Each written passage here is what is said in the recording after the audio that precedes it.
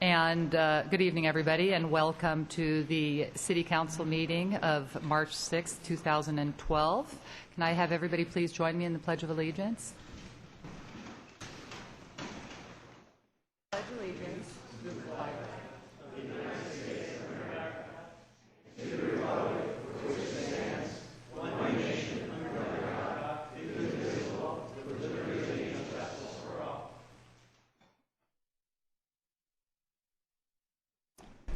Ms. Lawrence, can you please do the roll call? Councilmember Fox? Here. Councilmember Glancy? Here. Mayor Pro Tem Bill De La Pena? Present. Mayor Irwin? Here. Item 4, request for continuance of any public hearings or agenda item. And I would like to suggest that we move item 10A up to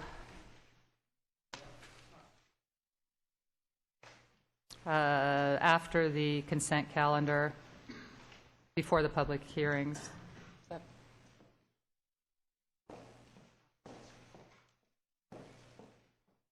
Before the, okay.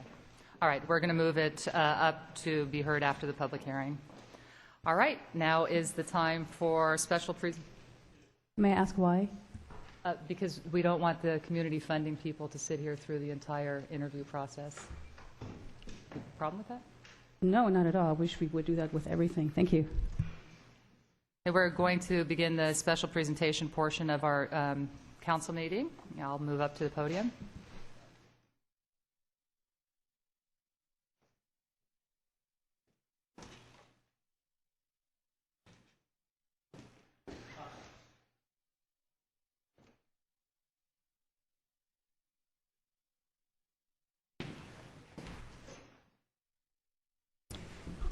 To begin our special presentations tonight, we would like to acknowledge the distinct honor of Hill Canyon receiving this prestigious SHARP Award on January 25th.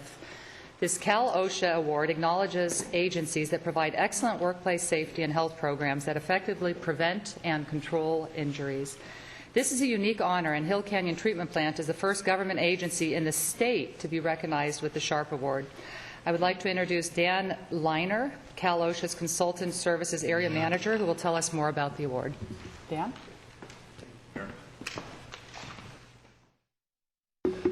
My name is Dan Leiner, Area Manager, San Fernando Valley Cal OSHA Consultation Office. And in the state of California, there's about 1.25 million businesses within the state.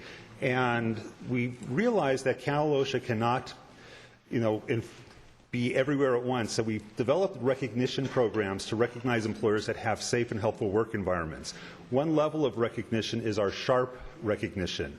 And out of the 1.5 million businesses in the state, only about 50 employers in the entire state of California have received this award. This award is for companies that have gone above and beyond the basic safety programs required by Cal OSHA and have implemented their program so effectively that they have injury and illness data below the average for their industry to support the effectiveness of their program. So what I'd like to do today is present the Golden Gate Certificate to the City of Thousand Oaks Hill Canyon Wastewater Treatment Plant. And we have a certificate, and we also provide a flag for the facility to fly, recognizing them as a Cal OSHA SHARP participant.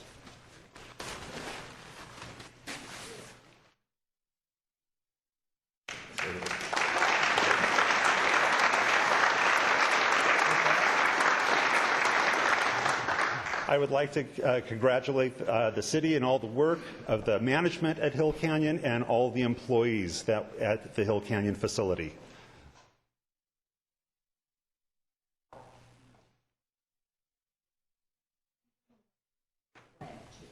Oh, sure.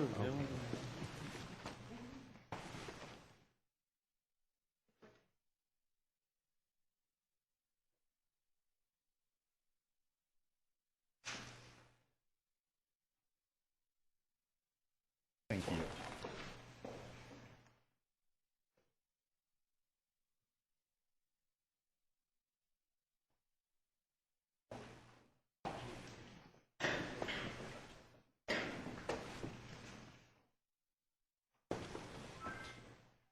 That is indeed a very special award. For our second special presentation, I would like to ask Jeff Matson, Chief of our Thousand Oaks Police Department, and City Manager Scott Mitnick to join me.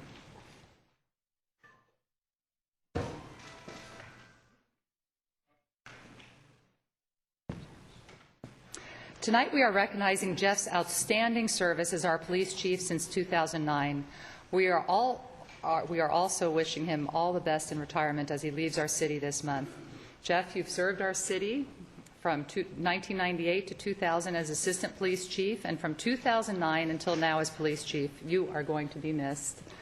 It was a pleasure working with you, and you can be proud of your many accomplishments. And Scott, would you like to tell us about Jeff's contributions to our community?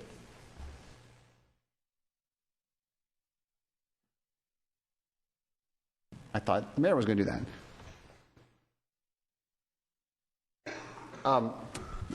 Madam Mayor, members of the council, Jeff has had an outstanding run here as the police chief, and prior to that, and it's all in the resolution about his different positions, he was a police captain here about 10 years ago.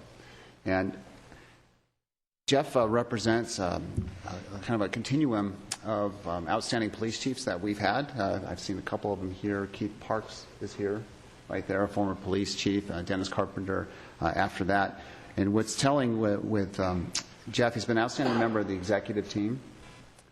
And you're going to be missed. You've had a long career with the Sheriff's Department. But it's interesting, a month or so ago, Council, you received a memo that came from the police chief with the crime stats for 2011 from the FBI. And our crime rates here are low as it is, but they dropped about 12% from the year before. And it's only fitting that that happened on your watch. And in fact, the crime stats for this last year are among the lowest they've been here in over 20 years. So we're now the third safest city in the United States, according to these stats, for a population of over 100,000. And I think that's the same number for here in California. We're in the top three. So Jeff, you're going to be missed. There's mixed emotions and mixed feelings among all of us because you've been a good colleague, a good friend, a significant contributor to our team and to the organization. But we're happy for you because you're able to retire after many years of service. Jeff has got a lot of talents. He's in a band. He writes songs and performs, and you're going to be doing that. You're going to travel, right? So you're going to be greatly missed. So I have a plaque here for you with the city tile, and it makes reference to your exemplary service to the city of Thousand Oaks for your tenure as police chief from 2009 to 2012. And so we're also going to be taking Jeff out for a very nice lunch. The executives are going to do that later. But Jeff, I'm going to present this to you, and I think the mayor has the commendation. So, buddy, I'm going to miss you. Thank you very much.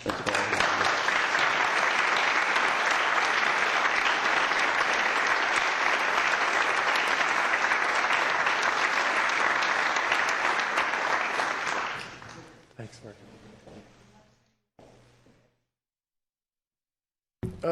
Good evening, Madam Mayor, council members, city staff. It's been a privilege working here this last 3 years. I've really been fortunate in my career. I've had 4 assignments here in the city of Thousand Oaks. I was here on patrol.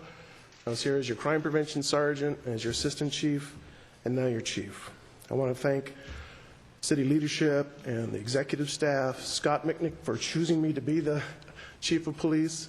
It's been a wonderful relationship. I want to thank my number 2 guy, Bill Ayub, at TOPD, and all the hardworking employees at TOPD who worked so hard to bring the crime rate down in 2011. They've been a great crew to work with. I want to thank the Sheriff Dean, and Assistant Sheriff John Cromback for allowing me to work TOPD the way I wanted to work it. They gave me a lot of freedom, and I thank them. And there's been a lot of challenges these last 3 years. It's been a tough 3 years, but this city always flourishes because of the great leadership and the professionalism of the executive staff and the employees here at TOPD. It's been a lot of hard work. I won't miss the hard work, but I'll miss the people. It's been a great ride. Thank you.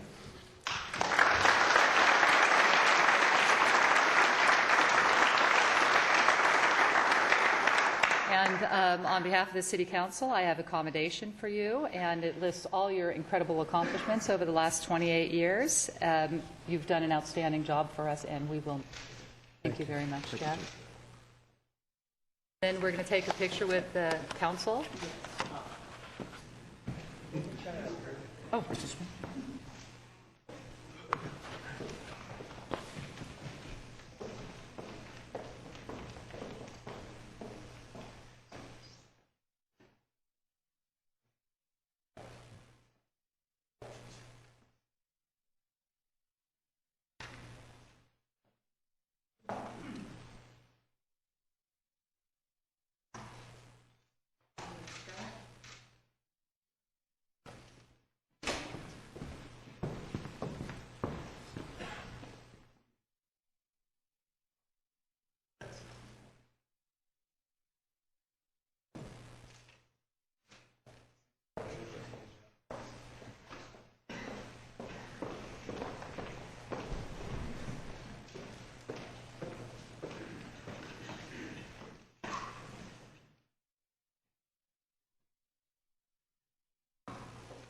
we will follow our best wishes to Jeff Mattson with welcoming our new City of Thousand Oaks Police Chief, Randy Pentis. Randy, will you please join me?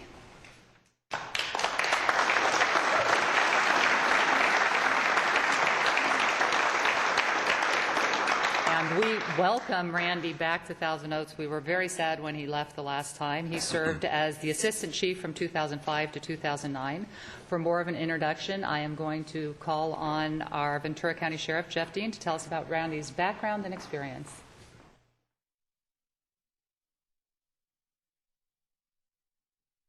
Oh, hi. Hi.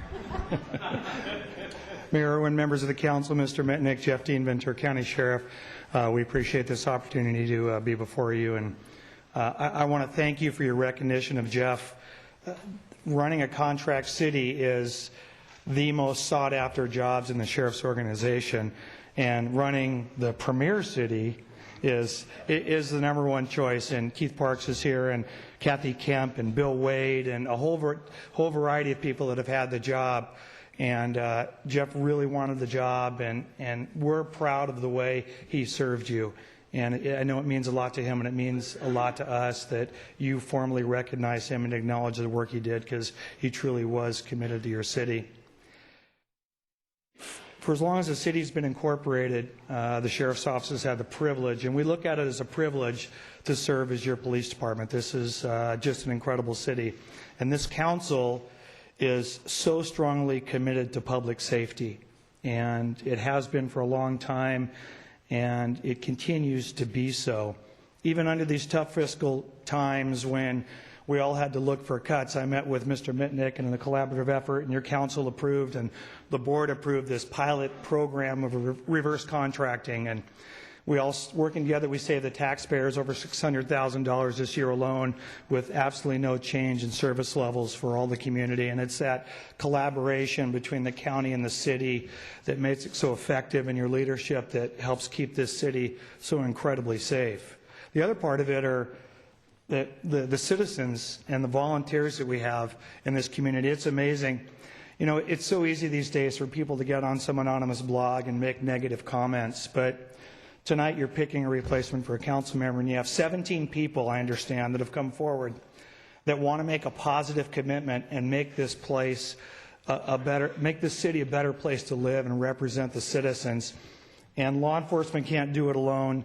City government can't do it alone. It takes a partnership with everybody, and we're just really, really lucky to have this community, and we're just honored to be able to serve it.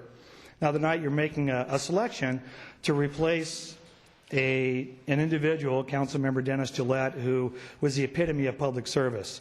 He served the sheriff's office for over 30 years with distinction. And part of that time, he served as your chief of police. It was a local boy made good. Well, tonight, because Mr. Mitnick said it was okay, we have another local boy that's made good. Commander Randy Pennis, who will step in as your newest chief of police, moved to the Canal Valley in 1965. It's been here a long time. Local schoolboy, Manzanita, Banyan, Sequoia Middle School, and a graduate, and I think he graduated from Newbury Park High School. But sometimes I wonder when I talk to him, before he went on to get a couple college degrees. Now, of his 30 years, he's served with the sheriff's office, serving people over the county. 20 of those years have been right here in the city of Thousand Oaks. He was one of the very first gang officers in the city. He worked our special enforcement detail. He was a liaison with the schools. And he served as a captain in a number 2 position for several years. He still lives in the Canal Valley. He has 3 grown children and even a grandson now. But this is home to him. And when Mr. Mitnick and I met, and we went through a variety of really qualified applicants, candidly, there was really no other choice. Randy is Thousand Oaks. And I know I'm not really doing an introduction to the council, because you all know him, and most of you probably even like him. But it's for the public, and I have so much confidence that he's going to come and continue the legacy of outstanding service to your community. So while the mayor's done it, it's a real pleasure to introduce Commander Randy Pennis, soon to be Commander Randy Pennis, as a new chief of police for the city of Thousand Oaks.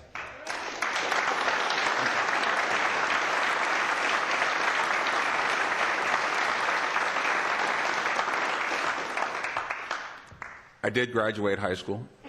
I can prove it.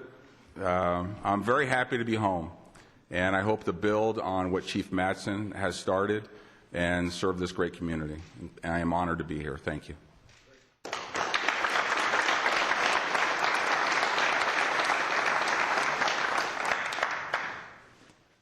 As we're kind of rushing, I didn't have a chance to introduce Jeff, and you brought your family today too, right? So can Jeff's family all stand up? Family and friends?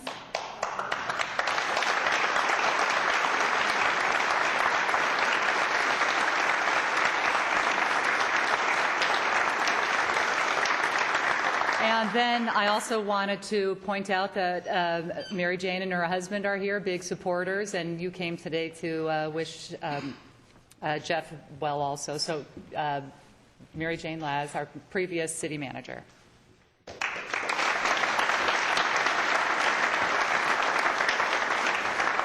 And I'm sure you'll be riding soon with Jeff, right?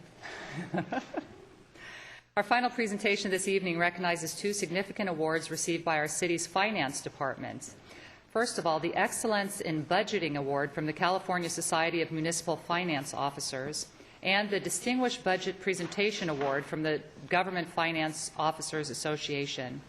Annually, the City Council develops goals and objectives and establishes the city's top priorities.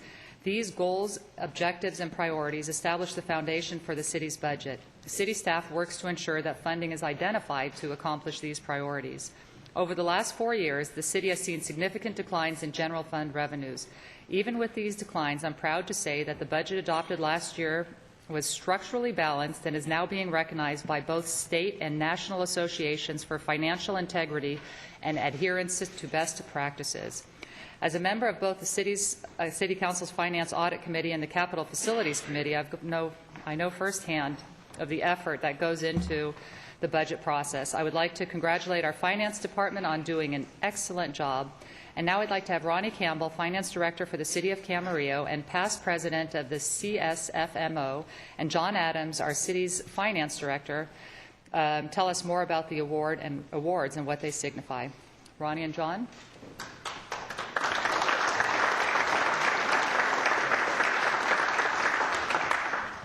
Thank you. Evening, Mayor, members of the City Council, residents, and staff. As stated, I am Ronnie Campbell, Director of Finance for the City of Camarillo, and past President for CSMFO, and a former GFOA liaison for Southern California. It's an honor to be here tonight to speak a few words about these 2 awards that the City of Thousand Oaks has received and what they do represent. CSMFO is the California Society of Municipal Finance Officers, and it was formed in 1958 and is a professional association of state, county, and local government finance officers located throughout California. Its stated mission is to promote excellence in financial management through innovation, continuing education, and professional development. For the fiscal year 11-12, CSMFO awarded the Excellent in Budget Award to the City of Thousand Oaks for both their operating and capital budgets. There were 127 applications received, and Thousand Oaks was one of the 88 operating budget awards that was selected, as well as one of 15 capital budget award winners. The Budget Awards program is designed to recognize those agencies that have prepared a budget consistent with many stringent criteria and that meet a standard of performance in reporting.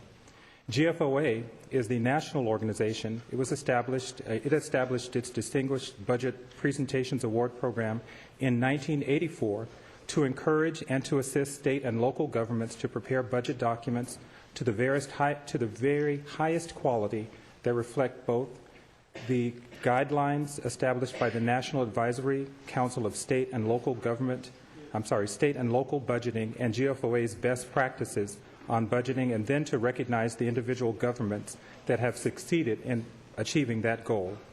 There are a panel of independent reviewers that participate in this process, and after that examination, Thousand Oaks operating and capital improvement program budgets have been awarded with the Distinguished Budget Presentation Award.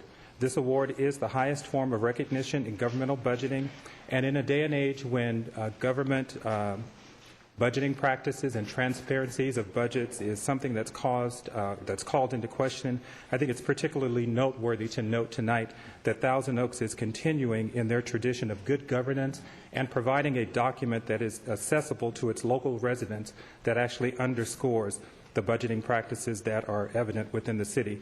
So with that being said, I'd like to congratulate John Adams and his staff on attaining both of these awards.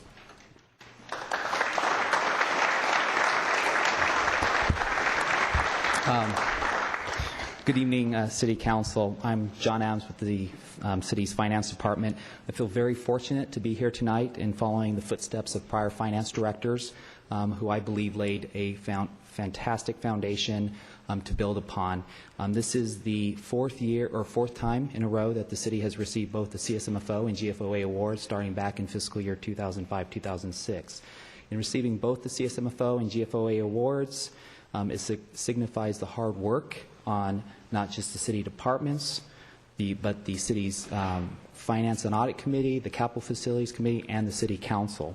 This was truly a team effort. I appreciate city management's support, staff's assistance in putting this together, and just want to acknowledge all the hard work for all the departments. This is just not an award for just finance, but all departments. Thank you for giving us this time tonight to recognize the Department of Finance and the many departments that assisted in this. And I also want to thank Ronnie Campbell for coming out and making this presentation to the City of Thousand Oaks. So thank you very much.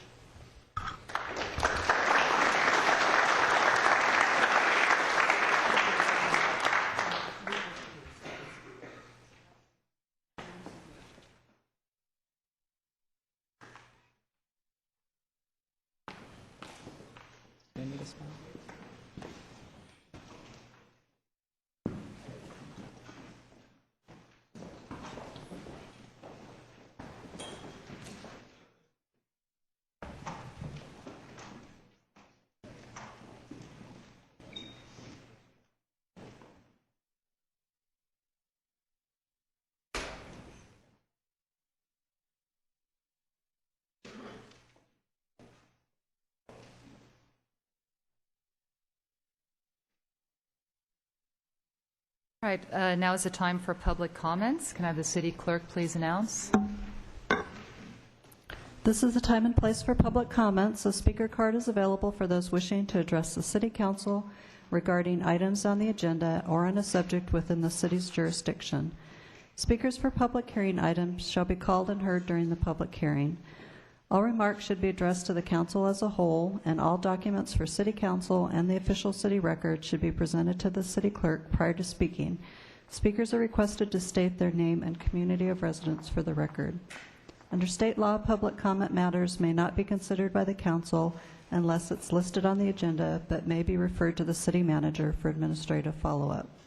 9 people have presented cards, and pursuant to council standards, speakers are allowed 3 minutes. The yellow light displays when you have 1 minute remaining. Thank you.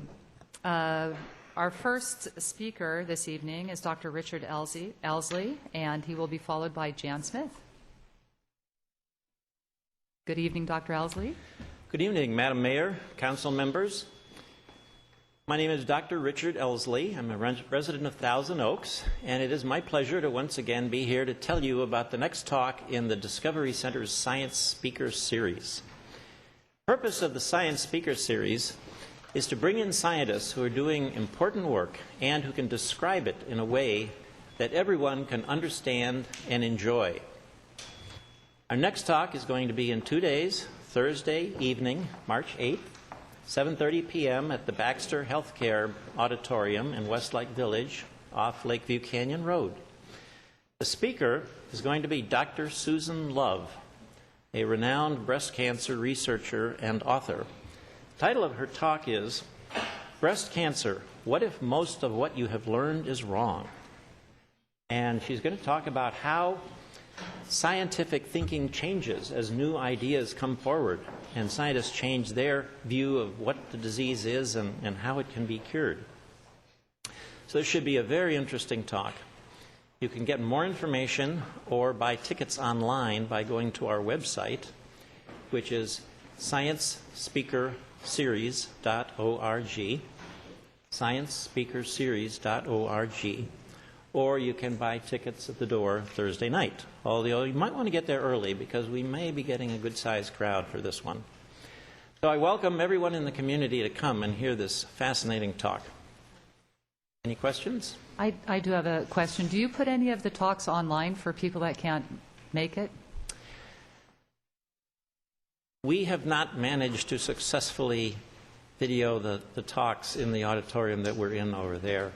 So sometimes I can get their slides and put the slides up, which isn't as good as having a video, but we've done it. Thank you very much for everything you do to educate the kids and adults in our community, and I do encourage everybody to consider going on Thursday night. The shows are always great programs.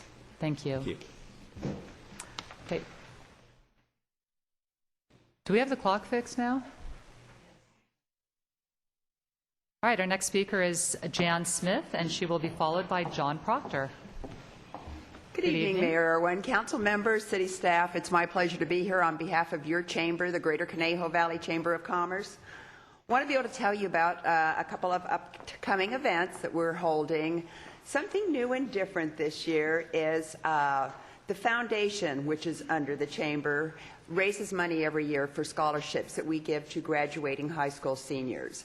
We're going to try something a little different this year because we'd like to increase the amount that we give due to tuition costs, etc. So we are holding an art auction.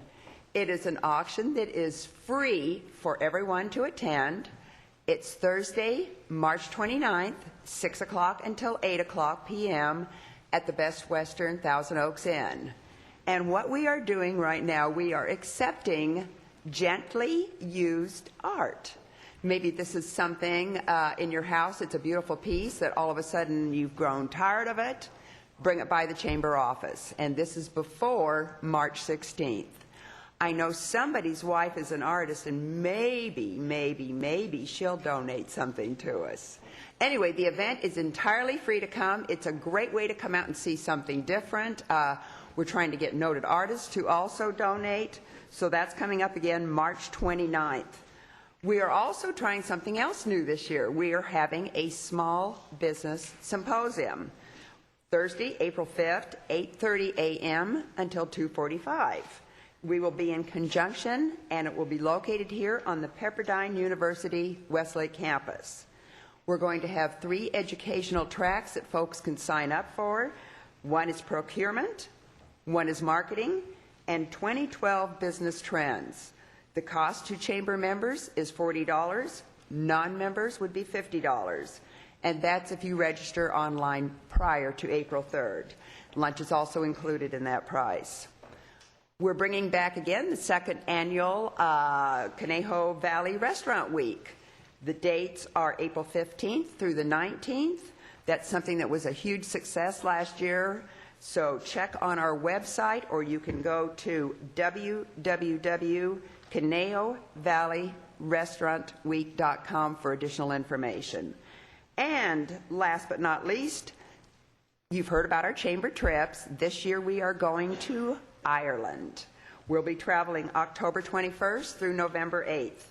Starting price, double occupancy, is $2,755 for chamber members and $2,855 for non-chamber members. So see, it always pays to be a chamber member. There's always benefits, especially on cost.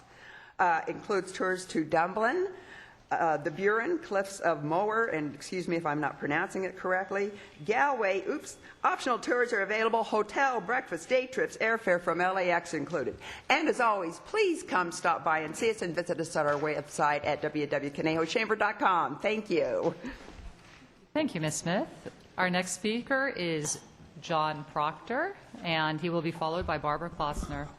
Good evening, Mr. Proctor. Yes, good evening, Mayor Irwin, council members, and as I said, my name is John Proctor. I'm from Santa Paula, thus ineligible to fill a council seat here tonight. But actually what I'm here is in my capacity as a staff for SCAG, and wanted to give a reminder that we're having our General Assembly on April 4th and 5th. I've given some materials to your clerk and had extensive conversation with Mina. And so if you want to just talk to her or Mark Watkins, we can get you going. If you have any questions, I wanted to make it quick because I know we have a fun-filled evening.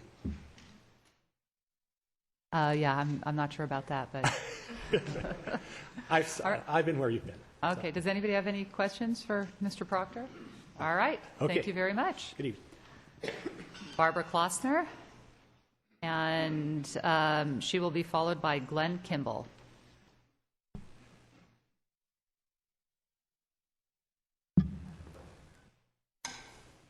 Good evening. Barbara Kloster of Thousand Oaks, Mayor Irwin, council members and staff.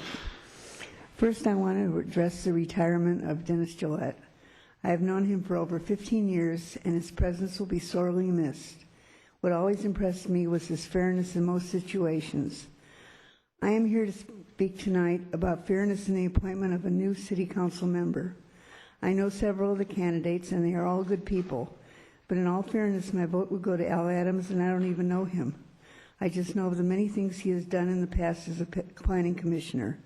He was 140 votes behind Dennis in our last election, which is one of the closest I have seen as a resident of 39 years.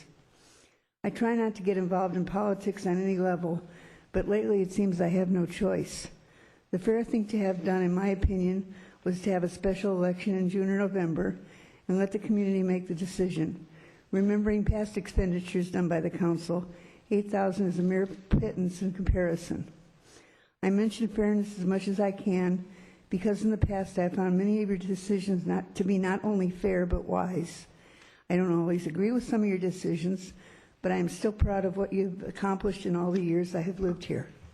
Show fairness again tonight and give Al Adams the opportunity to be our 5th city council member.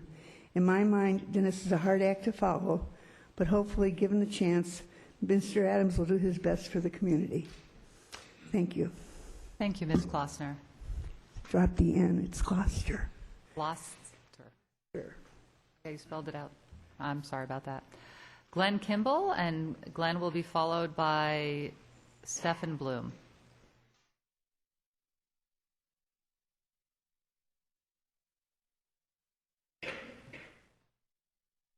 Good evening, Mr. Kimball. Good evening. My name is Glenn Kimball. I've lived in Thousand Oaks for about 6 years now. And over the last 100 years, more or less, Congress has passed a variety of laws restricting the amount of money that can be spent on contributions to candidates for federal office. Unfortunately, just 2 years ago, the United States Supreme Court overturned all those years of work. In Citizens United versus the FEC, the Supreme Court declared bans on corporate expenditures were unconstitutional. Under this new law, corporations can spend unlimited amounts of money on third parties that support candidates as long as the group supporting the candidate stays independent in the candidate itself. This has led to a rise of super PACs, groups that accept the heavy flow of money from huge corporations to support a particular candidate.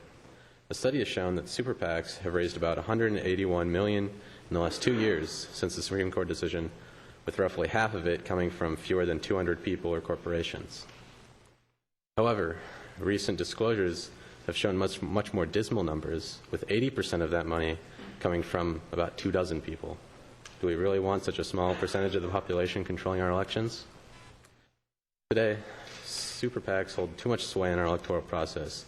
We need to reverse the slippery slope and return the democracy that made this country what it is. To help do this, I suggest the Council consider passing a resolution to overturn the Citizens United decision. I don't think this is a hard choice to make, and I hope you'll make the right one. Thank you. Thank you, Mr. Kimball. Our next speaker is Stephen Bloom, followed by Debbie Gregory.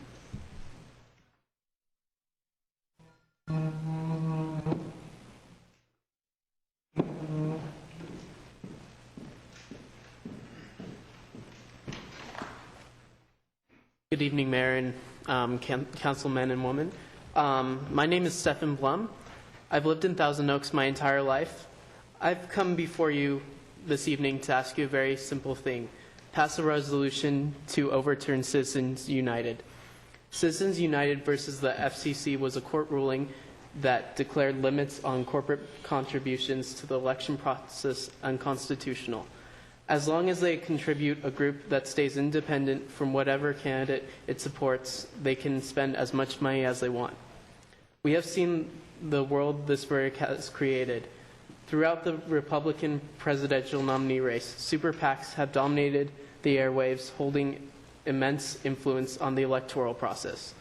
Did a single justice in the majority even imagine a world where corporations could turn the elections process into a game of who has their hands in the most pockets? From their decision, it's very clear they did not. We must come together and fight back against the clutches of big business and restore the democratic principles that we founded this country on. Thousand Oaks could join the ranks of many cities across the countries that have passed resolutions just like this. It's the least we can do to keep the future bright. Thank you. Thank you for coming this evening, Mr. Blum. Debbie Gregory, followed by Sandy Gallen. Good evening. Debbie Gregory. I'm a resident of Thousand Oaks, and this is very important and emotional for me, so I apologize ahead of time. Tonight we said the Pledge of Allegiance, liberty and justice for all. I believe in liberty and justice for all. I believe in a democracy, and I believe in the men and women who have given their lives for that democracy in other countries so that people can have the right to vote, the right to elect their officials, the right for them not to be appointed, by political cronies. It doesn't matter how many people have applied for this position. It is wrong to appoint. There are 3 years left in the term. So maybe these are real words, or maybe they're empty words to 3 members of the council that want to appoint a council member rather than let the people elect one. I see fear in this room. What is the fear in having an election? Anyway, I'd like to read a few quotes. I had the pleasure of attending the Medal of Honor Ball with the heroes of America, and I want to read a few of their quotes and leave you with some important words. The legacy of brave men and women who fought and died for their country is the freedom we enjoy as Americans. Freedom doesn't come easy. It takes many good people to keep it alive and well. Paul J. Wederdor, United States Army Medal of Honor. Our freedom is envied the world over, was attained at great personal sacrifice. We cannot allow it to wither away through apathy. Thomas J. Hunter, Jr., United States Navy, Medal of Honor. Freedom is not free for a few, but for all to enjoy and prosper. Cherish and protect it. Dwayne Dewey, United States Marine Corps, Medal of Honor. We didn't break one visit to a country without freedom makes one realize that freedom is a precious gift worth fighting for. Ernest West, United States Army.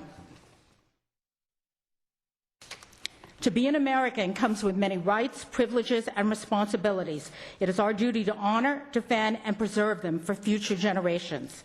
Richard Pittman, United States Marine Corps. Life, liberty, and the pursuit of happiness comes with a very high price, the lives of millions of Americans who gallantly fought for those cherished values. John Baker, United States Army Medal of Honor. Don't take our freedom away, otherwise we're in tyranny. And you may take it away this time, but in November we have an election, and we need to vote you out if you take our right away. This is a right that many people have fought for, and I implore upon you to do the right thing. All of the newspapers, the Star, the Acorn, have told you how wrong you are. Your own supporters have told you how wrong you are. None of you can look me in the eye and listen to this, because you know you're wrong.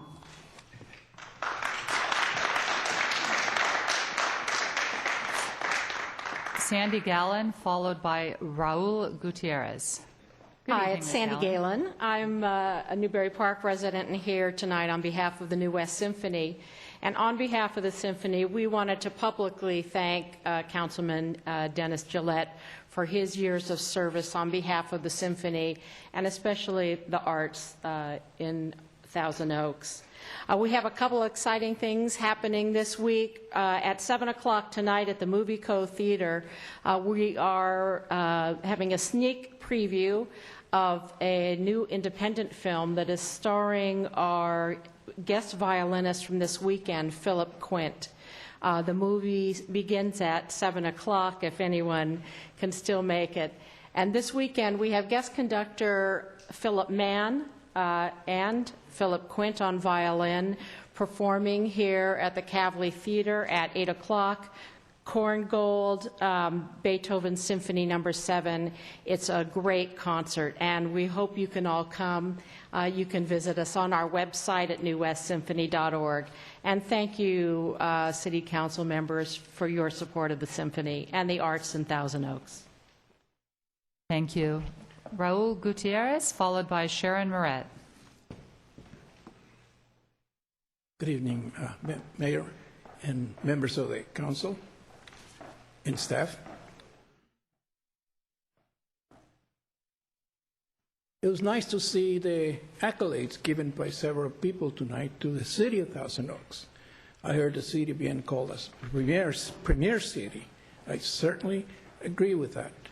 I can't tell you how proud I am to be a member of the Thousand Oaks community, because if you grade all the cities in California, and let's not go too far, I'm sure Thousand Oaks comes right at the top, especially in hard times like we have in today, and we had evidence of that tonight, including OSHA talking about the wastewater plant. All of this has not come easy, because at times we had dissension in the county and the council, and very little gets done when there is dissension in a group. Take a little bit higher, go to Congress and see that very few things are getting done in there. I am concerned about that happening in here again. It happened once, and funny that the wastewater plant was mentioned, because a problem happened then, and we had a problem with the plant coming apart or breaking down, and the city lost a lot of money, in the millions, because there was dissension in the council. I don't want to see that again. Now, Dennis Gillette had a very open philosophy about what his mind is and how he operates. And I see this now as a kind of the last election as a kind of a match. It was between him and the runner-up. There was somebody that had a totally different philosophy than Dennis. I'm convinced of that. And to appoint somebody other than someone that follows on that thinking of Dennis Gillette and his philosophy is not doing justice to all the people that have voted. And let me tell you, voting is very important, and politics are very important. And yes, we got to preserve that. by making sure that the one that is appointed follows on that philosophy. When Mr. Masri had to recluse himself or was ill, Dr. Glancy was appointed. They didn't run against each other, and their philosophies were not diametrically opposite to the other. I think we have to consider that very much when we make an appointment. Thank you very much. Thank you, Mr. Gutierrez. Sharon Moret, followed by Mr. Nick Kidway. Sharon Moret, Newbury Park. Last week you chose to appoint a new council member instead of allowing for the public to vote. Why is there so much animosity to deny the public the right to vote?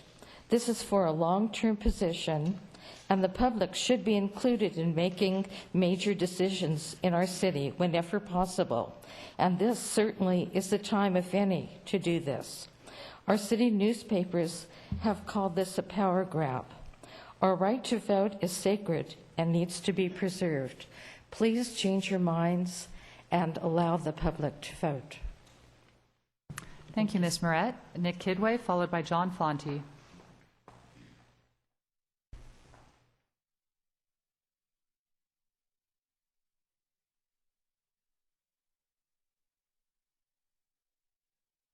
I begin in the name of God, who's most beneficial, most merciful. My name is Nick Iqbal Kidwai, and Dr. Glancy, last time I checked, still Director, Concerned Citizens of Thousand Oaks. Honorable Queen Irwin, Prince Andrew Fox IV, if TOTV can show the overhead. As an act of God, really, I cannot explain it. The city clerk introduced me to this reasoning of the act of God when there was a sewage spill, and he used the act of God defense. And this document I printed with the dictator that my family has lived under. And incidentally, that's the third dictator in the country of my birth that we've been stuck with. So that's why democracy means a lot to this individual, as it does to a lot of Americans. If TOTV can please show that again, because I didn't get to the point. Thank you. The big picture was supposed to be the mayor as Queen or Princess Jackie, and the other small picture was the prince. I don't know what happened. I printed them. I didn't even look. I come over here, and it's all three generals. So it's a message from God. We are all going to die. You try to play politics with the people's business. It's just not right. There's very little time, so I'll quickly read part of a letter by Carl Smith. I want to thank the VC Star for the vision about democracy. First, for the editorial asking for a neutral interim council appointment, then for going to bat for citizens to get the names of applicants received from a tinfoil dictator city clerk. As an avid reader of your paper, the same clerk always released names of candidates before they were certified, but lo and behold. In fact, as an applicant, I submitted, the time is of the most essence. I spent 4 hours collating my things to give something back to the city, and it was too much paperwork. You folks are in the paperwork business. If you were not, my home, I have a whole room full of these kind of things. TOTV, if you can show this Word document by Nick, TOTV, thank you. I basically see 4 choices. Al Adam for the full term, Al Adam for an interim term, because you probably would not like the full term. I am willing to serve for an interim term myself. Publicly, I've said that. And the fourth would be to keep the seat vacant. Under no circumstances should the seat go to the other side, because if you look at the election, it was a complete rebuff of the city council. All the candidates ran against the incumbents and against the city policy. And I had told Mr. Adam that he should have had a recount. He probably would have won. Thank you. Thank you, Mr. Kidway. Mr. Fonti.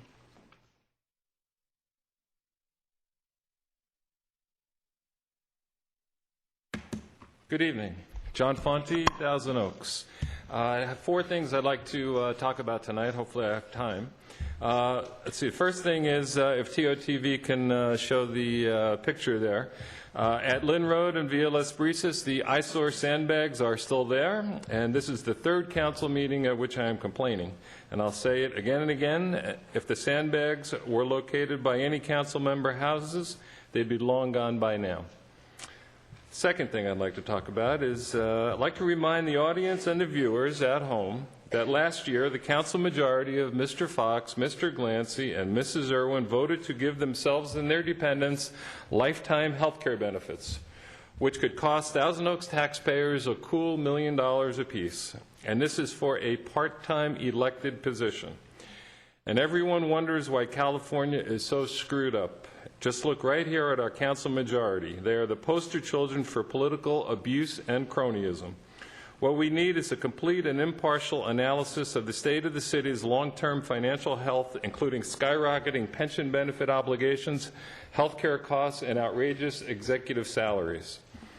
Third topic. Last year, according to the Ventura County Star, most cities in Ventura County chose not to send any representatives to the National League of Cities Convention in Washington, D.C., citing budget concerns.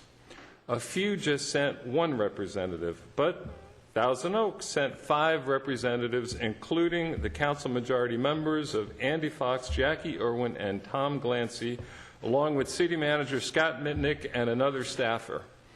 Well, this year, at the end of this week, this same council majority members are going again to enjoy the all-expense-paid parties and late nights in D.C. So while the council majority plays fiddle, Thousand Oaks burns with its cost-cutting. As usual, big spending hypocrites defend themselves by saying that they must attend in order to reap rewards from lobbying for federal handouts. But last year, according to your own reports, you met mostly with our own California legislators, which you could have done right here in California and avoided the expense. Or send just one delegate if it's so important to go to Washington, D.C., not 5. Last topic.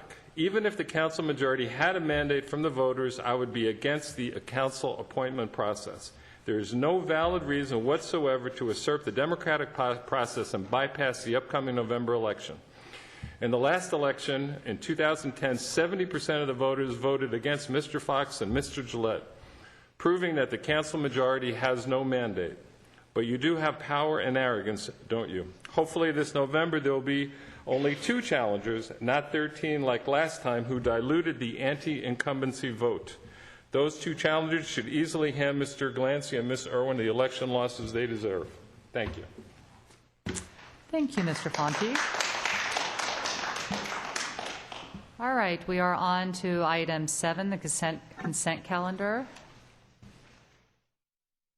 Councilmember Bill de la Pena.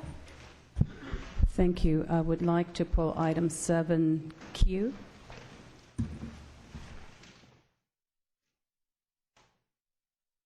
Anything else?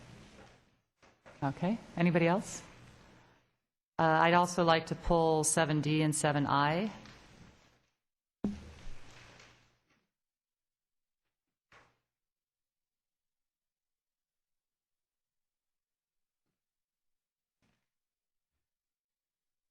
All right, we have 2 speakers. Our first speaker is Mr. Kidway.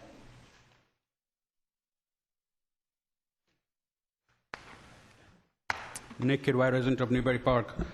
Thank you for pulling B. I'm happy, but I hope you would address the issue of the minutes being so lean and mean regarding citizen input, where the city refuses to even put pro and cons, so the reader of the minutes has no idea as to what is happening in the minutes. It is completely, especially after what was said earlier today also, it's completely un-American, and I don't know why no council member, it's a 4-0 vote to even address this issue.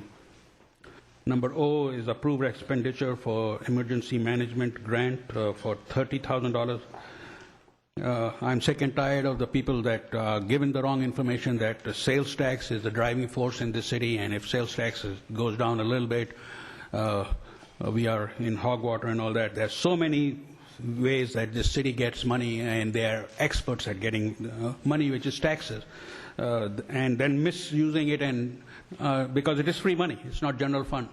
And so you have $30,000 over here, so there's nothing that I know in the city where you have a system set up that this $30,000 would be spent in a judicious manner where the taxpayers get the biggest bang for the buck. And you're reading an ordinance for second reading, and I know it will fall on deaf ears, even though there are some people that support some people on the council making pleas for democracy. But this ordinance for second reading is here because of a mundane CPI requirement that is in the ordinance, that the maximum contribution for candidates should be up by 3% or 4%. This city fails.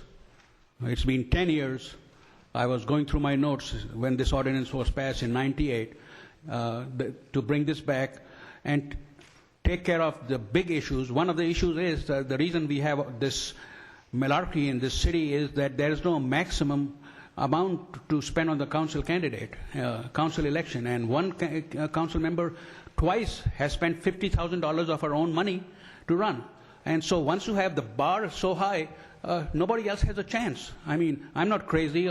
Nobody else is crazy, I think, except maybe if God bless Mr. Masri, if he was alive, he would have put 100,000 or something like that. You have to match it. That's what elections are. I mean, right now, because of the money and all that, it's Super Tuesday, it's not going to decide who the GOP candidate is. If you watch I heard coming here late that it's a draw again. And it's a lot because of money. Because my hometown of Fullerton, they spent $13,000 in the race, and also it's completely unconstitutional, illegal, and disgrace the sign rules that you have. Please change that. Thank you for letting me speak. Thank you, Mr. Kidway. And then Jerry Miller is here for questions, and I assume that's on item 7D. I actually just pulled 7D because we've been waiting a long time for this mural program, and I thought the public might like to know a little bit about it.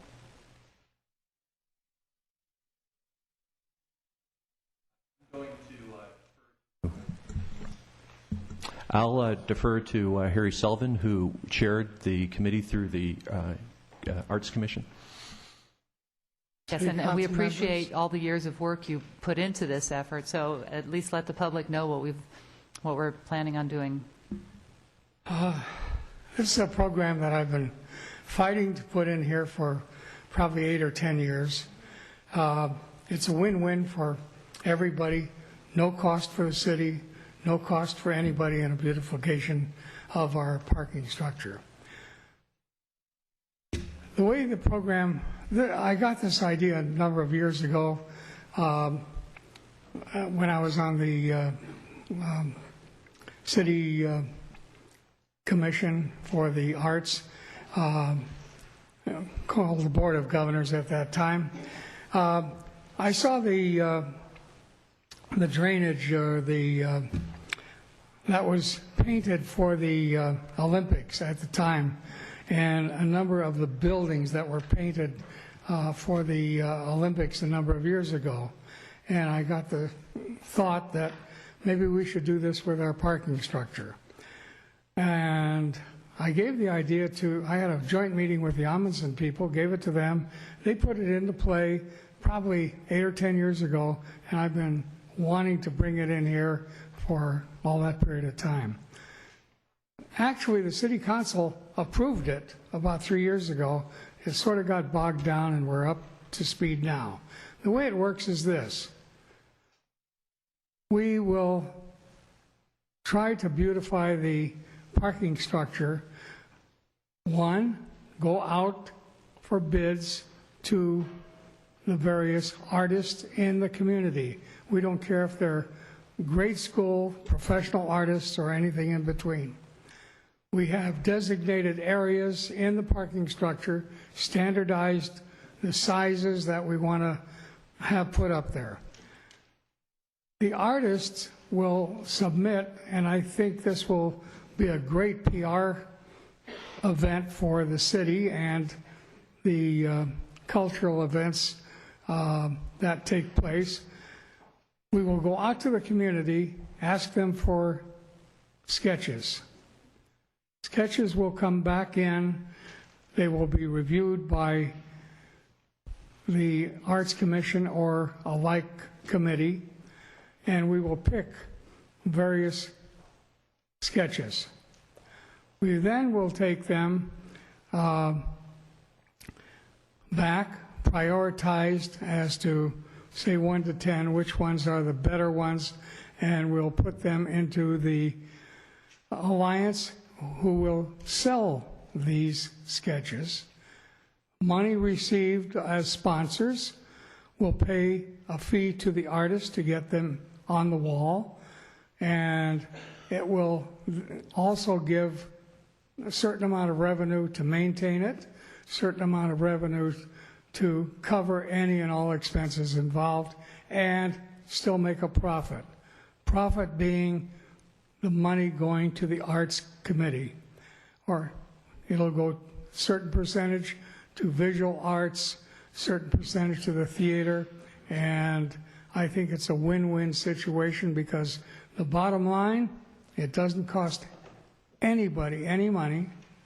We will get the parking structure prettied, gorgeous, and we'll have art throughout. Basically, that's about it. Are there any questions? I don't think so, but thank you very much. We Mr. look for your Sullivan. approval, and thank you. Okay, item 7I, I pulled that, and I was wondering if you could do just really quickly, this looks like a good government issue, so maybe you could tell us how much we're saving by doing this?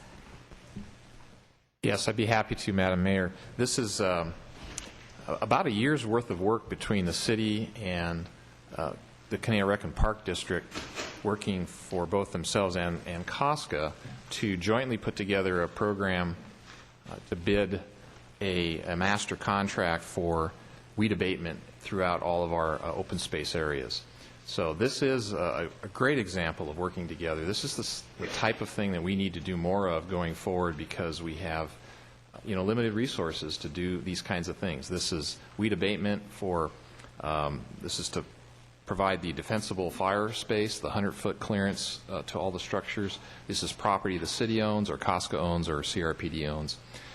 And because we were able to package this up as one bid, the bids came in very, very well, very nicely. And cumulatively, we will save about $200,000 a year from what we've been spending in the past, about almost $300,000 per year. The three agencies have spent on weed abatement, and going forward, it'll be closer to about $100,000. So, a great example of joint effort between agencies. So, happy to going recommend forward, this. we need to make sure to find more of those and more of those cost savings. Thank you. And item 7Q. Thank you. Item 7Q deals with the federal grant and the city fronting some of the money should the grant be approved, I think. And I just wanted to make sure if staff could reconfirm that the money will not be spent until after the grant is actually in our hands. Madam Mayor Pro Tem, that is correct. The commitment to the city loaning the $20 million is contingent on receiving the federal funds in a matching level, $20 million. So total project cost is $40 million, and we will be, in fact, submitting an application very shortly for the next round of federal funding that's available for this type of project. So if we're successful there, then we'll go to the state and enter into an agreement with the California Transportation Commission so that we are at the front of the line when the state funding does come available and will be paid back at that time in several years future. And just to clarify, that is funding for the 101-23 interchange. Thank you. Thank you. Yeah, normally that would have been good as a department report because I think the council approved that for Tiger 3, and now it's Tiger 4, so I'm glad that Councilmember Bill de la Pena pulled it. All right, do we have motion? Dr. Glancy? Madam Mayor, I move the consent calendar. Vote, please.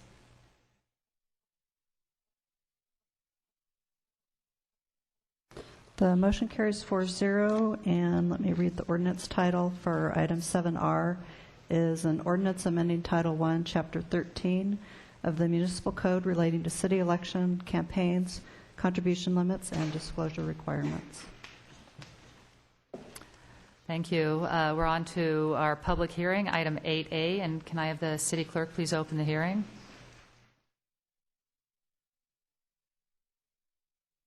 Hearing advertised as required by law is open to consider agenda item 8A, an amendment to the specific Plan 15 Rancho Caneo Industrial Park to include subject property and special use permit to allow automotive repair and 10% parking reduction. Specific Plan Amendment 2011-70366, Special Use Permit 2011-70367. It's located at 801, 817, 833, and 849 Mitchell Road. The applicant is Eric Mickelson.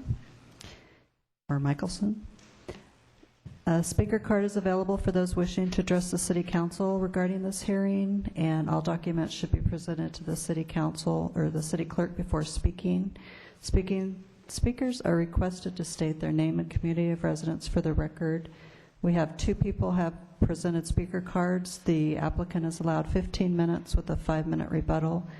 The remaining speaker is allowed 5 minutes, and the yellow light displays when you have 1 minute remaining. Thank you, Ms. Lawrence, and the report will be done by Mr. Chu and Mr. Town. Good evening, gentlemen. Good evening, Madam Mayor, members of the council. For your consideration tonight are two cases, 2 applications, one requesting addition of the subject property to the boundaries of specific Plan 15. The other one is a special use permit requesting to allow automobile repair facilities on the property with a 10% parking reduction. This is the boundary of the specific Plan 15. The black line there would be that boundary. The subject property is located towards the south end of that specific plan, and as you can see, the property is bounded on 3 sides by specific Plan 15. This is the aerial photo of the property. It has 3 separate buildings. This is the entry to the this is the frontage of the property. This is one of the typical view looking north within the property. As you can see, this is an industrial building with roll-up doors where the activities are conducted. The this parcel is part of a 10 parcel that were annexed into the city back in 1989. Those parcels are indicated by that gray area, which is being circled by the cursor right now. The subject property, along with 9 other properties, as mentioned, were incorporated in the city or annexed into the city in 1989. The specific Plan 15 was adopted by the council in 1991. The land uses on the specific Plan 15 were retained, were the ones that were allowed while the properties were under the county jurisdiction. So basically, they retained the uses that were allowed under the county. One of the uses is the auto repair with the approval of a special use permit. In the city of Thousand Oaks, auto repair is only permitted within the M2 zone and the C2AM zone. There are 5 automotive repair sites, repair facilities on the property. This proposed application will bring those uses into conformance with city standards zoning standards. In their January 23 hearing of this year, the Planning Commission approved the Planning Commission recommended approval of the specific plan amendment and the special use permit. As you saw on the earlier map, the property is contiguous to the specific plan 15, basically bounded on 3 sides. The proposed use are consistent with that of specific plan 15, and that automotive uses is compatible with that of what's allowed within the specific plan 15. The special use permit basically is addressing 2 issues here: the allowing the auto repair use and 10% parking reduction. Staff is supporting the parking reduction due to the fact that in our several visits to the sites, staff has counted between 20 to 25 empty parking spaces on the property. The automotive repair use will be limited in that area to 11,000 square feet, which is 25% of the total building area in that property. Noise will not be an impact because all work will be taking place or are taking place inside the building. One of the automotive repair shops has been there for more than 10 years, and there are no complaints regarding that activity since it started. This is the amendment is exempt from CEQA under Category 32 exemption. Staff is recommending that the City Council approve SPA 2011-70366 and SUP 2011-70367. Staff is ready to answer any questions that you may have. Any questions of staff? No questions. We have 2 public speaker cards. The first one is Eric Michelson, and he is the applicant.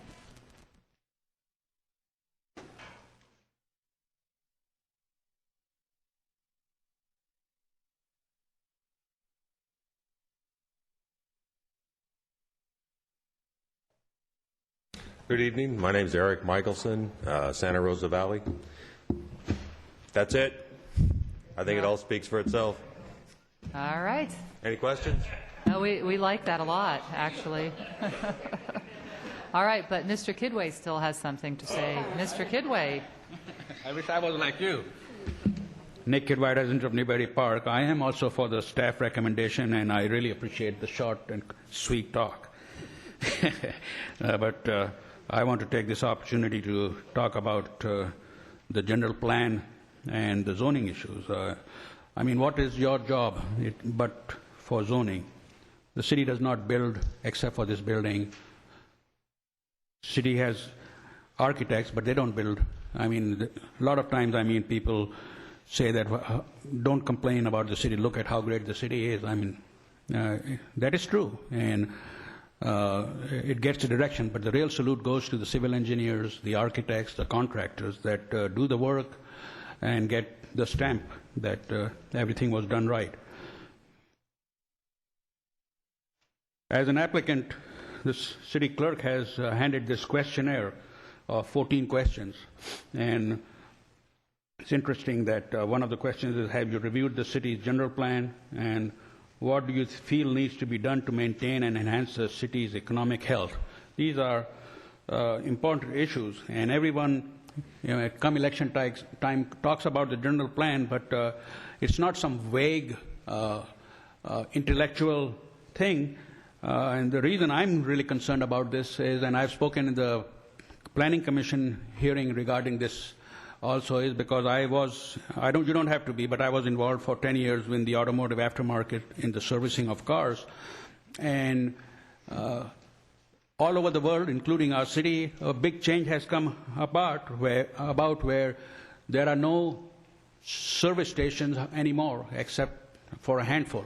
and the service stations have been turned into everything but automotive. In fact, even the ones that are pumping gas are retail stores, and they have sandwiches, and they have video disc, video boxes, rental stuff like that.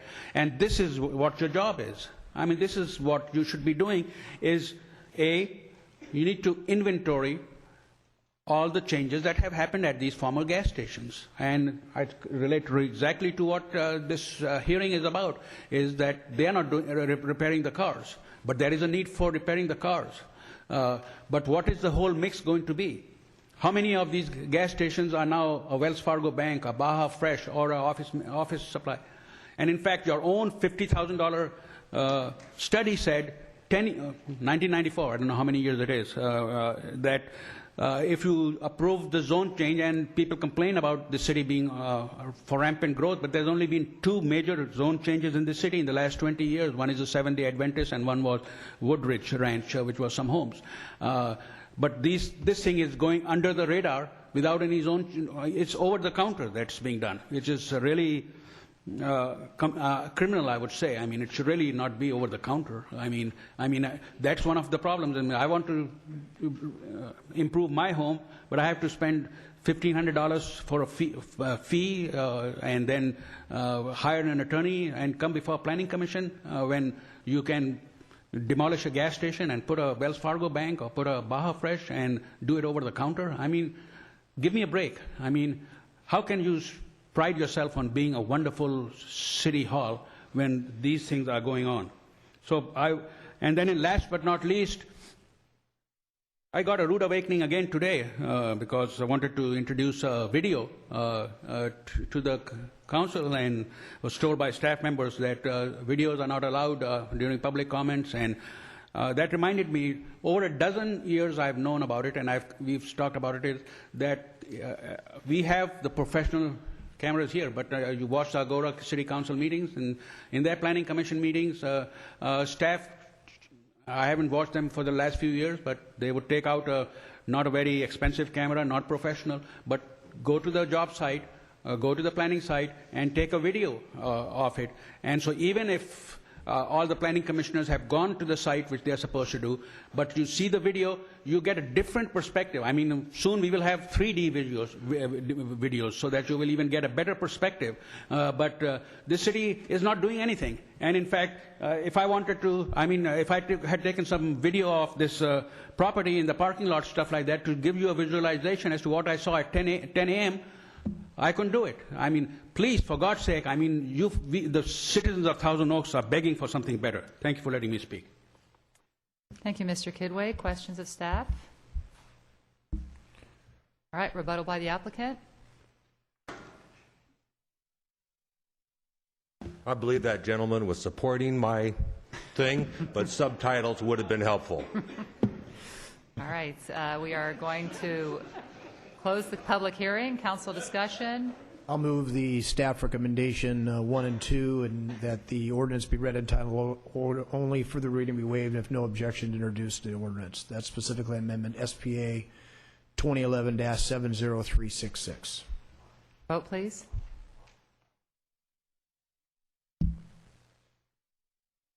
The motion carries 4-0, and the ordinance title is an ordinance amending sections 1 and 2 of the Municipal Code, Title 9, Appendix A, specific Plan Number 15, Rancho Caneo Industrial Park, to allow inclusion of certain property, 801, 817, 833, and 849 Mitchell Road, within boundaries of specific Plan 2011-70366.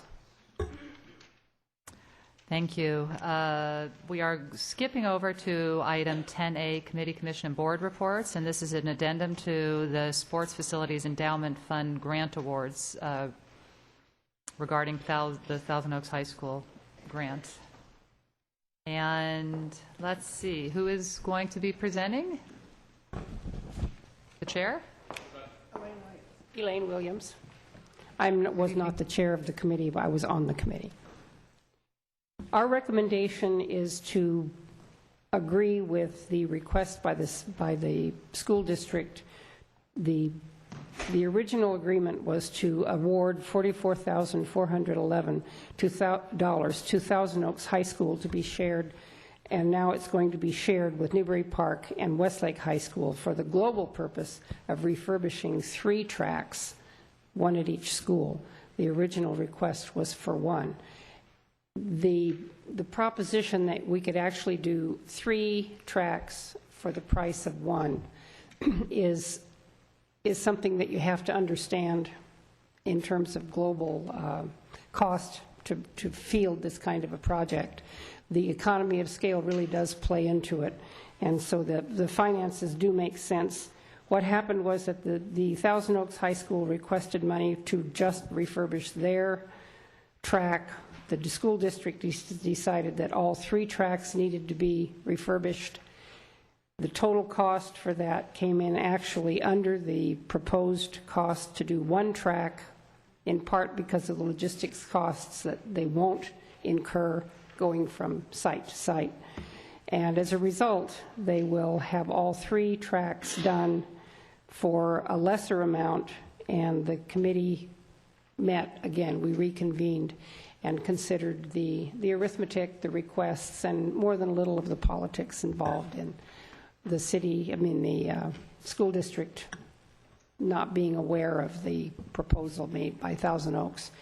And we agreed that it would be beneficial to the school district and to all of the people who use the tracks to refurbish all 3 of them. They're not just used by the schools. They're used also by local teams, local people who come to show up on weekend mornings and walk the track and run the track. So they really are a community resource. All right. Well, so you reconvened just to consider this item? That's right. Okay. Do we have any questions of Ms. Williams? No questions for Ms. Williams. Thanks for the report. A comment to the city manager, and this has been an ongoing issue that I've raised a number of years now. When the city approved the facilities funds for the stadiums and the track, it was clearly communicated that the track would be open to the public for use, for jogging and that type of thing. Correct. Respectfully, that has not occurred. If you go to any of the area high schools, it's fenced in, it's gated for security reasons, and we understand that. But for a long time, and I'm putting it on the record now, we need to reconcile those security issues with the school district in what was originally told and, in fact, sold to the community and the council that these would be community facilities for the recreational jogging and walking that I think the tracks would be used. So I'm not making the money contingent, and I'm not making that recommendation, but I am certainly putting it on the record that it's the city's expectation, absent objection by the council, and I don't think there'll be an objection, that there is some timely reconciliation of security and a opening of the facilities at the 3 area high schools on the weekends, reasonable hours, somewhere between 7 and 5, 8 and 5, where people can come and they can do the jogging and use the facilities.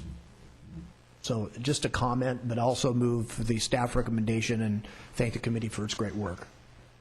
Okay, before we vote on the motions, Mr. Mitnick had a comment. Madam Mayor, members of the council, the councilman raises a very important point, and coincidentally tomorrow I will be meeting with the school board president and Superintendent Jeff Barstad, and I'll raise that issue. It's been a tricky issue. Many of you have probably wanted to have access to the facilities and after hours on the weekends and found the gates locked. I know that's happened to me, and I know I've had to hop the fence a couple times. The challenge there, and I've done that with my children, but anyhow, I shouldn't say that on the air, but they wanted to use the facility, and that's how we used it. The challenge is with the school district is a purely financial one because of all the budget cutbacks, but that's not an excuse. That is a challenge. But we will we'll talk about that tomorrow. I'll report back to council. We hear you loud and clear. Thank you. Any other comments? All right, then thank you for your committee. Thanks that your committee got back together again to consider this from Thousand Oaks High School. Vote, please.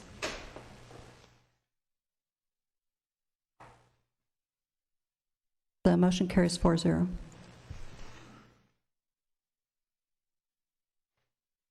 All right, we are on to item 9A, and I am going to go over the recommended process for this evening, and I'll get the concurrence of council.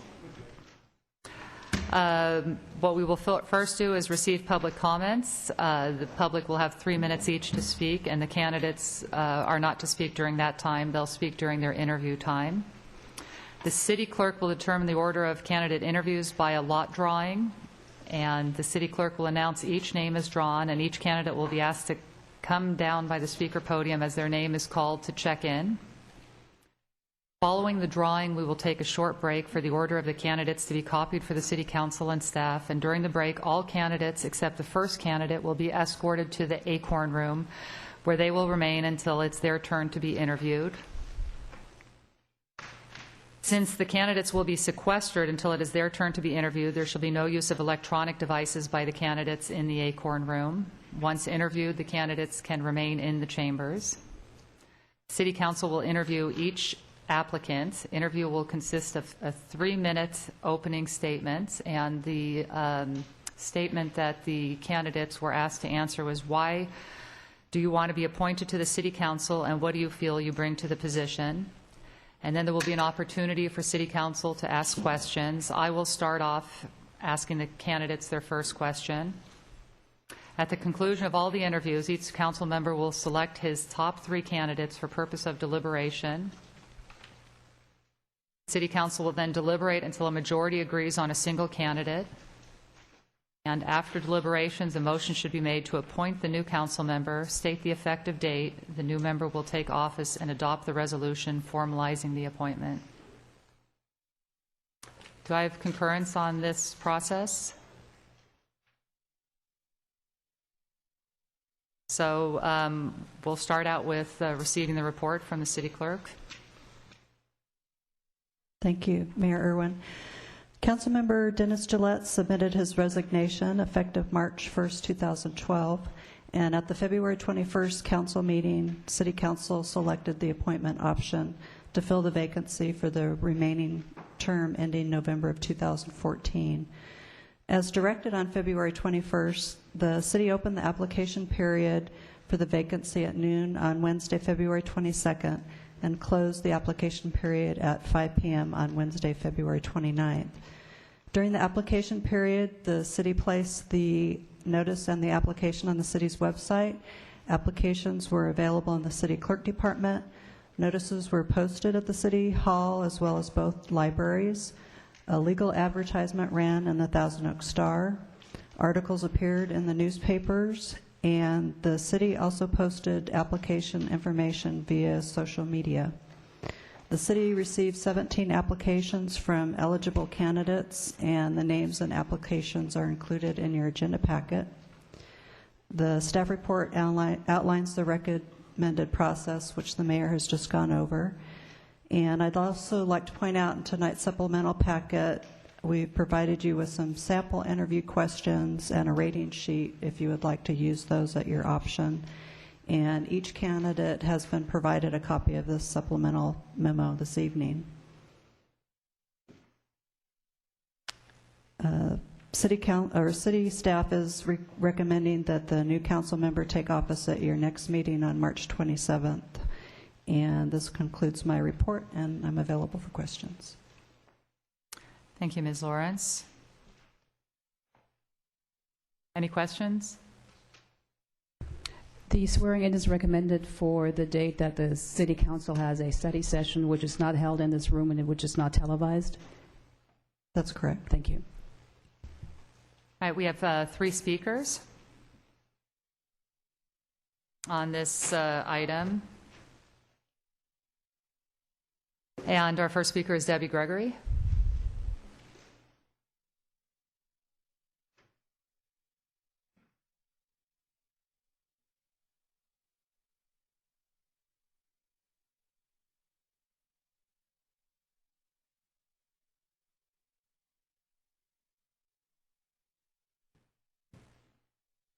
Debbie Gregory, a 17-year resident. It's simply wrong to appoint. In the last election, Al Adam came in second by 140 votes. But the election process throughout Ventura County had many counting problems, and there were a lot of mistakes, and there was never a recount. So we don't really even know if Al Adam won the election. There's a movie called Network, and that movie has a famous quote, "We're mad as hell and we're not going to put up with it anymore." And that's how we feel about you taking our right to vote. We might not be able to vote tonight. However, in November, we do have a vote. And we need to make a clean sweep. No incumbents. No voting for incumbents who take away our right to vote tonight. Doesn't matter who you vote for, do not vote for the incumbents, Mrs. Irwin, Mr. Glancy, or anyone else that runs that's supported by the Fox political machine. When Ed Mousery died, he was a very dear friend of mine. We were at his memorial, and this council majority were so crude and rude to hold interviews for his replacement while his friends and family were memorializing him and remembering him the day of his burial. It was odds-on favorite, and we were taking bets that Tom Glancy was going to be appointed, and that is exactly what happened the night of his memorial. So tonight we're taking some bets, and I'll tell you who the favorites are. Tonight I would put my money on Jim Bruno, who was Glancy's treasurer, and Mr. Bruno and all the other Brunos have contributed the maximum to Fox, Gillette, Irwin, and Glancy. Joel Price is another contender and a favorite, and maybe Daryl Reynolds. I will put $500, and anybody who wants to take me, even odds, that one of those three will be chosen by this majority. It isn't a surprise. We all know it. And I'll donate that money to a charity. In November, again, you can vote no incumbents. That needs to be the election mantra, no incumbents in November. They took our right to vote away. We don't want to give them the power to do it again. And we need to have the courage to do what they did in Los Angeles. In Los Angeles, the LA Fire Department demoted Mr. Fox after 30 years. We need to demote him here, and that means putting him on the front end of a minority vote. So no incumbents in November, and no one supported by them. Thank you. Mr. Ron Siegel, and Mr. Siegel will be followed by John Fonti.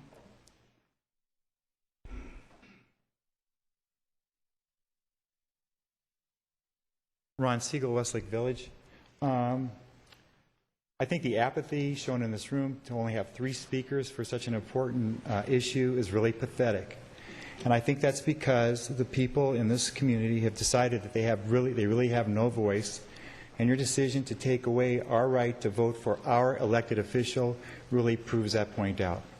I only make one request of the proceedings tonight, and that is, since you've usurped our guarantee right to choose our elected official, and as you being our surrogate voter, that you completely disclose any and all relationships you have with the people that you appoint, whether it's personal or financial, so that we know that the people that you're appointing represent us and not you. Thank you very much.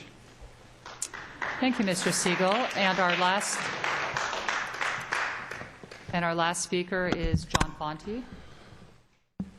Good evening. John Fonti, Thousand Oaks.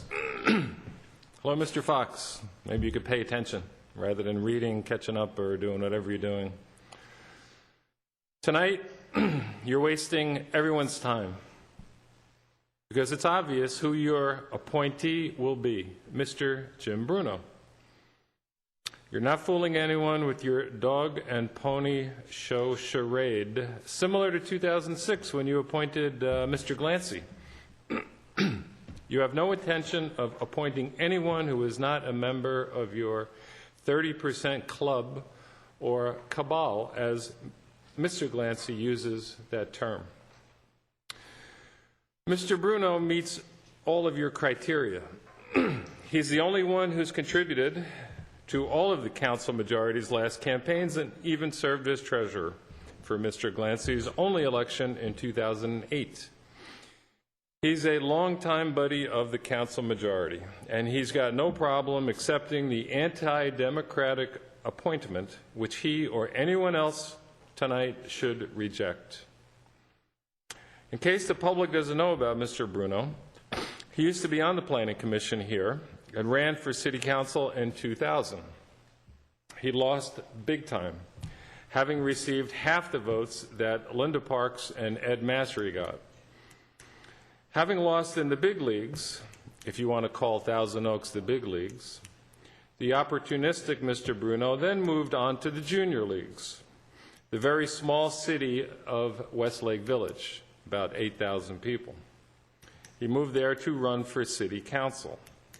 He won there, but was later spurned by his council colleagues after a very contentious stint on the council when he was passed over for mayor.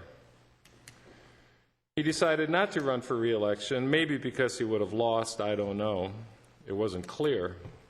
But then he moved back to Thousand Oaks. Does Mr. Bruno have the thick skin to withstand charges of good old boy cronyism when they are leveled at him over the next 3 years? We'll see. And that leaves Mr. Price, who will not be selected tonight, but he'll probably run in November if Mr. Glancy doesn't.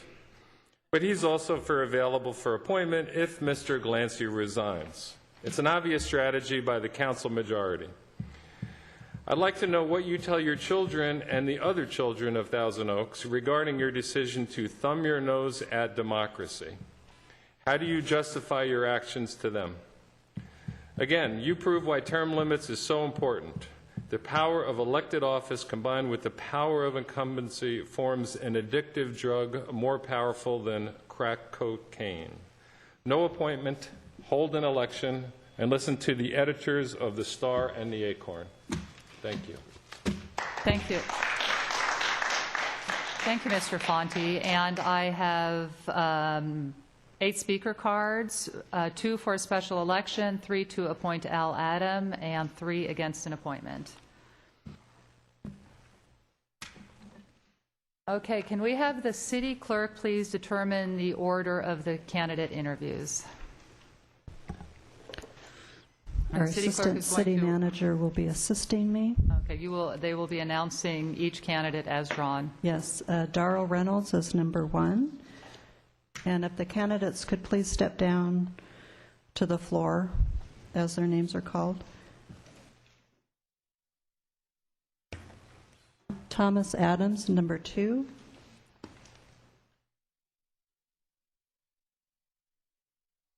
Jim Bruno, number 3.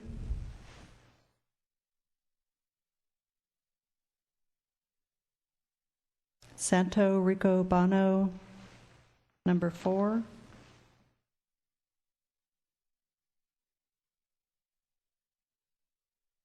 And I just wanted to let the council know that Mr. Rico Bono, if he's not here, his wife just had a baby, so he would be happy to meet at another time. Marcus Flanagan, number 5.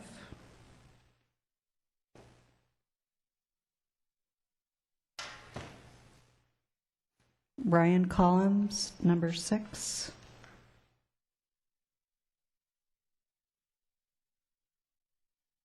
Michael Wurtzel, number 7.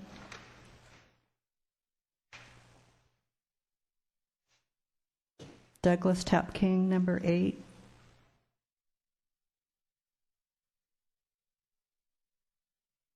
Blaine Gunther, number 9. Frank Acree, number 10.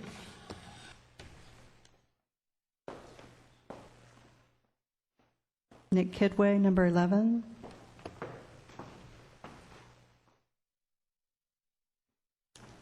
Raymond Sobrino, number 12.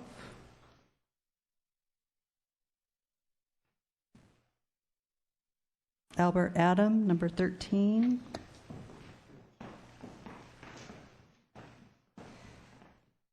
Debbie Gillespie, number 14.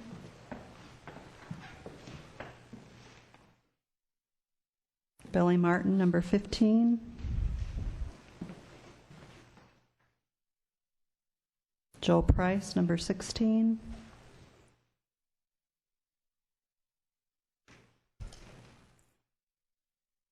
and Mr. Dennis Lane, number 17.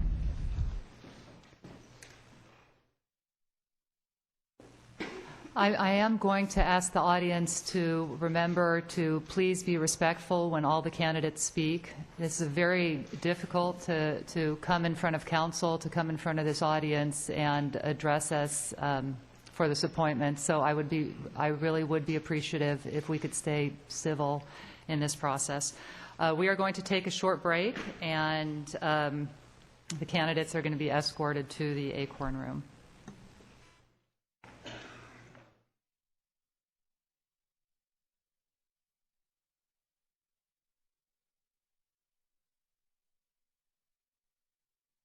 We'll be back in 10 minutes.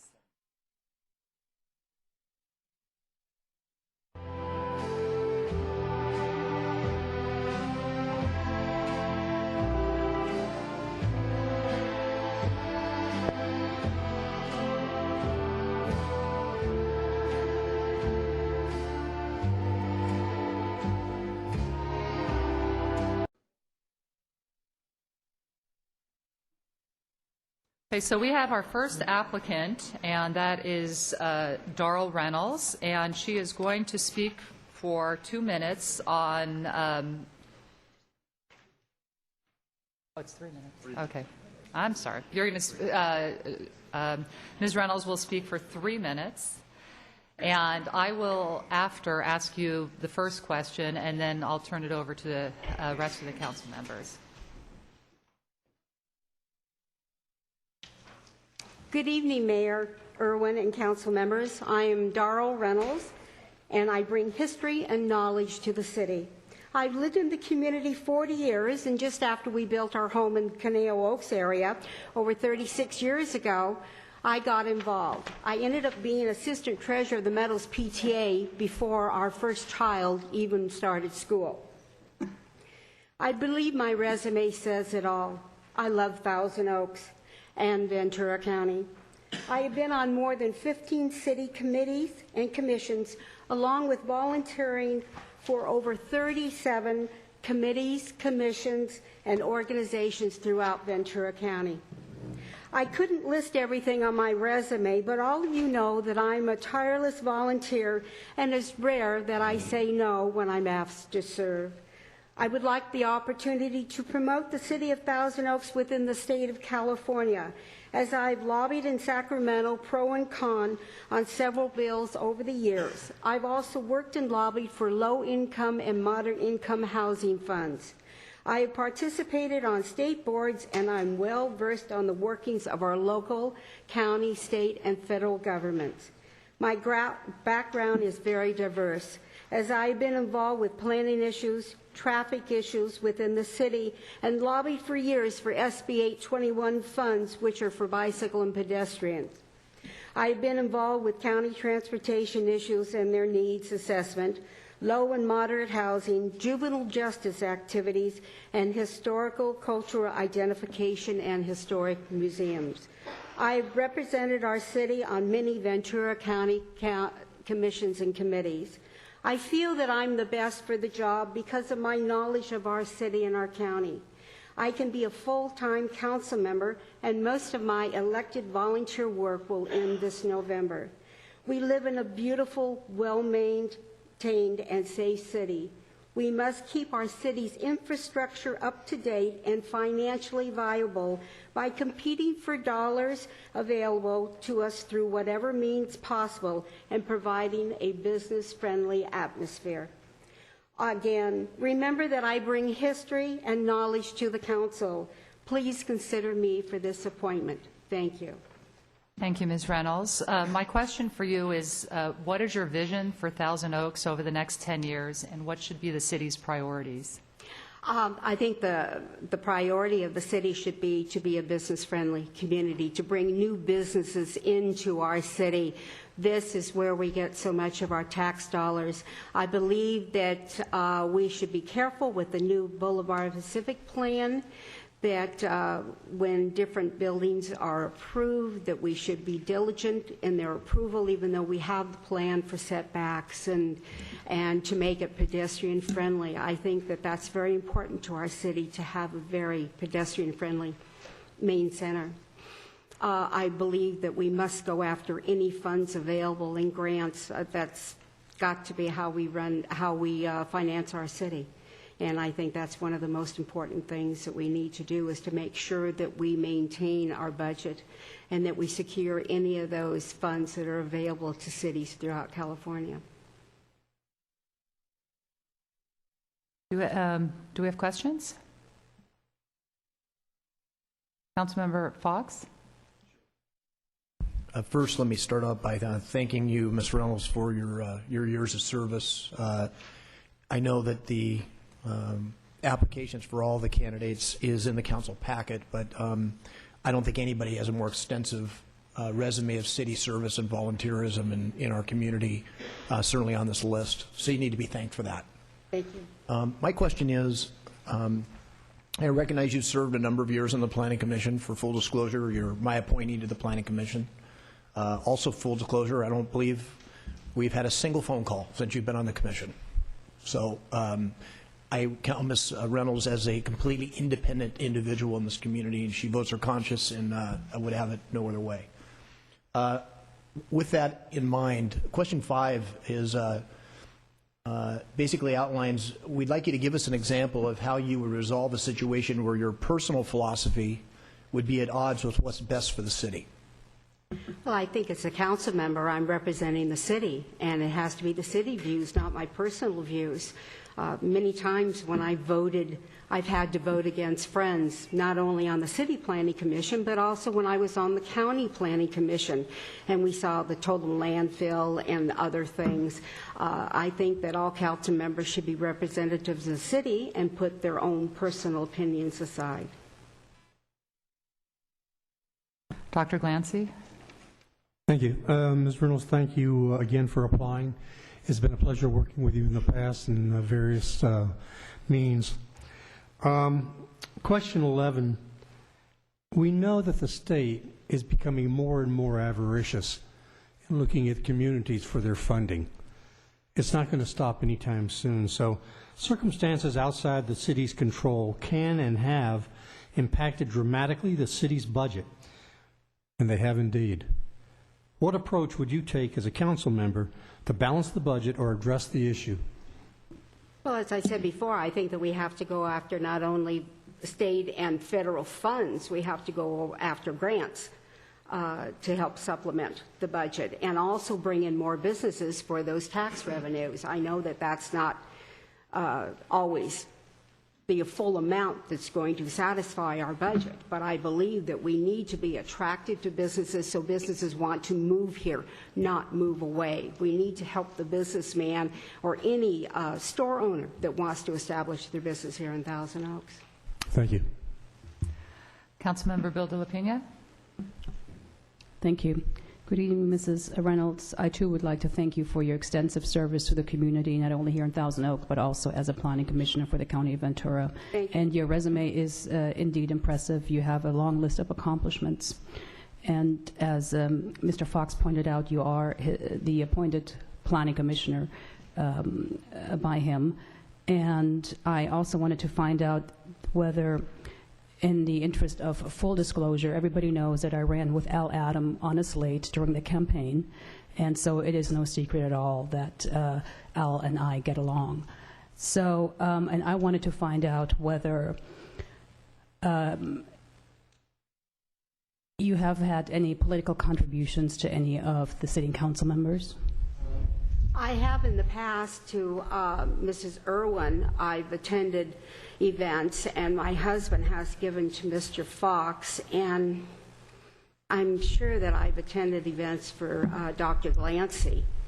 I think usually I'm good for going to parties. My husband and I really have not actually written that top dollar check to the council members, except the last time Don did. For, that's okay. It's full disclosure, and so that's it's not illegal. It's completely legal to do that. I just wanted to to hear that for the The reason public I had to dissemination. do that, and I say my husband, is because I am president of a political organization that has a rule: if there's more than one Republican running, I may not give money to any of them, or if I do, I must give the same amount to all, such as the sheriff's race. So that's why I was not able, because a political donation or even attending a party looks like an endorsement to them. And unless I want to lose that position, I really follow the rules, and they know I followed it very strictly. Very good. But And that position will end in November. And so. you've been, of course, in the community, as you mentioned, for a long, long time, and you know the council members, some of them better probably than me, you would say, right? Okay, thank you. No more questions. Do we have any more questions of Ms. Reynolds? Thank you very much, and again, thank you for your service. And thank you for hearing me. Our next applicant is Thomas Adams.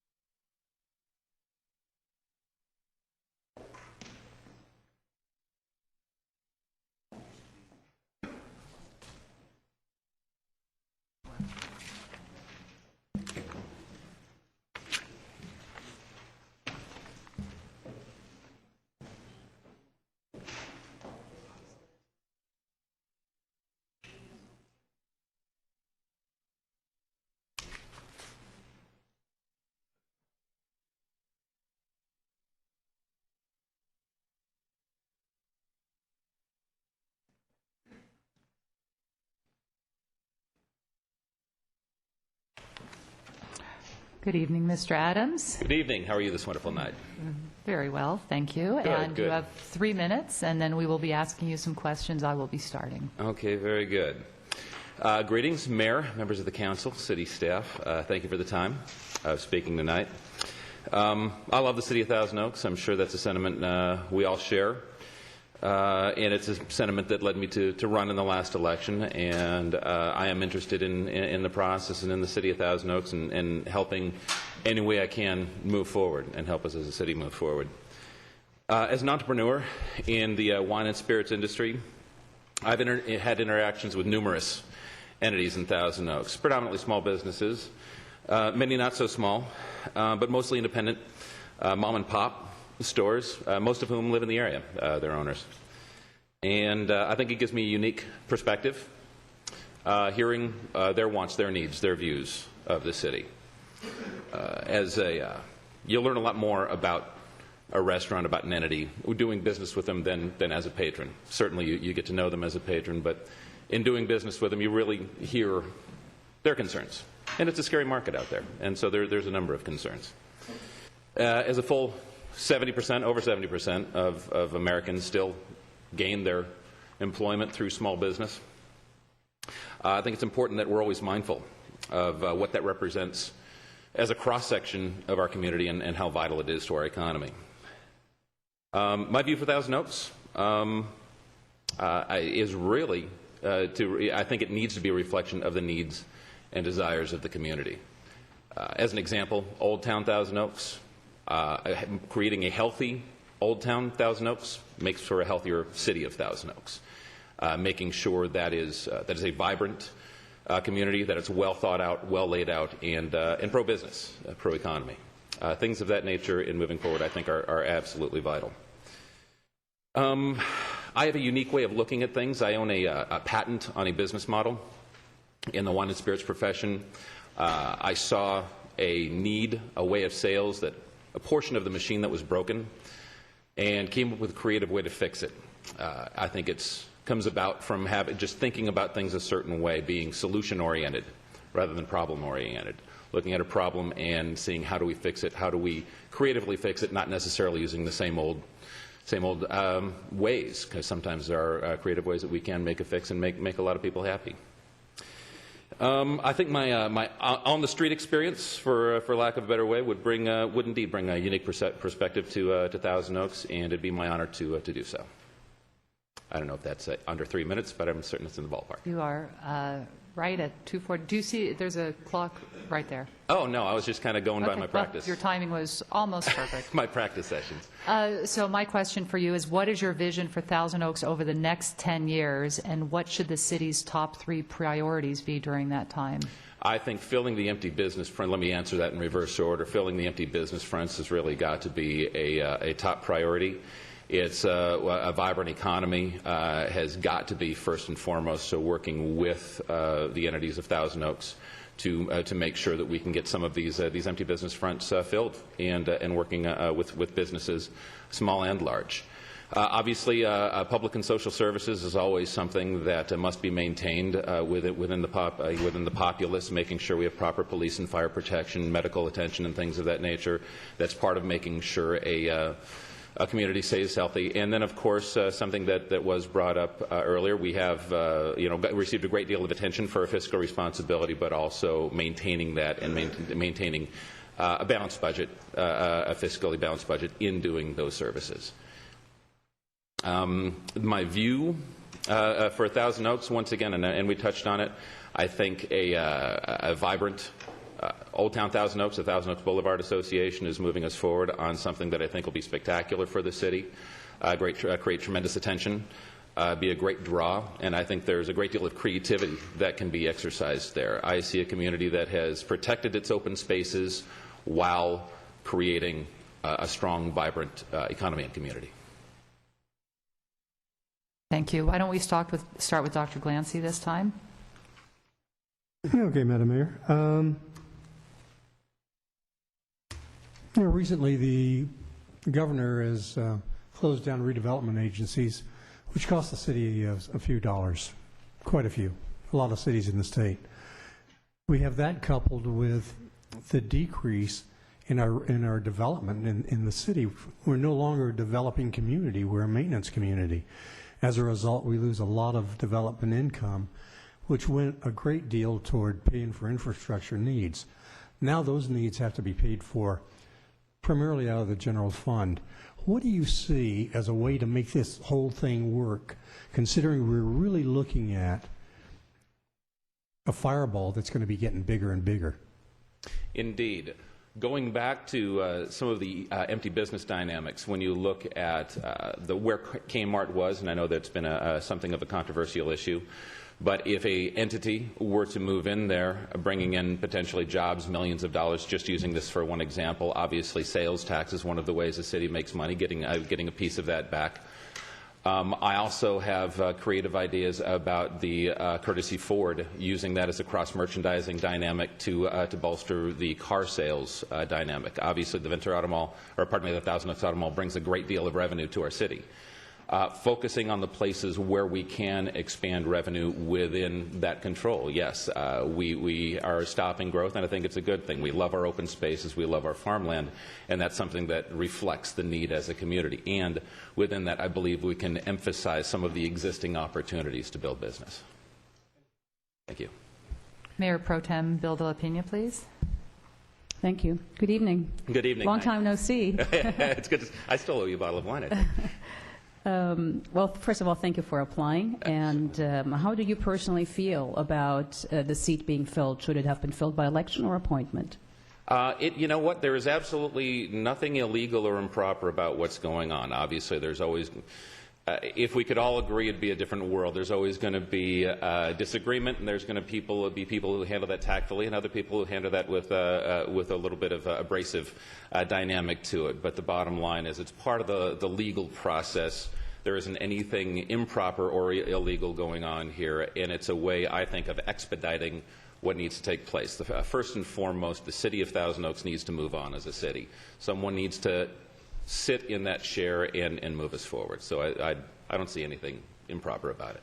Very well. And I think you may be in record on as not having been contributing to any council members, sitting council members' campaigns, correct? That is correct. Okay. Thank you very much. Thank you. Councilmember Fox. Tom, I don't have any questions. I just want to thank you. I believe you did run in the last campaign. It takes a lot of courage. I think I mentioned to you before, I got a lot of respect for anybody who throws their hat in the ring, so to speak. And just thank you for your willingness to serve this time around. I wish you the best. Appreciate that. All right. Thank you, Mr. Adams. Thank you. Our next applicant is Jim Bruno.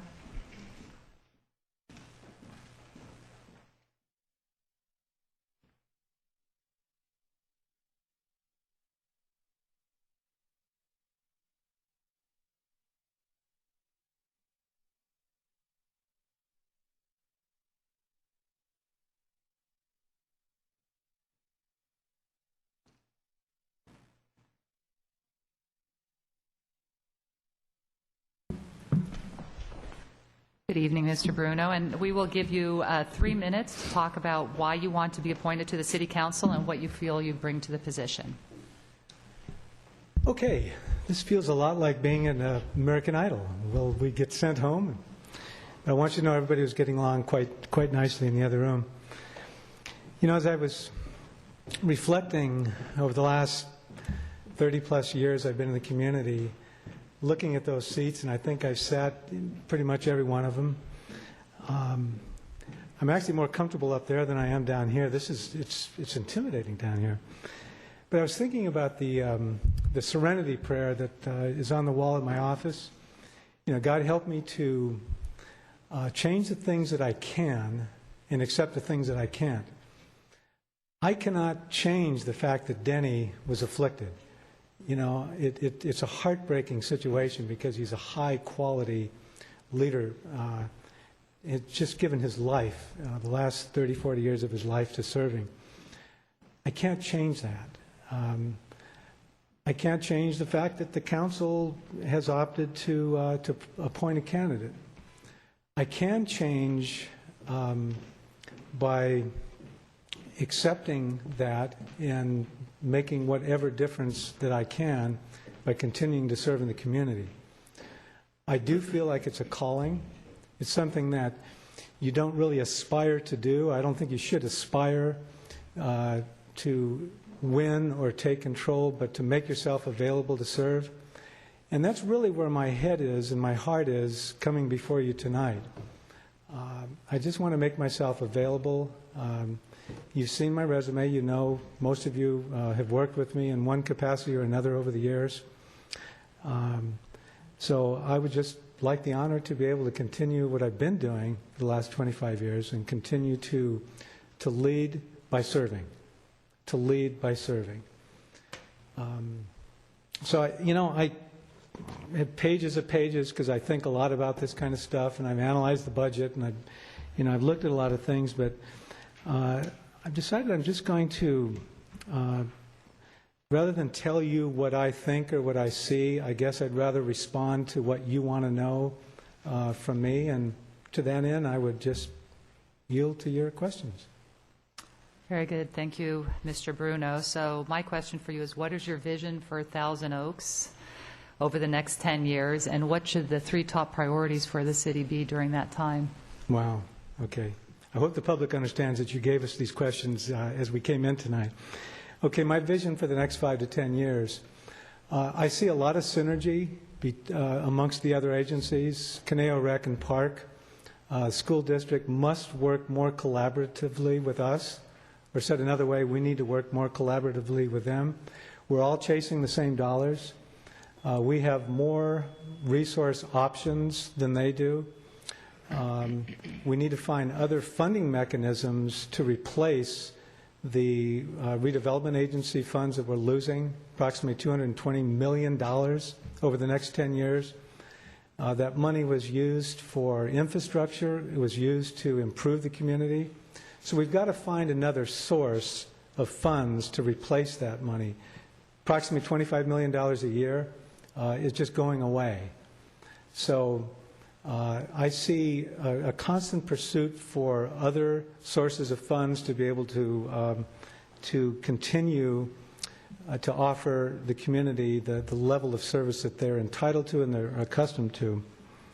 I would like to see us take a look at studying potentially amending the general plan, or at least updating the general plan. The general plan is our constitution. I respect it, but I think the housing and the social element have not been updated for quite some time. And I see us updating that to look at ways of collaborating with the private sector more. I see Thousand Oaks Boulevard being developed. And it's incredibly exciting what you did with the private sector. You got together, you hammered it out. It's been going on for years and years. I think a lot of sensitivity and a lot of thought needs to go into that specific plan to make it workable. But it's a huge start in the right direction. I see more family recreation needed in the community. We still don't have a bowling alley. We don't have an ice skating rink. We don't have a pitch and putt kind of thing. We're a family-based community, and I think I'd like to see the council more proactively develop those types of family-based, family-friendly businesses to keep the families off the freeways, to keep them in the town where they live. So, I see a lot of synergy between the other agencies. Looking with Rec and Park, they have their administrative costs, we have our administrative costs. They have their rent, we have our rent. How can we work together to mitigate their cost so that money can be spent more efficiently? So those are some of the things that I see going forward. Thank you, Mr. Bruno. Mayor Pro Tem, Council. Mayor Pro Tem Claudia Bildorina. Thank you. Hi, Jim. How are you? Good. How are you? Good to see you again. And Good we were to on be the here. Planning Commission together. Was it the year 2000 or 2001? Correct. And I thought we got along pretty well, more or less. Uh-huh. Now, you're currently on the Investment Review Committee. Obviously, you've been a council member in our neighboring city of Westlake Village. If appointed to this remainder, the almost 3 years of this Denny's term, will you run for election? I think that's very much putting the cart before the horse. I mean, at this point, I'm here because I felt called to serve. What happens 3 years from now really would depend immensely on how effective I can be, whether the community responds to my leadership, whether it's the right thing to do. And refresh my memory, but who appointed you to the Planning Commission? Andy did, okay. Oh, Andy. I was thinking it was Judy Lazar, but... Okay. And you two have contributed to sitting council members' campaigns, correct? Yes, I have. With the exception of my campaign and perhaps maybe one other. Okay, I think you've pretty much outlined everything in your very, very eloquent essay. And I think I don't have any additional questions. Thank you. Thank you. Councilmember Fox. Yeah, Jim, again, like all the candidates, thanks for your willingness to serve, your service in the past, and your willingness to serve again.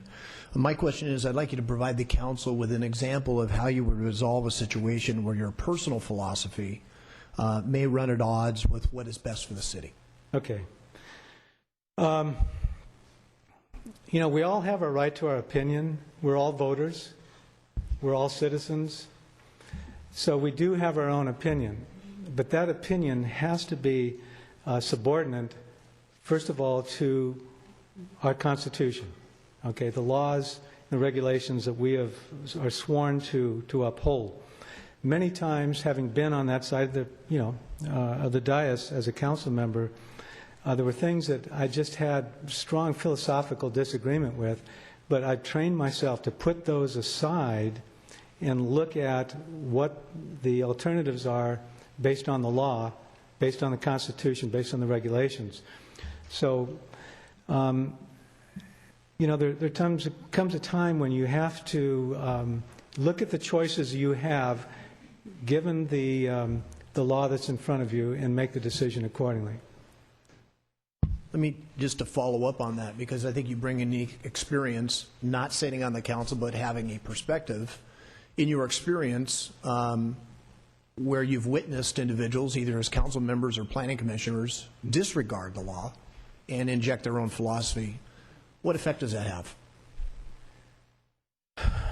Well, quite frankly, it's very frustrating because you have to sit there and bite your tongue. But you train yourself to be respectful, to be professional, but it's demoralizing because especially if somebody's taking a free ride on something you must pass to avoid the city being sued. You must deal with the situation that's been presented to you. Example, the RDA situation. We don't have a choice. That was the hand that was dealt us. So we can be as recalcitrant and rebellious as we want, but as an elected official, we are sworn to uphold the law. There's a tendency to walk away feeling a bit defeated, and I wrote about that in my essay. When you find that you feel like you're doing the right thing, and one of your colleagues is choosing a different position that potentially could get the city sued. It's frustrating, but you do what you have. You do what you do. You go to sleep at night knowing that you voted your conscience, and you move on, and you can't hold on to it. Thanks. Councilmember Glancy. Thank you, Madam. Good evening, Jim. Thank you very much for applying to set the record straight or acknowledge the record. Jim and I have worked, I think, very successfully together on the Planning Commission. I sat in either this chair or that chair down there, and Jim sat in the alternate, and they referred to us as the bookends because for a lot of that, we were a 2-3 minority. But it's a pleasure serving with you. Jim has served as my treasurer in my last campaign, and he and his family were very generous in their donations to my campaign, and for that, obviously, I appreciate it. But Jim's history of service to this city is unbelievably complete. There's not much he hasn't done here. So what has Jim done to our city? Is he a crony? I don't think he's a crony. I think what Jim is a contributor to the city of Thousand Oaks. He's a thinking man, someone who's got great ideas. And anyway, that's why you're here. That's why I'm glad you're here. Thank you very much again. You identified the need to establish a new revenue stream, looking at how things have kind of slipped a little bit. Is there a number one target that you're thinking would be appropriate, or do you have a couple of ideas? Well, okay, first of all, as you know, I'm one of those guys that has to do his homework, and I rely immensely on staff's expertise. And my conviction is if you're not getting the right information, you have the wrong staff. But until you come to that conclusion, you have to respect what they're doing because they're professional and they're working. So I say that as a caveat because there's a lot of things I really want to study. For example, where does our sales tax fall in relationship to the other communities? Are we competitive with the rate as it is? Should it be looked at for potentially any adjustments? Transient occupancy tax, where does it stand in relationship to our neighboring communities? Quite frankly, I'm not about, I have a very conservative fiscal background. I'm not about increasing taxes and, letting government continue to spend. But as I've studied the budget for the last 6 or 7 years, I see a very, tightening of the belt, the gap between our revenue and our operating cost. And I think staff has done an amazing job, a very laudable job of streamlining overhead. I mean, in 2006 and 7, we had $10 to $12 million surpluses, in the general fund. Today, that's down to about $2 million. But if you plot the operating cost and the income, it sort of goes like this, and it gets tighter and tighter to where we are today. So whether further cost recovery should take place, whether we're efficient with passing on some of the cost of government to the people in those sectors that create the overhead or not, is something that I once studied with the Community Budget Task Force, and I'd like to see more study, done on that topic, cost containment and cost recovery. So, as far as finding the additional revenue, that's something that it just really needs to be worked on. We're limited. We can't just up and increase taxes without a vote of the people. We know that. But I think there's areas, as I mentioned, being more efficient with the other agencies, helping them to mitigate some of their costs, because we're all, if one part of the community suffers, all parts of the community suffer. So we can't just be out here doing our thing with the city.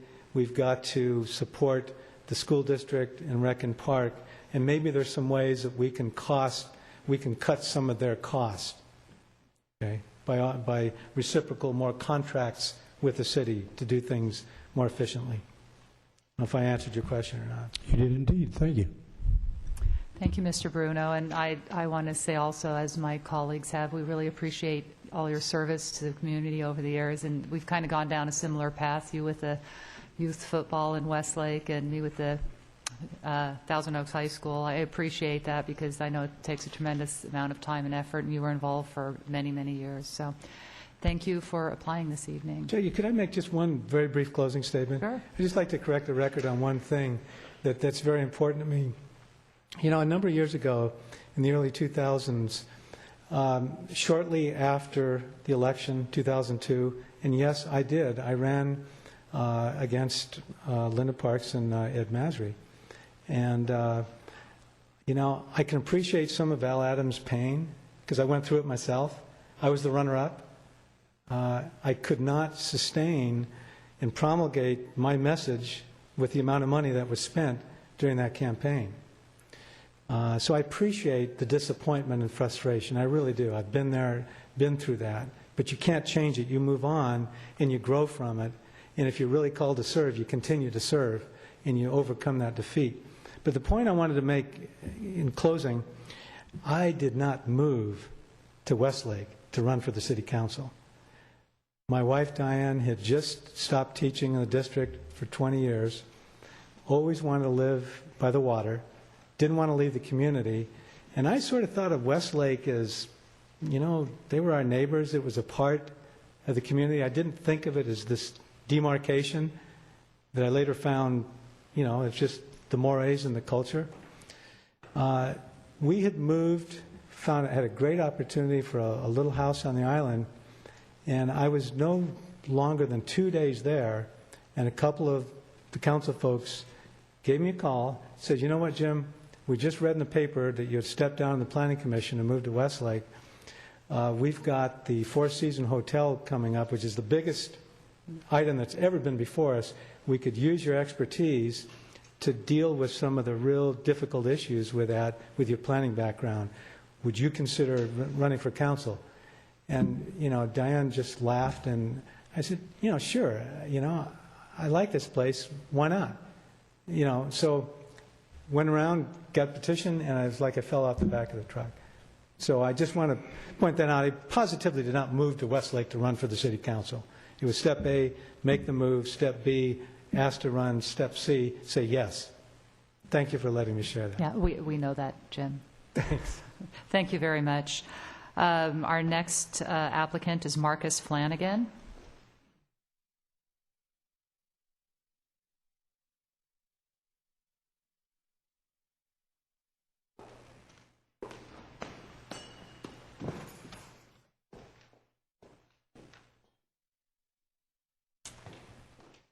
Good evening.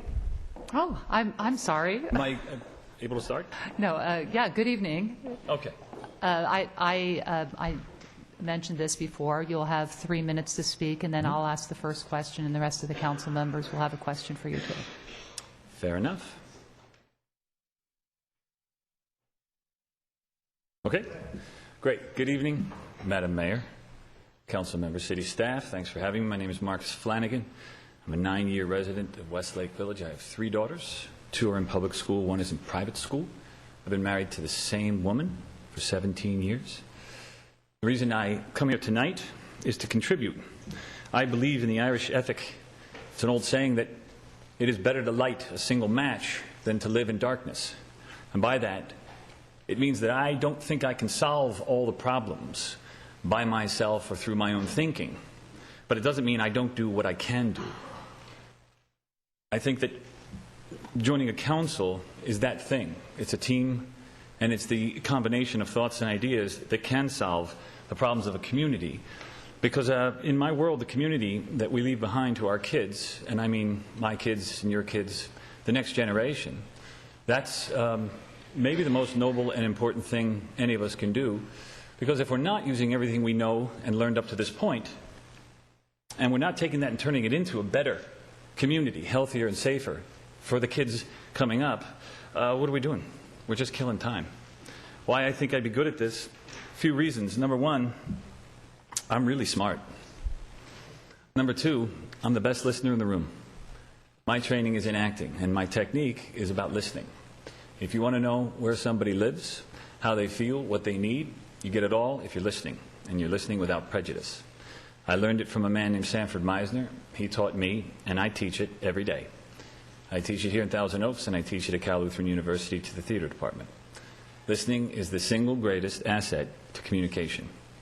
And the third reason that I think I'd be very good at this is, as an actor for 25 years, I have suffered what you all have come to know as the slings and arrows of public service, putting your neck out and making an opinion and standing for something. Normally, for me, it's a performance. For you, it's a vote. But in the public, I won't have to suffer that learning curve of this is what happens when you stick your neck out in a public place and have an opinion. I've done a lot of that.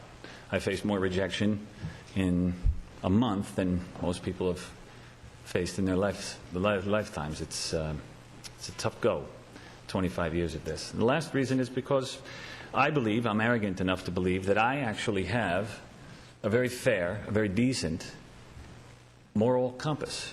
I believe I'm very honest and very fair, and I want what's best for the whole of the community. I don't believe in partiality, and I don't believe that serving the needs of the important members of society or my community serves the whole of the community. And that's my ethic in a nutshell. Thank you, Mr. Flanagan.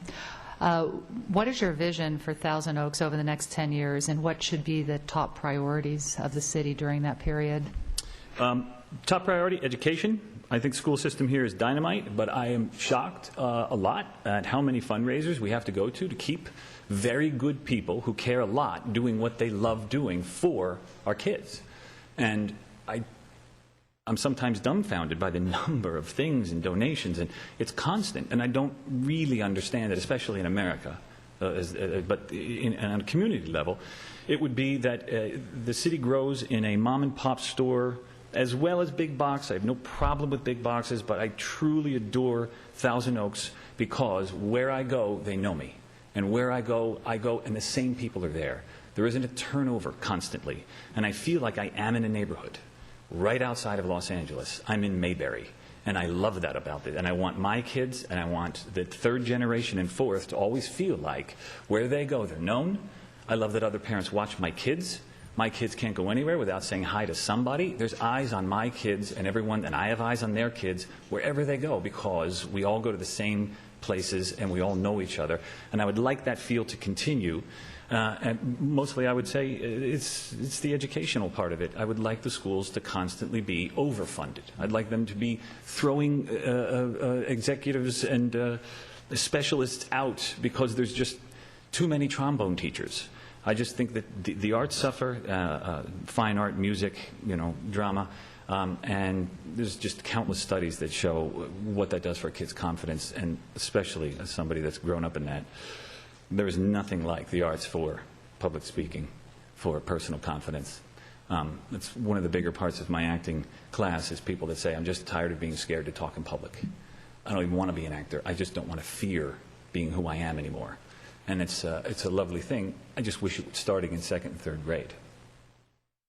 Right, very good. Councilmember Fox. I don't have any questions for you. I just would encourage you to keep your interest in service of local government, whether it's the schools or the city. I think all of us are struck by your candor and your passion to serve. So thanks for putting your name in and your willingness to serve. Oh, you're welcome. Thanks very much for that. Councilmember Glancy. Thank you. The only question I have for you, Marcus, is considering what we have in this community in terms of amenity and services as they are now. I'm sorry, concerning what? Amenities and services. Yeah. What are your thoughts about maintaining an adequate revenue stream that will ensure our ability to provide those to the citizens in a diminishing market, if you will? Okay, I guess I'm not sure why it's a decision. How do you want us to earn money? Oh, I understand that part, but I don't understand the diminishing market. I can't imagine. Is Thousand Oaks getting smaller? Are people moving out or something? No, Is that not what you're saying? Pardon me? No. No, I didn't think so. So I'm not going to say that I can tell you where revenue stream is going to come from. I would understand that the council is an advisory board that takes in really good facts from really good experts and goes through those facts and then, as a group, makes the decision that's best for the community. I can't tell you what I would say is the best way for the city to make money. That's just right now outside my purview. But I want to say that the decision I would make on that would be logical and fair for the good of the community, not necessarily for the good of, I don't know, some large revenue scheme that might sound good to any other city. If it's not right for the city, it's not right. Okay, thank you very much. And I would like to echo Mr. Fox's comments about urging you to stay active in the community because you're very refreshing. Thanks. I appreciate that. Thanks. Mayor Pro Tem Bill de la Pena. Thank you. Got it right that time. Yes. Refreshing is the right word. Your application, your presentation is refreshing. Your application looks different from some of the others, and you are quite confident, and you seem to have done quite a lot in the community. However, not been on all of these boards and groups and foundations and whatnot, which, it's helpful, but it's not a requirement. So have you ever run for political office before? Not even class president. Okay. And you've donated to anyone's campaign of any council member sitting here currently? I don't give any of you money. Okay. None of you get money from me. Great. It's quite refreshing. I appreciate your application. Thank you. Listen, I think fresh ears and fresh eyes can't be undervalued. Really. Exactly. Thank you. Thanks for your time. Thank you very much, Mr. Flanagan. Ryan Collins is up next.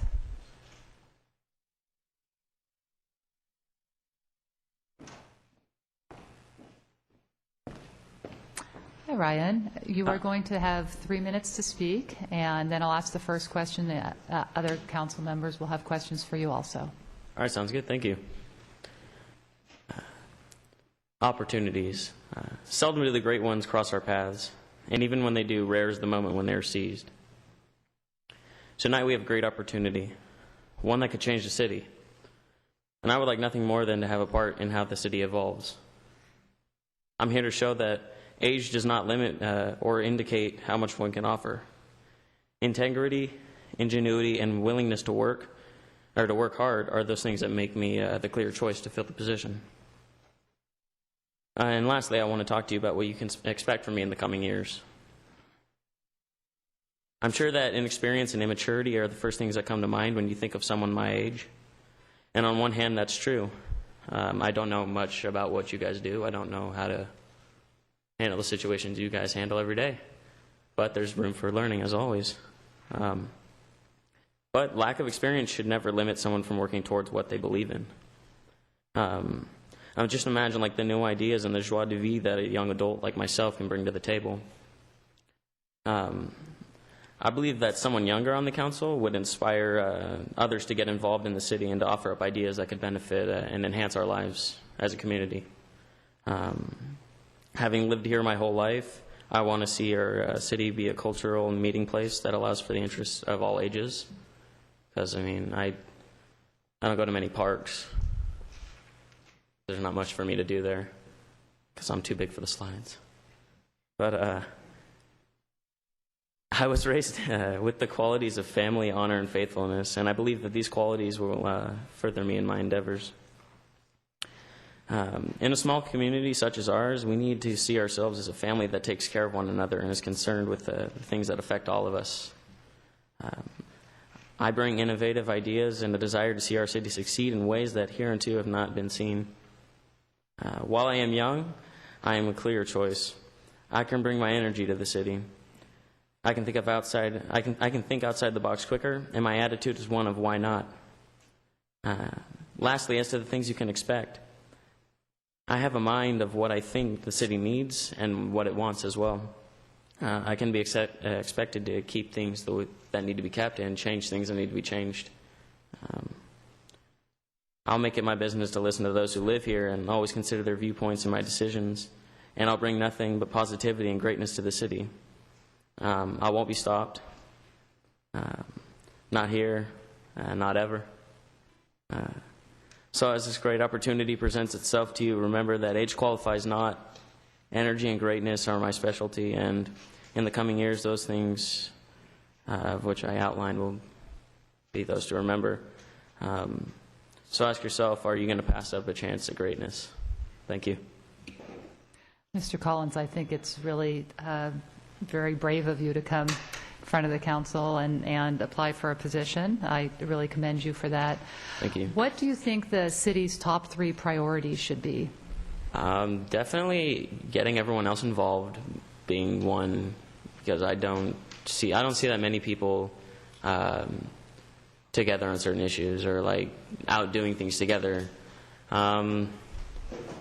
Maybe small, but I mean, there's a lot of potholes around here. I know I'm young, so I see them all. I drive over them all, and I hate them the most. But definitely that, and definitely there's a couple streets that need proper lighting. Especially the one that I go to. He's one of my friend's house. His street has no lights. I can't see anything. And there's actually several that I use quite often that have no lights. So when I'm out at night or coming home from work or something, I can't see very well. I think that's pretty important. The city manager is going to give you his card, and when you find situations like that, potholes, maybe the assistant city manager, make sure to call them, and we will get that fixed immediately. All right, awesome. Thank you very much, Mr. Collins. Councilmember Glancy. Thank you, Madam Mayor. Ryan, thank you for applying and being down here with us tonight. It's a pleasure. What would you like to see, realistically, Thousand Oaks look like in 20 years? I wouldn't actually change that much. I like the way it looks now. I mean, I would definitely like to see it maybe modernized a bit more, like the buildings. Not so much the businesses, because you do want to attract big business, but you don't want to take away that look of a small town community, because I think that's what gives us our identity. Okay, thank you very much. Mayor Pro Tem Bill de la Pena. Hello, Mr. Collins. Hello. Thank you for having the enthusiasm to apply for this vacant council seat, and it is great to have someone your age apply for this position. And while unusual, it is not unheard of that other cities have elected mayors at the age of 18 or quite young. So there is quite a future for you in this town, I would imagine. Now, having said that, I didn't find your application, I didn't think it was a joke, because in reading your essay, you are inferring that we're all laughing because we think that this is a joke, but no, not at all. I was very impressed with your vision, and can you tell us what you have done while you were in high school? I know you're working now, going to college, also taking college courses. What have you done during high school in terms of any sort of community service, volunteer organizations? I was involved in high school in a youth group, a Christian youth group. We'd go around, we'd clean up parks. Certain nights I'd go to the mission down in, where's it? I can't remember, sorry. But I'd go down to the mission, I'd serve food. Generally, I just like to keep the city clean, help those less fortunate than me. That's usually what I did during high school for like charity or community service-wise, and those are mainly the things I did. That is commendable. Thank you very much. Thank you. Councilmember Fox. Ryan, no questions. Just I think your enthusiasm is admirable. I'd encourage you to start getting involved in some of the volunteer opportunities that you have here right now, and there are many. And I think it may open your eyes to a number of things. And I think you are serious about pursuing service, either in an appointed or elective capacity. And I think that experience would be very, very helpful for you. So I wish you the best. Thank you very much. Okay. Thank you. All right, thank you. Have a great night, guys. Michael Wurtzel.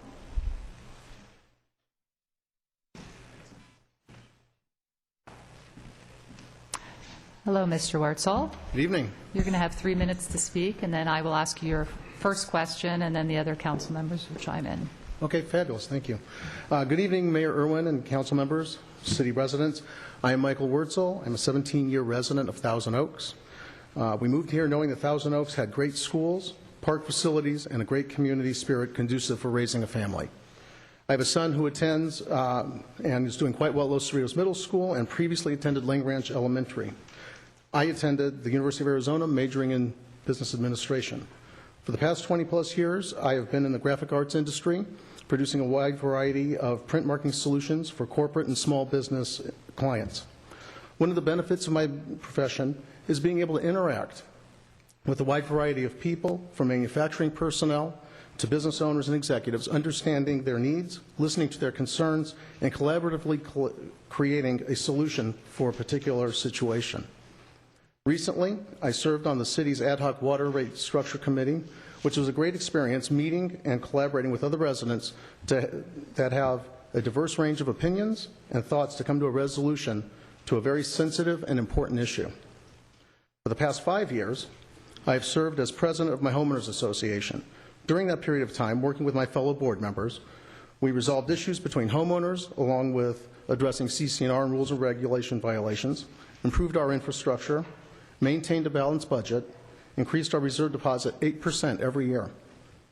I have negotiated several high-value construction contracts and supervised their installation, which include complete asphalt replacement that included working with soil engineers for soil remediation, complete refurbishment of our swimming pool to be in compliance with the Virginia Graham-Baker Act, painting of 15 buildings, garage door installation. In the past 17 years, Thousand Oaks has seen tremendous growth in terms of residential commercial development, a new civic arts plaza and city government facility, the addition of affordable housing, the widening of the 23 freeway, renegotiation of the mobile community rent adjustment agreement, community facilities, library, and park district, to name a few. The city is close to being built out, its population is remaining stable, and in general has reached a plateau. This period of time represents several challenges and opportunities. The challenges I see going forward include water, rates, conservation programs, administration, infrastructure, residential and commercial development that includes redevelopment and infill, scale of building types, impact on traffic, impact on schools and open space, collaboration with private business sector businesses, attracting new businesses and corporations and keeping core companies from leaving, what type and how much to help provide existing businesses. We have an aging population, providing services for our growing senior population, and also population replacement, attracting new, younger families. Infrastructure, roads, traffic, facilities. Do I have a little more time? I'll wrap it up. Yeah, just wrap it up. I believe that whatever challenge or opportunity may be, it is the process of collaboration to reach solutions that are in the best interest of our community as a whole, while protecting the interests of our city. Regardless of my personal beliefs or the agenda of any particular individual interest. I feel my experience in successfully collaborating with a wide variety of people, understanding of contracts, understanding our challenges and opportunities, along with a deep desire to help maintain and improve the quality of life for the residents of the City of Thousand Oaks, makes me a wise choice to be a City Council member. Very good. You've covered a lot there, Mr. Wurtzel. Can you tell me what the city's top 3 priorities should be? Maintaining a budget, a balanced budget should be one of them, for sure. Maintaining the quality of life of the residents, absolutely. And, making sure that all of the facilities and all of the things that need to run a city are done correctly and done in a timely manner for its residents. Thank you very much. Thank you. Mayor Pro Tem Bill de la Pena. Thank you. Good evening, Mr. Wurtzel. Good evening. It's good to see you again. Nice to see you. We got to know each other during the last election in 2010, and it was fun, wasn't it? It was. It was quite the experience. Exactly. Now, should you be appointed for the remainder of Mr. Gillette's term, which is almost 3 years, would you consider running for election once the term runs out? Definitely. Definitely. I mean, I think that you need to have that continuity of council members, because I think there's a ramp-up period at the beginning, and I think at that point you're really starting to kind of hit a stride where you need that continuity. And I think you've seen that continuity with the current council members and that have come in and out over the last several years, and I think you need a balance. And definitely you have to provide that balance by committing to your community. Okay, some council members have never had a chance to actually practice on the job and have run straight for office. Well, I did run for office, though. Okay, thank you. And just for disclosure reasons, have you contributed to any sitting council members' campaigns? No, I have not. Okay, thank you. Councilmember Fox. Mike, again, you did run in the last campaign, and also I think you were the only council candidate that I can recall, I could be wrong, that actually applied to work on a city commission or committee, the only one. Okay. And so I applaud you for that. Thank you. My question is how do you reconcile your own personal philosophy, whether political or policy, against the best interests of the city? How do you reconcile that? It really is going to depend on the situation, but I really think, and I think my experience as being president of a homeowners association, it kind of gives me that kind of experience of really taking a step back and looking at what is in the best interest of the whole community. And I may not agree with a lot of things. There were things I didn't agree with on the Water Rate Structure Committee either, but that's just how it goes. And if it's something that's that egregious, well, then maybe, I might have to recuse myself from that particular topic, but I think you have to look at the end of the day, what's going to be the best long-term solution for the residents of the city, regardless of what I believe. Okay, very good. Thanks for your service. Thank you. Councilmember Glancy. Good evening. Thanks for being down here. Thank you. Appreciate it. In one of your remarks, you mentioned about ensuring the residents have the quality of life that they've enjoyed thus far. How do you ensure, or what would be your approach toward ensuring that we have adequate resources and revenue in order to make sure we can provide those services and the quality of life? It's a touchy situation. Obviously you need to have revenue. I mean, we have business taxes, we've got permit fees, property taxes. You just have to, I guess, make sure that you do the best you can with what you have. I mean, fortunately, we have a community here that has a relatively high income, average income, and we're fortunate about that. And so our community also has not seen the foreclosure mess as bad as other communities, so we still have relatively good property tax revenues. We have good business tax revenues here. So I think, long-term we'll be okay. The last thing I think anyone wants to hear or do is have to raise any kind of sales tax like other cities in Ventura County have had to do. I mean, so far we're doing quite well, and I think we just need to continue that by making sure we do the right things with contracts and negotiating good contracts with good contractors and making sure we get the best bang for our buck no matter what we do. Thanks, appreciate it. No problem. Thank you. All right, thank you very much. Thank you. And we have another applicant from the Water Rates Committee, Mr. Tapking.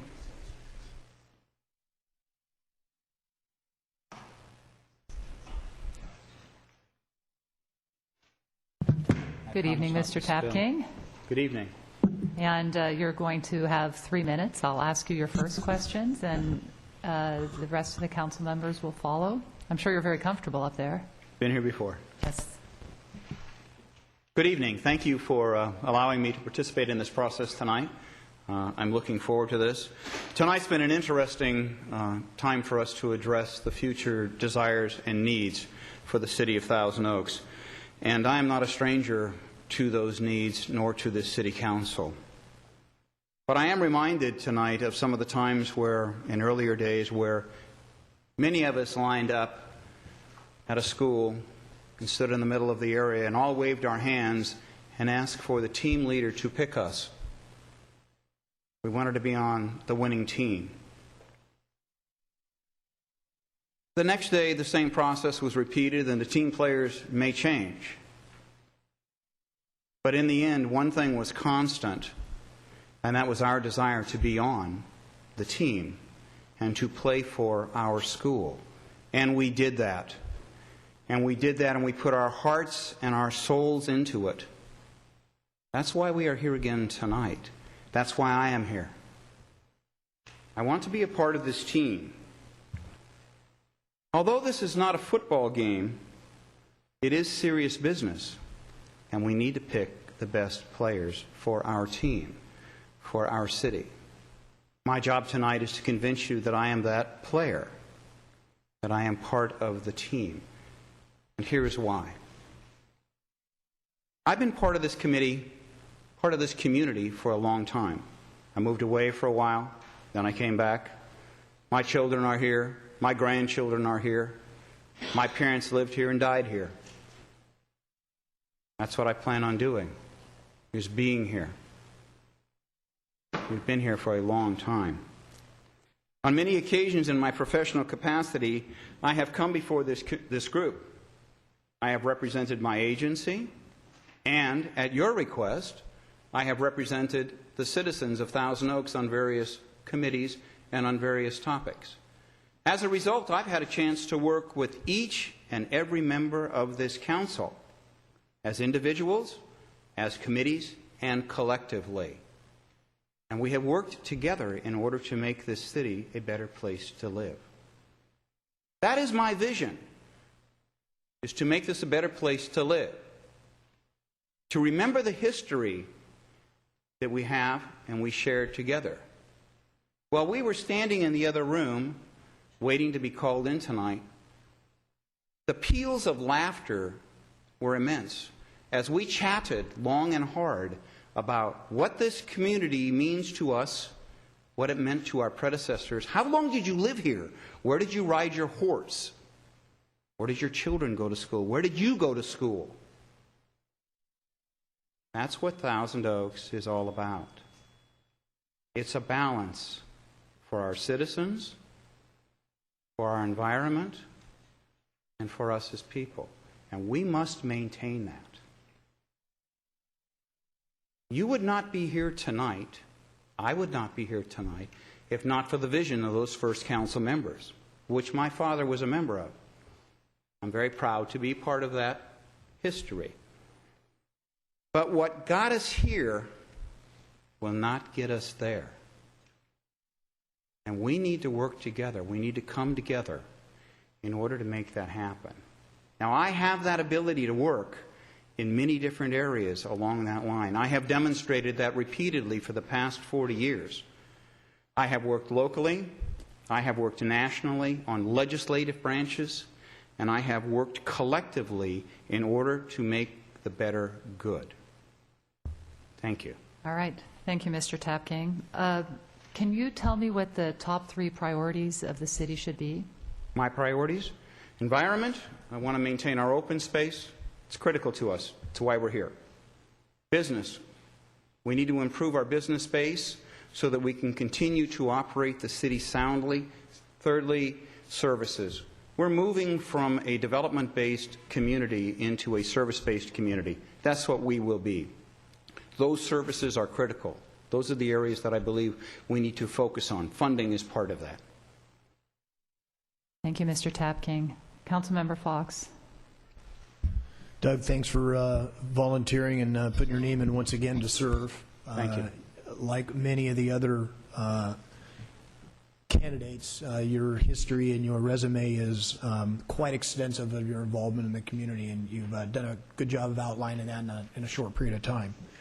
My question is, if you could give us an example of how you would resolve a difference between your own personal philosophy, whether it be political or policy, versus what you determine to be what's in the best interest of the city. Okay. I have 2 ears and 1 mouth. Unfortunately, many times the mouth runs faster than the ears. But the way to deal with it, that I would deal with that, is to listen first and listen long. I would advocate very clearly for my position. If I don't agree with you, I'm going to tell you I don't agree with you. And then we're going to negotiate, we're going to chat, I'm going to listen to my community representatives, I'm going to listen to my council members, I'm going to listen to the staff members. Show me, convince me, tell me. If it flies in the face of everything that I agree with, I'm going to advocate strongly for where I need to be. I must. You must. But in the end, the decision has to be made for where the city is going to be and what is best for the greater good, not just for me and my position. That doesn't mean I'm going to be unhappy with that, but it means in the end that once the decision is made, it's done. And I will support that. Councilmember Glancy. Thank you, Madam Mayor. To acknowledge, Doug and I have been friends for 20 years maybe, and I don't really know if you've ever contributed to a campaign. But that's another matter. Thanks for being here tonight and applying, and as Andy said, putting your name in the ring. You have been on the water rate study group, and really appreciate your service there. I know it was a long, arduous task. To get into an area that Andy brought up, do you have a problem when you're confronted with a group of people, a couple hundred strong, that are unified in their goal, and you know that that's not the right goal for the city? Do you have a problem going in the face of that? Going into the fray, going into the fight? No, not at all. It's an obvious situation that happened when we were working on our water committee. We had moved down a path toward a different rate structure. The residents came in force. They did exactly what they should do. They advocated strongly and fiercely for their position. And the committee was swayed. The committee was swayed by that. Not all of us agreed with that position, but in the end, the committee took a vote on that. And it turns out I was the individual that made the presentation on that.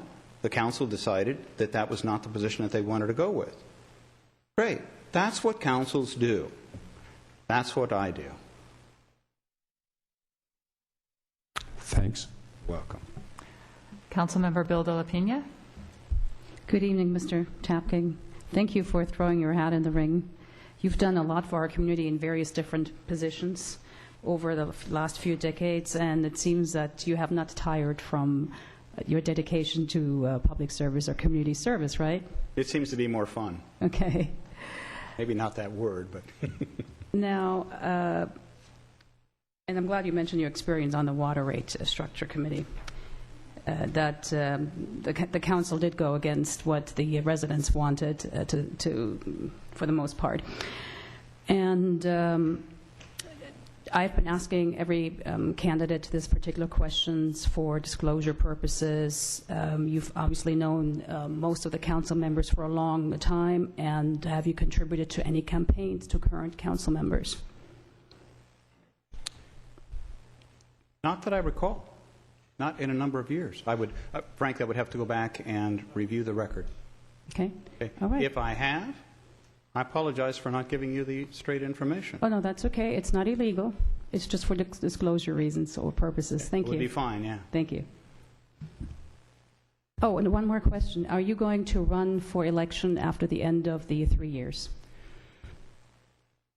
I guess I would. My short answer is I'll tell you in 3 years, because I don't know. But my shorter answer would be yes. That would be my intention. Fair enough. Thank you. Mr. Tapking, thank you for coming this evening. Thank you for all your years of service to the community, to Rotary, and I know that you come from a family that has served this community. We'll see what happens tonight, but we certainly appreciate you being here. Thank you. Our next applicant is Blaine Gunther.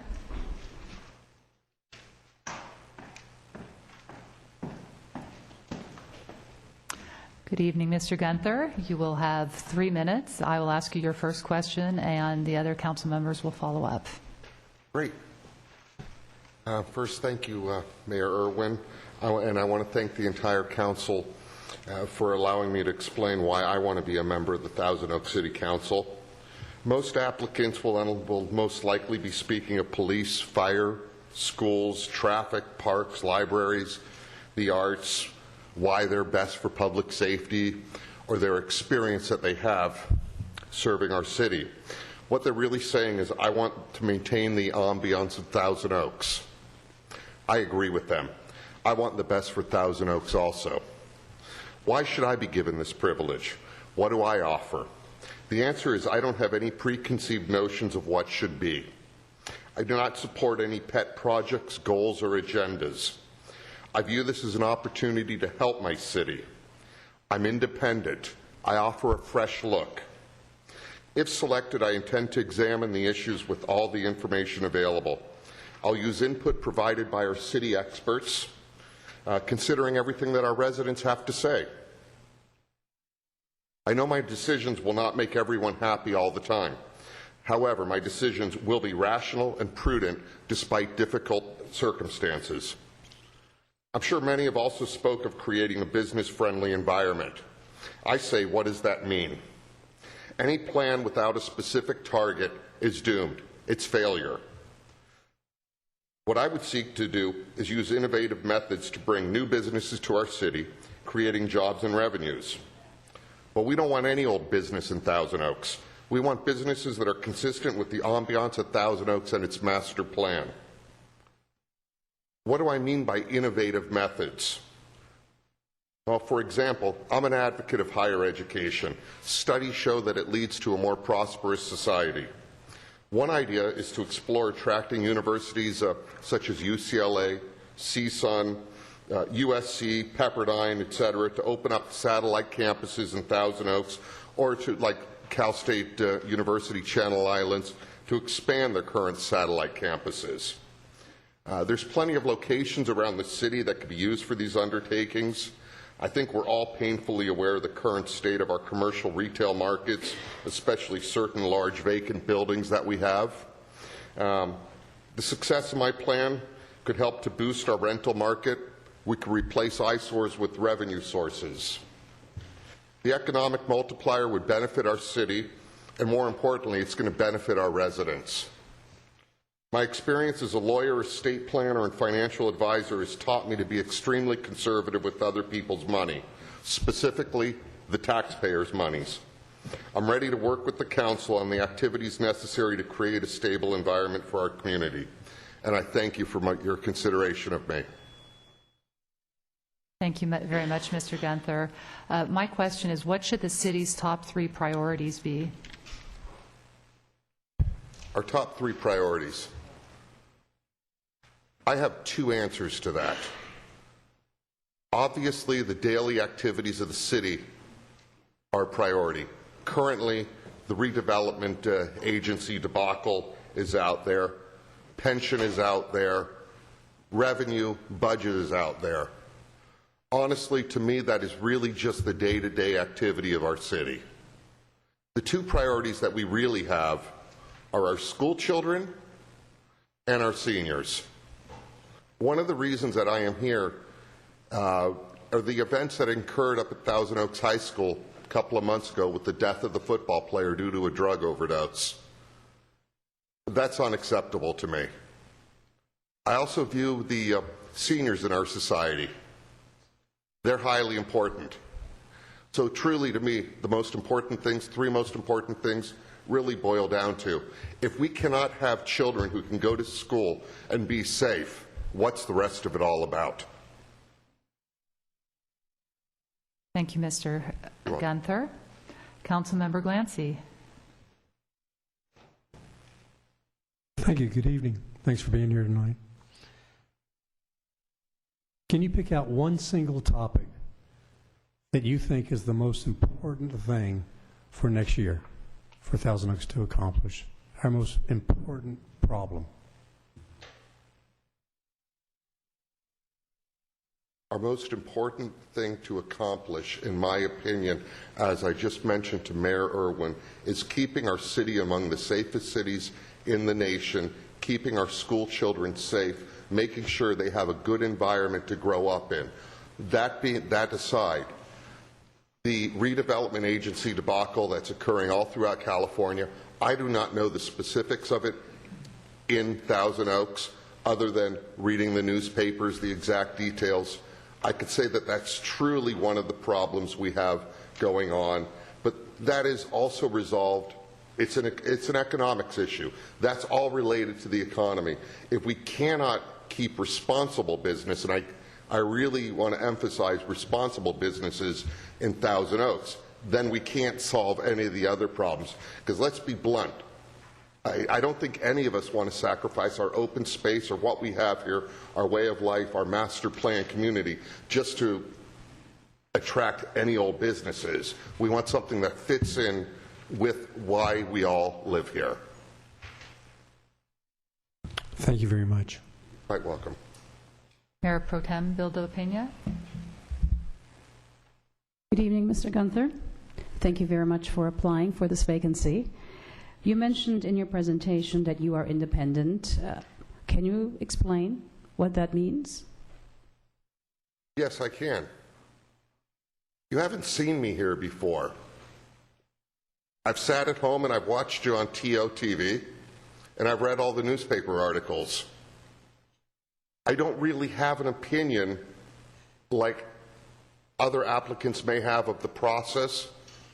I'm not on any particular committees. I don't think that the parks are our priority here. I don't think that the libraries are the priority. I haven't been on 16 different committees or something. I did a rough count, and I'm sure my math is wrong on that. I don't come in with any ideas specifically of my pet project, as I mentioned. I'm open to looking at everything and weighing it. There's no agenda. I'm not beholden to anyone. Okay. Can you elaborate on what you mean by the statement you made about parks not being your priority or libraries? What I mean by that is, look, I love the libraries. I'm there all the time. All I'm saying is I know that you have, let's suppose I had on my resume that I was a member of the Friends of the Library.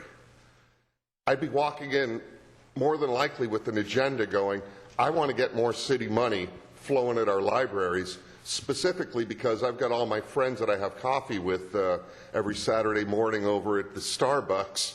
They're going to expect me to do something and to deliver something for them. That's why I specified parks, libraries, anything to that effect. It could be the investment committee, whichever one it is. Mm-hmm. At the end of this almost 3-year term, would you run for election? The only thing I'm interested right now in doing is finishing out Dennis Gillette's term. I really haven't thought about that. This came rather suddenly to me. I haven't had any political aspirations or any vast desire to stand up in front of the council and tell them what they're doing wrong or what they're doing right. So I'm just here for now. Thank you. And then the question that I've been asking everybody for disclosure purposes is, have you contributed to any campaigns of current city council members? No. Thank you.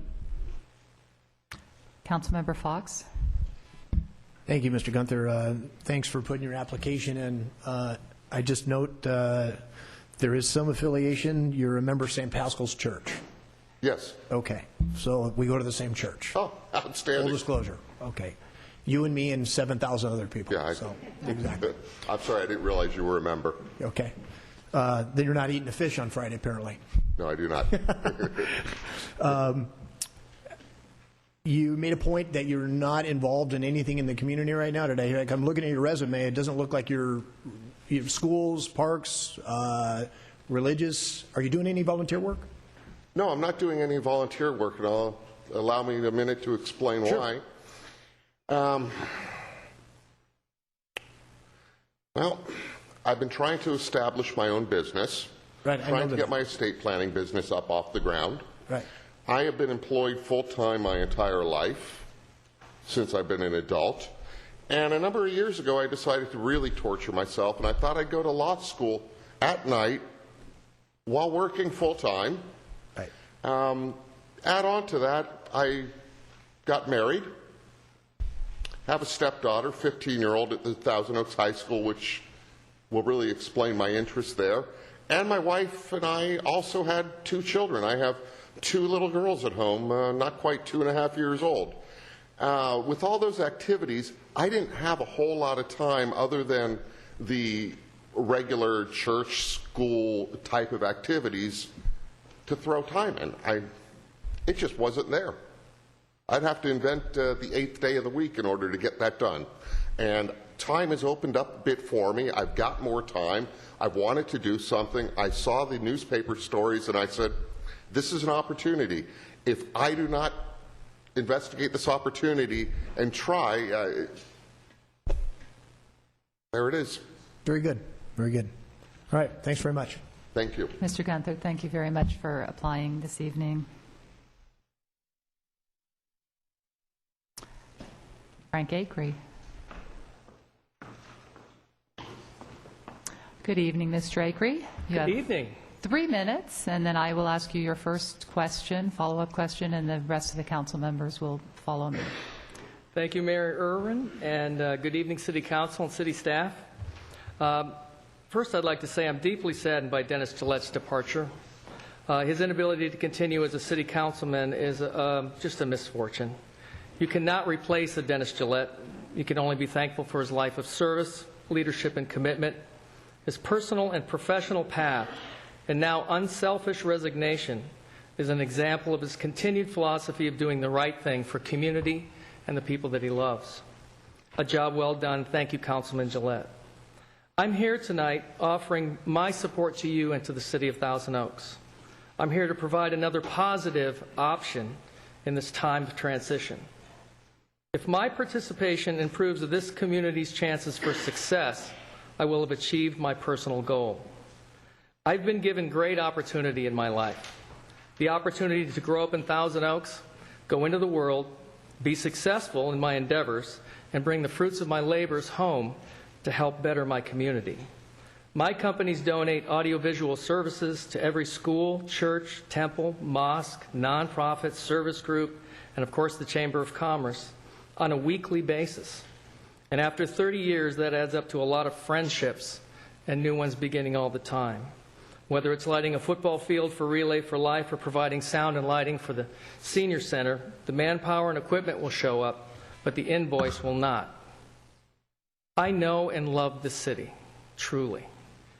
I see great possibilities for the future of Thousand Oaks, and I've witnessed some missed opportunities. Hampshire Road, for example, not going through to Hillcrest, and not providing us the 2-story brick buildings with the wonderful street and the fountain and the bistro lights and the R&B music and the kids living upstairs in the lofts. I remember when that possibility went away, and I was a little brokenhearted. But we have more opportunities in front of us. The city still lines up correctly, and I believe in our path. Currently, I'm carrying on with the Conejo Valley Days tradition with a local team of young adults, nonprofits, and local business owners. Go to ConejoValleyDays.us. I'm doing my part to help rebuild the community spirit, to re-energize local business, reseed our local nonprofits, and empower the next generation with the resources and the direction they need to succeed. But most of all, I'm continuing to bring us together and celebrate this great city that we call home. My business acumen, vision, experience, and understanding of government can be of great service to the community. Staying ahead of the curve and providing value in the right places is a unique and learned skill. Whomever you choose tonight, and I trust you all, you're such a very diverse group of smart people. I know it'll be good for our city in the end. Please choose someone local, someone involved, and someone who cares. Thank you. Thank you, Mr. Acree. What do you think the top priorities of the city should be, the top 3 priorities? Are we talking about the city as a corporation or as citizens and people at large? How about the city as a corporation? Well, again, we're in a really good spot. You guys have done a great job. We're fiscally responsible. I think the next big pieces are going to define a lot. Whether we do a library or an arts center, where that piece falls, I think is really going to determine if we do have an old town, if we have a downtown, if we retain the character. Second thing is water. I mean, water is going to haunt us till the day we die. And I think we're doing a good job, and I appreciate the efforts of you guys continually looking at the 3-tier system and then returning the phone calls to the concerned citizens. It seems like you always have time to do that. That's important. And I think the last thing is supporting local business and the balance between local business and large business. We know that the lakes kind of works, kind of doesn't work. There's some stuff there. It's nobody's fault. It's a big idea. It's a grand idea like we have here in Thousand Oaks. We will make it work. But there's a marriage between powerful money and small money, and it can live side by side. And the judgments to know where our value is going to be really, really important. And I think we're doing a pretty good job of that. Thank you. Councilmember Bill De La Pena. Thank you. Hi, Frank. Hi, Claudia. Thank you for applying to the for the vacant council seat. Obviously, you've had some community involvement, and as you mentioned, you've taken over Conejo Valley Days, which is wonderful. My question is, at the end, should you be appointed at the end of the remaining 3 years, will you be running for election? My time frame was actually to follow Dennis. I'm a fan of Dennis. I really liked the council the way it sat. Very diverse, very different people. You on one end, other people on the other end. It gave us balance. I think everyone was heard. And I'm just really disappointed in that. So I thought I would just rebuild Conejo Valley Days, work on the infrastructure, work on the kids, get the Vicodin and video games out of the houses and get these kids on bicycles and get them at Conejo Valley Days, get them thinking together, helping each other.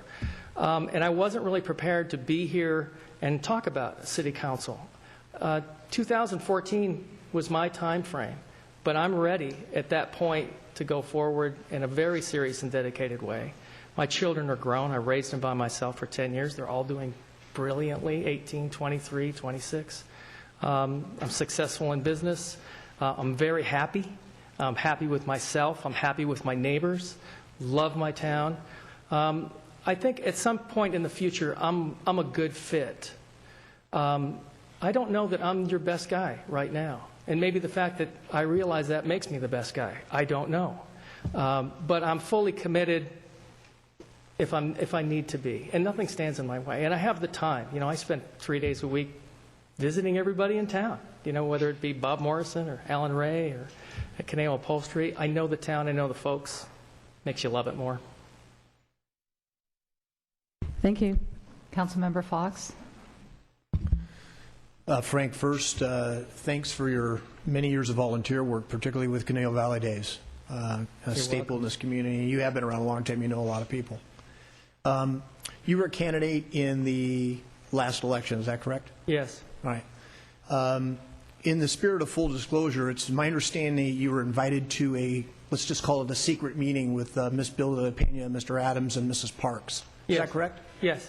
Tell us about that meeting. The meeting was to find out who I was. I seem to be a mystery.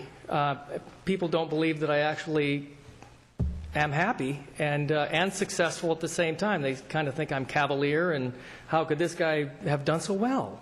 You know, how could I be an advisor to the White House?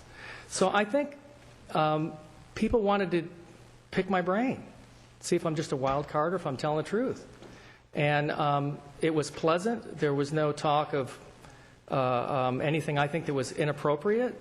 I came away, truthfully, not knowing much about anybody at all. I found the conversation to really be superfluous, just very shallow and very careful. And so for me, it was a nice chance to have a salad and a glass of iced tea, and I went away no different than when I showed up. Would it be fair to say that at least at some level it was an attempt to broker a deal to run on a slate with Ms. Bilda Pena and Mr. Parks? I think it was an attempt to see if I was on the same page and we could pool our resources to move forward. And what did you tell them? I want to go it alone. I'm my own guy. I have a unique perspective on the town and a very unique experience in life, a very gifted life, full of tragedy and other things, but what I've come away with, I think, is very unique. And I think that I want to project that. I'm not going to stand next to anybody in anything but friendship. All right, good for you. Finally, Frank, how do you reconcile your own personal philosophy, your own personal political viewpoint versus what may be in the best interest of the city? How do you reconcile those? Well, first of all, I'm a father of 3. So you got to learn to negotiate, and you're never right. So it's a losing position from the beginning. I have 3 strong-minded children. But also, being an advisor to the White House for President Clinton, I sat in the room with a lot of different people. I actually directed the Gulf War celebration. That was for 5 different governments, $60 million. We're going to all sit around a round table in Bermuda. And I'm in charge of the Secret Services all the way down to whoever. You can't be personal. It's not about you. And you have to listen well. And you have to give people an opportunity to reveal themselves to you before you can make a decision on where to place them or how they can help the situation. I'm pretty good at that. Other people obviously recognize that I'm good at it. But I don't mix that. It's a myopic point of view and really leads to bad decisions. All right, very good. Thanks for your willingness again to put your name in the hat, so to speak, and stay at it. Thank you. Councilmember Glancy. Thank you. Good evening, Frank. Thanks for being with us tonight and putting your hat in the ring. I don't have any questions for you. I want to thank you tremendously, though, for all the effort that you're putting into Conejo Valley Days. It's been a main part of our community for a lot of years, and it came upon rough times about 5, 6, 7 years ago. Yeah. And you're doing everything you can do with very innovative ideas to bring some life back into that and create what was kind of a classic Thousand Oaks phenomena. Yeah. So thank you very, very much for what you've done in the community as a whole, and thank you for your service. Well, thank you. I would like to say that Conejo Valley Days is it's such a group effort. I might be leading the train, but there's 56 years of selfless people before me. And if I get to stand on their shoulders a little bit, I certainly would never take the credit for what they've done. I'm just next. Thanks for being next. Thank you.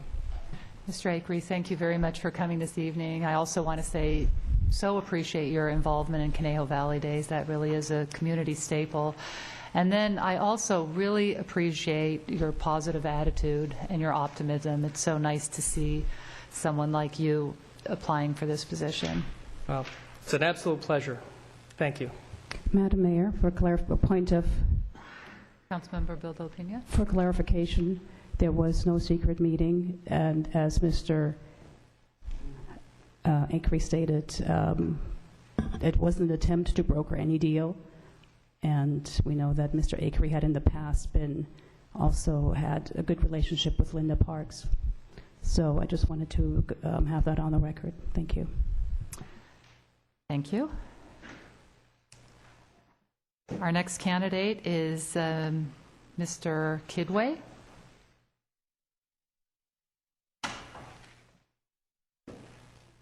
Good evening, Mr. Kidway. You will have 3 minutes, and then I will ask you your first question, and the other council members will follow up. Okay. My name is Mek Iqbal Kidwai. I've been a resident of Newbury Park since 1979 and a director of Concerned Citizens since 1993. I speak here frequently. A lot of people think that nobody listens and nothing gets accomplished. I had a big victory tonight. My Christian Planning Commissioner friend, Jim Bruno, and I had some email conversations, and I said, what are you going to have in the green room while we are waiting? My favorite is fruit tarts from Gelson's. And I didn't even get a chance. I was going to send an email to the city clerk and ask that I want to put my request in. And lo and behold, he brought $33.20 worth. And I had the most of them. So that's just a small thing, but there are big things. It's unbelievable that in retrospect about fighting on some of these issues are taking such a long time to get it accomplished, i.e. I get a lot of these ideas from the citizens or by watching or traveling around the world, and I said we should open up the hearings and put them on the internet, and people thought, he said, Kidway, you've always been, should be Kidwai, you've always been for expenses being cut, etc. And now they're the most successful. Everybody has them because it saves time and it's convenient.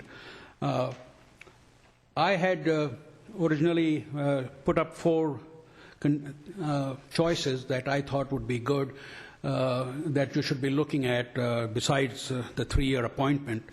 Well, with the 3-year appointment, I agree with Mr. Jones that Al Adams, even though I openly did not support him, I supported other people, but I think after what has happened, he should really be given the 3 years. But I can appreciate that council people will have a hard time voting for him for 3 years. So maybe vote for him and let him serve the remainder of the term and run for election in November. Third choice, which I have brought before, and I hear that maybe some other candidates might be doing it also, is to ask for a temporary appointment till November and then not seek election. And one of the caveat that I have put forward is that I will vote my conscience, but no long speeches. So I'm sure some people would be happy with that. And I'm willing to give all my ill-gotten gains to nonprofits. So, and there's soft money like health benefits, etc. So whatever the cost is, we can have a resolution so that that money also goes. So I work for Concerned Citizens for nothing, so I want to keep going for that. If you have any questions to ask me, because I never get asked questions when I'm here anyway, I would be glad to entertain. Otherwise, I thank you for your indulgence, and I hope that you will consider me for this fine job, because I would like to serve this community. Thank you. Thank you, Mr. Kidway. By the way, there's no health benefits for new council members, I'm afraid. Okay, thank you. Okay, no, we're not done. We're asking you questions. That was just a statement on your statement. My first question to you is, what should the top 3 priorities be for the city? Well, I thank you for giving it to me in writing also, and I just basically put 2 priorities. One is really represent the citizens truly. I know you all do, but represent them whether they support you or don't support you. Really have an open ear so that you listen. My name comes from judge, and in the old days, centuries ago, in fact, and the tradition went on. You've heard about Afghanistan. They had jirgas, and people would sit, and they still do. And the people would give their point of view, and the elders would just sit and ask a few questions and then decide. It's just the other way around. In fact, I found it funny that, or sick in some ways, that applicants are held to 3 minutes, but the question and answer is unlimited. Even though it's not speeches, it's question and answer, but it just kind of shows that the system is a little out of whack. To answer your question, the second thing I would say is that the city should be run more like a business. And by that, I don't mean abusing the process, which has been done over here, because I was on the Mayor's Business Roundtable, where you are raising the fees to cover the costs, etc. That's not what I mean. I mean is purchasing should be done in a business-like fashion. The accounting should be done. I know there's a separate set. I was talking to John Adams coming here. There's a separate set of books and rules for government. But if there's some flexibility, like I've said, my father was a government servant in 1964. I still remember in our yard, he had assistants over there, and around this time of the year, and he said, "Gentlemen, we need to spend this money because, if we don't spend it, it will be gone." And when Chris Bucket used to be here, we used to have, 12 years ago, reinventing government on Channel 10 constantly, and he came up with different ideas and stuff like that. But this is 1964 accounting that my dad, I don't know, he was repulsed by it, I'm repulsed by it, but we don't change it. So we need to respect the citizens more and treat tax dollars with respect. Is that the answer to the question? Yes, but Councilmember Fox might have a question for you. I don't think so. I don't have any questions for you, Nick, but I do think that each and every community has individuals like you that come down and follow council, follow school board meetings diligently, looking at the minutes and everything else. And I think you had a service to our community. So thanks for your willingness to serve. Thank you so much, Councilmember. Councilmember Glancy. Sure. Don't leave yet. Thanks for being down here tonight with us. Appreciate it. You made a comment earlier about the reason you wanted to be on the council. I have to tell you, in all sincerity, that I have no doubt that you want to be on council to serve. That is absolutely foremost in my mind. I can't imagine you'd be there for any other reason. You just want to do the job. We may not agree on how the job is done, but you want to do it, and that's laudable. I appreciate that immensely. I don't have any questions, but thank you very much for what you provide to the community. Thank you, Dr. Glancy. Mayor Pro Tem Bill de la Pena. Thank you. Good evening, Mr. Kidwai. Thank you for applying for this position, and thank you for stating that you think that you would only serve until the November election and not serve out the remainder of the 3-year term. But you do realize that it is in essence already too late for that, for the city council to make that decision. Time has passed, and unless we have, I don't know, nothing but special meetings, or maybe within the next 2 days it could be done, but I don't see that happening, and I don't see that there is a willpower to do that. And having said that, I do appreciate that you are keeping us on our toes and keep watching over us, and you have quite the passion. I appreciate that. I've been asking these questions pretty much of almost everyone, I think, is you've never given any contributions to any city and council member. Okay, thank you. For full disclosure. Yes, no? Oh, okay. It's okay. No, I'm too poor to make campaign contributions. Okay, but you do contribute in many other ways. No, I've given some contributions, but I've not been active in the last few campaigns, last 10 years probably. And so that's why I have not made any campaign contributions. If I might just say in closing, because I really appreciate the kind words coming from the dais, and one of the most frustrating things speaking from here is the worse than being yelled at or being put down, which used to happen, is to just completely being ignored. I mean, it is really bad for a human being to have to suffer that, and it happens to all the people, because I don't know where it comes from, but to not answer that. And I would just like to tell you, Mayor, that I mean, I was praised for my passion, and I feel passion, but I tell you, people, including myself, we are sick and tired of fighting and having battles. We want to come and do good thing for the city, and that's why I hope that in your wisdom you will think of the long term and make this decision on the appointment, so that you cannot satisfy everyone, but don't stoke the fires of hatred like they are in the Middle East or in other countries, by appointing somebody so that you have recalls, and it will be very hard for, I mean, I don't want to be going to the supermarket and having being involved, or I will be asked to contribute myself. I would much rather contribute to doing something better, and there's no reason. And let's have an election in November. 2 seats are already up, and so it's up to you. You can still change the resolution to the date and appoint somebody neutral, somebody that will serve the country. Thank you very much for letting me speak, and I really appreciate the open nature of this meeting that you're having.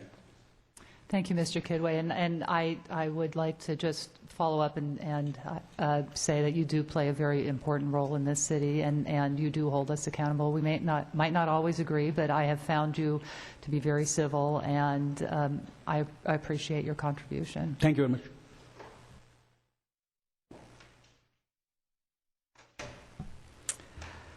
Mr. Raymond Sobrino. Yes, ma'am. Good evening. You will have 3 minutes to speak. I will ask you the first question, and the other council members will follow up. Very well. Good evening to the council, to the city folk here. To the members of the city of council, I thank you for the opportunity to interview for the vacant council seat. My name is Raymond Sobrino Jr. I'm a lifelong resident of the city, actually in Newbury Park, Thousand Oaks, Newbury Park. My family moved here when I was about 2 years old, and I've lived here my entire life. I was educated through Conejo Unified School District and received my degree from Cal Lutheran in 1995, and I feel I can be a major asset to your council. As I wrote in my essay, I feel as a team we can make this great city a better city. I have experience in dealing with organizations and committees, and I can help the council at this level. I can help because I am bilingual and I understand the Latino culture, and being Latino, I can bring diversity to this council. Being a small business owner, I can help with companies and services trying to bid work with the city. As someone who's tried with other cities and other major things in the bidding process, I can use this experience to help my fellow council members. As explained in my essay, I am the father of young children, and I'm highly motivated to bring more family-friendly activities to the city. I'm also willing to participate in the various activities around the city and do my best to help the council work as a team. In closing, only when a body works as a team do things get done. When things get done, this makes the constituents happy after experiencing the early part of the session earlier this evening. I can see that. This process is not about fairness, but it's about choosing the right person for the job, and I am that person. Thank you for your attention. Thank you, Mr. Sobrino. My question is, what should the top 3 priorities of the city be? The top 3 priorities should be helping the residents get what they really want, and that is one thing is, for example, with the type of the street sweeping system in the Newbury Park area sometimes throws the people off, and I've heard that, and they've been very annoyed by that. They should get more posted awareness of the street sweepers. The other thing, too, is that the trees along Lynn Road, a lot of people have complained. My father lives along Lynn Road. Lynn and Wendy, and they've complained about how it leaves a lot of debris. The neighbor, before she moved out, complained and called the city, and they asked them. He says, okay, well, I'll put you on the list. And sometimes the bureaucracy there gets kind of tedious. And of course, the lady moved obviously about 6-7 years ago now, and the tree obviously is still there, but you know, they're still complaining. You can see debris and so forth. And the third thing is that the city should open up in a sense that, you know what can we do for you rather than what can the people expect us to do. And that's what I would think to see the three types of ideas that they can do to help improve the situations out there. Thank you, Mr. Sobrino. Dr. Glancy, do you have questions? No, I don't. Thank you very much for being down here and applying for this position. We certainly appreciate your effort. Thanks. Well, I appreciate the chance to do it. Mayor Pro Tem Bildo Pena. Thank you. Good evening, Mr. Sobrino. You're listing here community service experience, Knights of Columbus. You're also a member of the Chamber of Commerce. And are there any other community services? As far as that, I have, like I said, with the Chamber, outside of those two major things, I have not. Actually, with my trades organization, I was the district chairperson between 2006 and 2008. I was the local chapter president of the Pest Control Operators of California for Ventura County District, and I did serve as a, they would call it a director, so I would travel up and down the state to go ahead and report from meetings around the state of California to report back to my local district and, of course, to wherever else needs to be done. Thank you. And if should you be appointed to fill the remaining 3 years of the term, would you be running for election at the end? Perhaps I would, because you're allowed, I think, up to 2 terms if there is a limit, and I would probably try a second term to see how it is. The first term, I always felt, is that it's a blending and it's getting used to the system, and then the second term would be good. And I probably wouldn't go after a second term. I would just do the 2 terms, and that would be it. I would be just short there in that sense. Thank you. Okay. Councilmember Fox. Mr. Sobrino, thanks for your willingness to serve. And I note on your application you are involved in some activities, Knights of Columbus and the Westlake Chamber of Commerce. You're in the pest control business, I know. Yes. Mm-hmm. Maybe handy here at City Hall. I'm sorry, what? I said it may be handy here at City Hall. Well, you never know. Yeah. If the price is right, who knows? A little levity always counts. I know you live in Newbury Park. Yes, I do. My family moved there in the early 70s, and I've lived in Newbury Park my whole life with the exception of 3 years that I lived here in Thousand Oaks, and then, of course, I bought my home back in Newbury Park. So, just none of the current council members live in Newbury Park. We have had in the past representatives from Newbury Park. As you know, we're elected citywide. We don't have districts. Exactly. Some would argue we need districts. I would argue you have 5 people that you can pick up the phone and call rather than just one. But just from your perspective, how do you think city services are with respect to Newbury Park?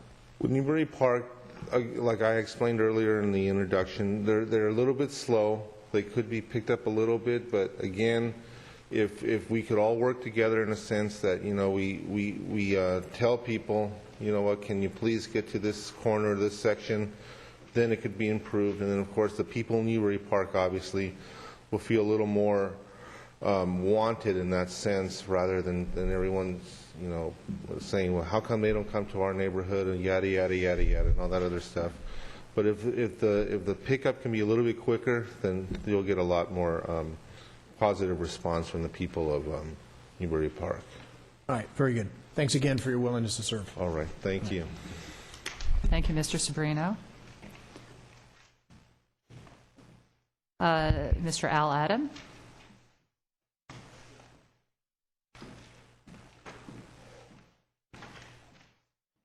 Good evening, Mr. Adam. You have 3 minutes. I will ask you your first question, and then other council members will follow up. Thank you very much. Good evening, council members. Al Adam, Thousand Oaks.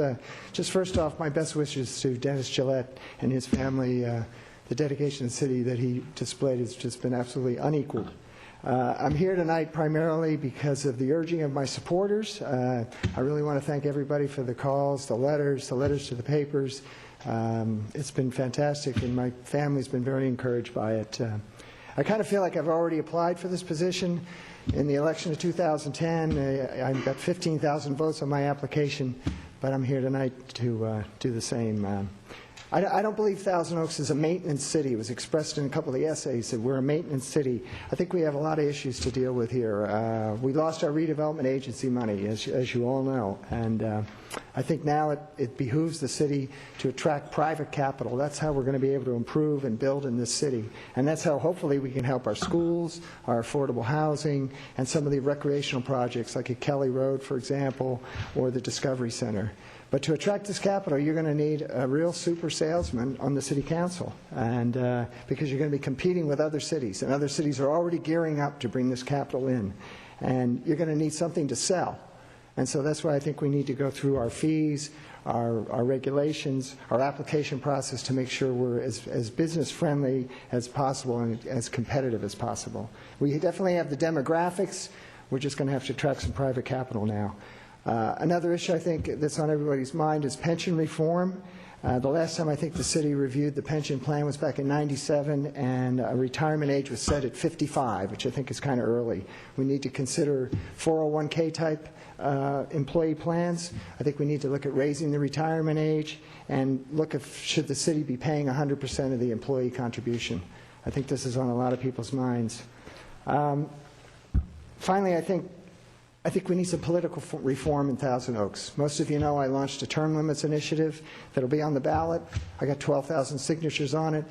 It's going to state that city council members can serve 3 consecutive terms, which is 12 years. After that, they have to sit out a term before they can run again.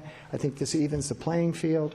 And coincidentally, the state of California has a similar initiative pending, which will be on this very same ballot.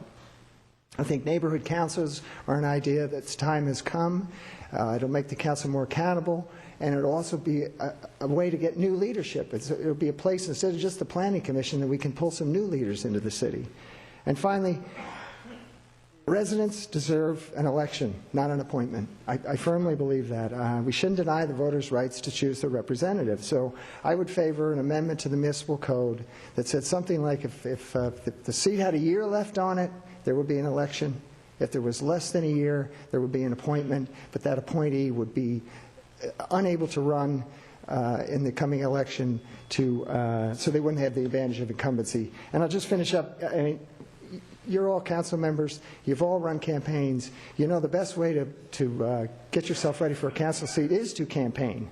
Writing an essay or being up here, there's really no substitute for knocking on doors, talking to people, listening to the issues, and listening to their concerns. And I know all of you have done that, including myself. So, thank you. Thank you, Mr. Adam. My question is, what are your top 3? I know you've covered a lot of it, but what would your top 3 priorities be for the city? Well, I think without question the redevelopment agency problem is a big priority. I mean, you know, the lobby may be able to bring the redevelopment agency back in some shape or form, but we need these dollars coming in, and it's going to be private capital that we're going to have to attract. But other than the things that I mentioned earlier, the 101-23 interchange, we got to do something about that bottleneck. It's horrendous. And I have 2 13-year-olds that are starting Westlake High School. Every time I pick up the paper, I'm reading about drugs in school. And I know, Mayor Irwin, this is a big concern of yours, and it's a big concern of mine. We need to confront this problem. I know we have an officer on duty at these campuses. Maybe we need to look at DARE again, because it would seem to me that this drug problem is rampant in schools. The boulevard is not a problem, but it's a challenge. We have a specific plan in place. We need to redevelop it. How are we going to do that? Where are we going to get the dollars to do it with the redevelopment dollars that have dried up? The Civic Arts Plaza, the theaters, are languishing at this point. Do we need to look at perhaps privatizing them to a certain degree? Could they be run better by a private enterprise than us? I think that's something we need to take a look at. We have a museum pending for the front of this building. How's that going to work? Can the city afford it? I think these are some of the things that we'll be looking at in the very near future. Thank you, Mr. Adam. Mayor Pro Tem. Good evening, Al. Thanks for applying in deference to your supporters, and thank you for believing in an election. Your resume, compared to some of the others here, is rather impressive as well. You are also one of the founders of the Alliance of the Arts, and you've cared pretty much, very much about our community. And your essay was also impressive. You have quite the history of public service and community service for Thousand Oaks. And as you said, you've already applied for the job. And for full disclosure tonight, I've been asking all of the council members, not the council members, but the candidates, about who has contributed to campaigns and who has not, and friendships and whatnot. You and I get along pretty well. We ran on a slate together, and we're almost successful.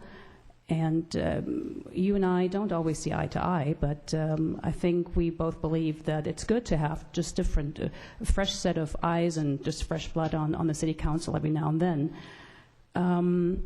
You've contributed to my campaign, obviously. I've contributed to yours. I want to get that out. Earlier, there were accusations by fellow council members that you and I tried to buy Frank Acree somehow to be on our slate, which I dismissed. In fact, Mr. Acree did say as well that he was going to talk to other council members regarding the election. So whether that happened, I'm not sure. But I think suffice it to say that even though you deserve it and you've done a lot, it's not going to happen, right? It's not going to happen. I would say so.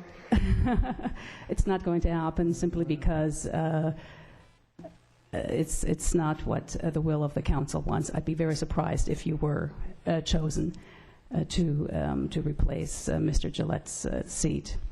And other than that, I really don't have anything to say. Thank you so much, Al. Well, thank you, Mayor Pro Tem. Yeah, I would say the likelihood is rather small.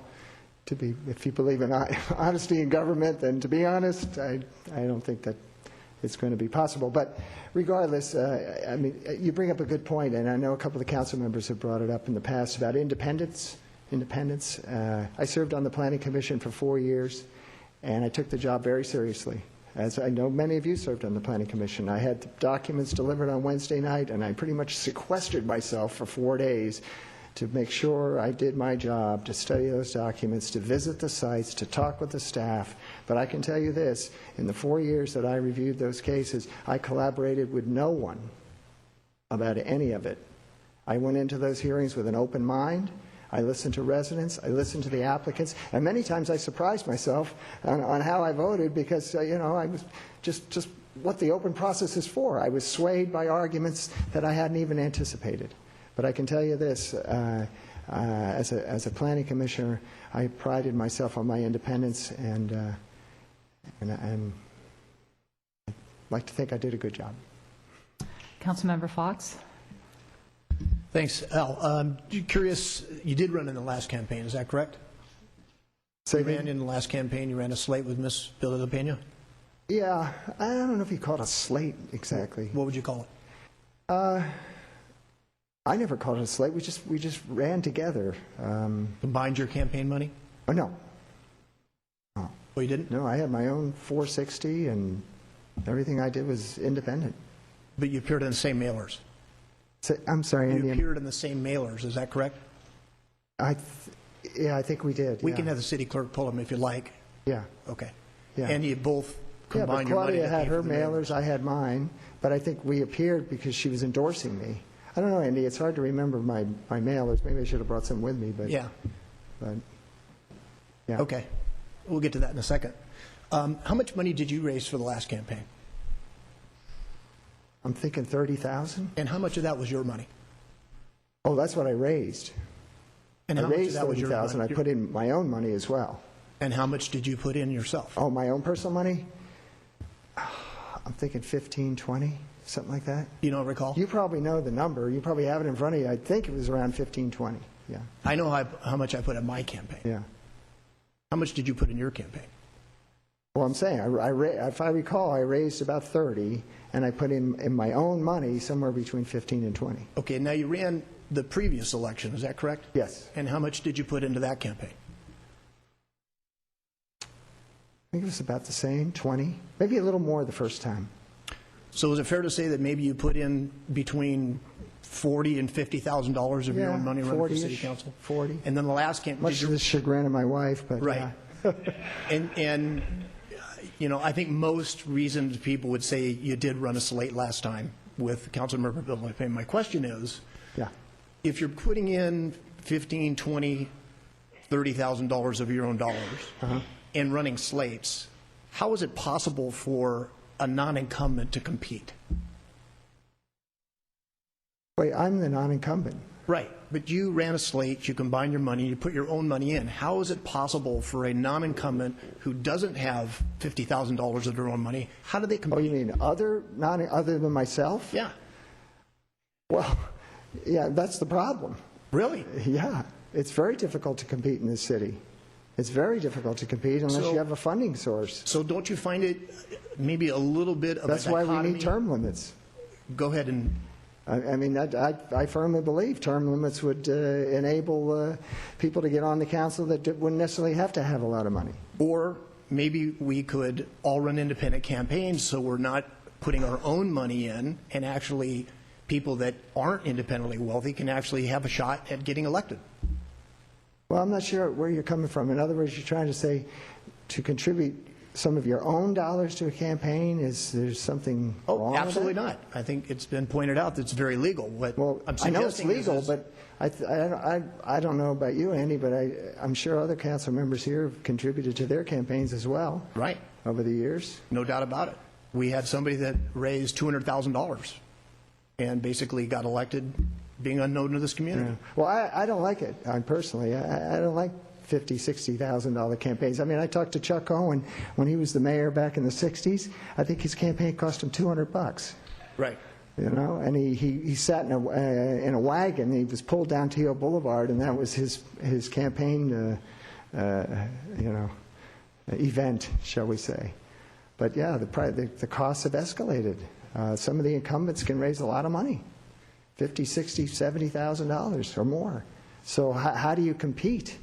How do you compete? I mean, you try to raise as much money as you can, which I did, and I'm very grateful for it.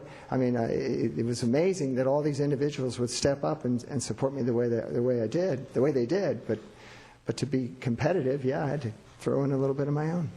Yeah, and also run a campaign with another council member and combine that money to be... No, Andy, we didn't combine any money. Yeah, I had a 460, she had a 460. I never saw her money, she never saw mine.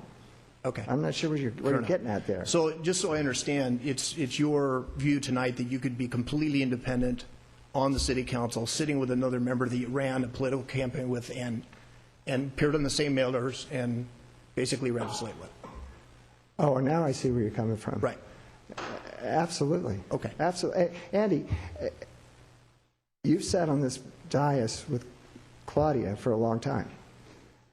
I don't think I have to tell you how independent she is. Am I right? Oh, I know I'm not supposed to question you, but I can't think of a more independent council member on this dais, and she's no different with me than she is with any of you. And she has her own identity. I have mine. Okay. But I mean, you know, the majority that you happen to sit on, I mean, you certainly relate to some of your fellow council members as well. I think the difference is we don't appear on each other's campaign mail. We don't combine our campaign funds. As far as I recall, the appearance was no more than an endorsement. Okay, and then one other item, we don't run negative campaigns. Well, negativity's in the eye of the beholder. I'm sure it is. Negativity's in the eye of the beholder. If you're on the majority and there's a difference of opinion with you, then you see that as negative. I don't see that as negative. I see that as positive. I see that as bringing the issues to the people and discussing them. I mean, I'll give you an example of what you may think is negative, but I think turned out to be positive. In my campaign, we talked about height limits on the boulevard.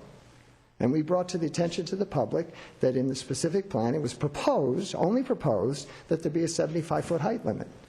Now, that never happened. I like to think that one of the reasons that didn't happen is because we brought that out into the campaign. We brought that before the public. We raised the recognition of that to the point where it had an impact on the council. Now, you may call that negative. I call that positive. I think a campaign should, it should promote someone and get them elected. But it can also, in a sense, provide a public service. It can bring out issues that need to be talked about. Yeah, I just think all of us indicate that, when we put campaign mail out, that it's accurate. Well, and I think my campaign mail is very accurate. Can I ask a question? I've been certainly. I'm sorry. Okay. Sure. When it's purposely not accurate, then I call that basically misleading the public. Well, Andy, I guess we're talking about a certain amount of subjectivity here, but I can tell you, as far as I recall, my campaign mail, we never mentioned any names, any people. We talked about issues. We talked about issues. Now, you may not have agreed with what we talked about, but that doesn't mean it's negative. Does it? Sure it does. We've seen the mail, and I've seen the type of campaigns you run, and I don't think they're consistent with what good political discourse should be here in Thousand Oaks. Well, I disagree with you. That's fair enough. And I'm sure you'll run another campaign. I respectfully disagree with you because I wouldn't have gotten 15,000 votes if the public's not stupid. The public can recognize a fraudulent campaign. I received 15,000 votes, 146 less than Dennis. Obviously, we must have struck a chord. Al, to suggest that the public doesn't know what they're voting on, I've been elected 5 times. Point of order, Madam Mayor. This council member is arguing and engaging a candidate who is applying for a vacant council seat. And I really completely dismiss any allegation or accusation that I ran a negative campaign. My campaign pointed out the facts, and if you don't like the truth, then so be it. Pointing out facts is not a negative campaign. I'm a journalist by trade. I mention all of my campaign mailers, nothing but facts. And to bring up this issue once again 2 years later, after you have had the gall to appoint someone on the evening of Edward Masry's funeral who was not at all like-minded with Edward Masry, now that takes the cake. All right, are we... I'm glad they're both independent. Thanks very much. Andy, Councilmember Fox. I think this debate's been going on long enough. Councilmember Glancy, do you have... Can I just say one more thing? It's okay that you brought this up. I know it's on your mind, and let's get it out. And I'm good with it. But I think your last assertion, Andy, is selling the public short. If I heard you right, you said the public doesn't know what they're doing when it comes to voting. Or did I hear you right? No. Before I was interrupted, I said, I've been elected 5 times. I fully respect the vote of the public. Okay. Fully respect the vote of the public. I also know that you can run a positive campaign, not mentioning names of other candidates, running on your vision, your ideas, many of which you articulated here tonight, okay? And then you can choose to run a different campaign where you mislead, you twist facts, you send out mailers that are incorrect. Point of order, that is not at all what happened in our campaign. Again, it was nothing but fact, and you don't like the truth, and that's okay. We disagree on that. Again, it's and I will repeat a campaign such as the one we ran because I'm very proud of that. Thank you very much. Okay, why don't we go on to Dr. Glancy now? Do you have any questions? Right. I'm just not sure who's applying for the job. Okay. All right, we're moving. We know how this will end. We're moving on. Dr. Glancy? Okay. All right. Dr. Glancy, do you have any? Yeah, I really do, but God, it just seems so bland compared to the preceding. Thanks for applying. Thanks for being here. I don't really have any questions of you, Al. Your statement, your delivery tonight, your essay, were very, very complete, and I appreciate it. I think you could bring an awful lot to the council, possibly. And Thank you very much for being here. Well, thank you, Tom. Thank you very much, Mr. Adam. And I want to say, in spite of the fact that we might have our differences, I do appreciate that you have done a tremendous amount for the community and appreciate your years of service on the Planning Commission. Thank you. Thank you, Mayor Irwin. I've lived here 35 years. I have two girls ready to start Westlake High School, so this community means just as much to me as it does to all you. So, thank you very much. Thank you. Okay, our next speaker is Debbie Gillespie.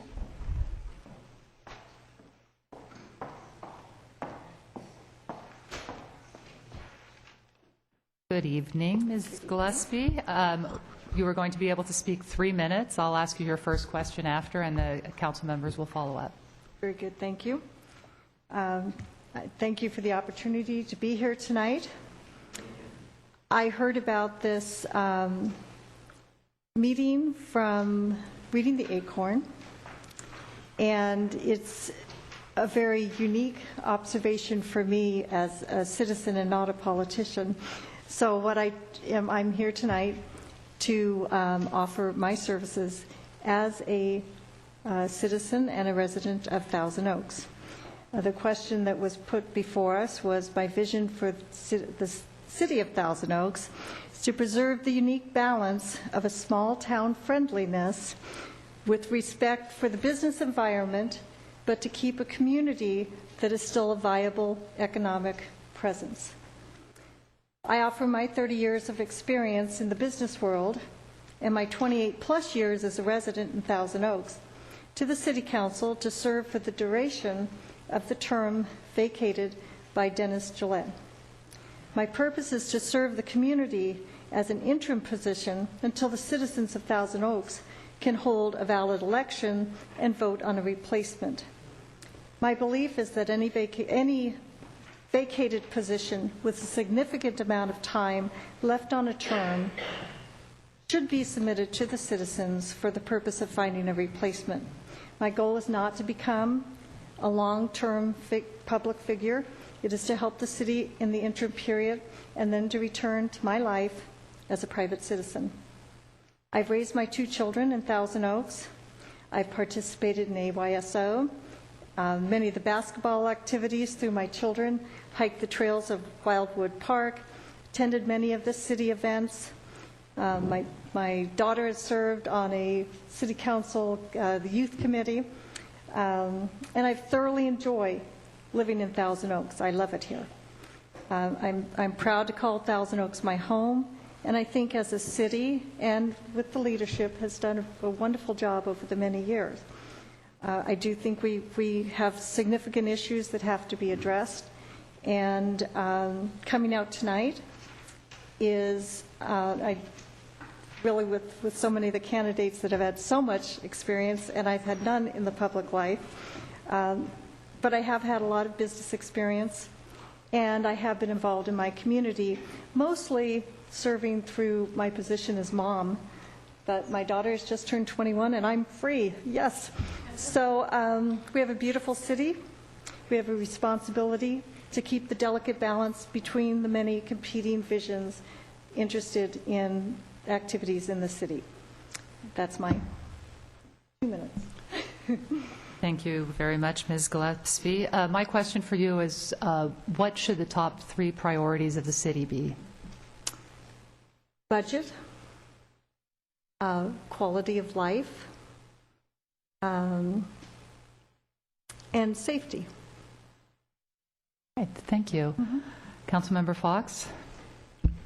I don't have any questions, but I just want to thank you for your willingness to throw your hat in the ring and to go through the process, and just encourage you to stay involved. Look for opportunities to serve.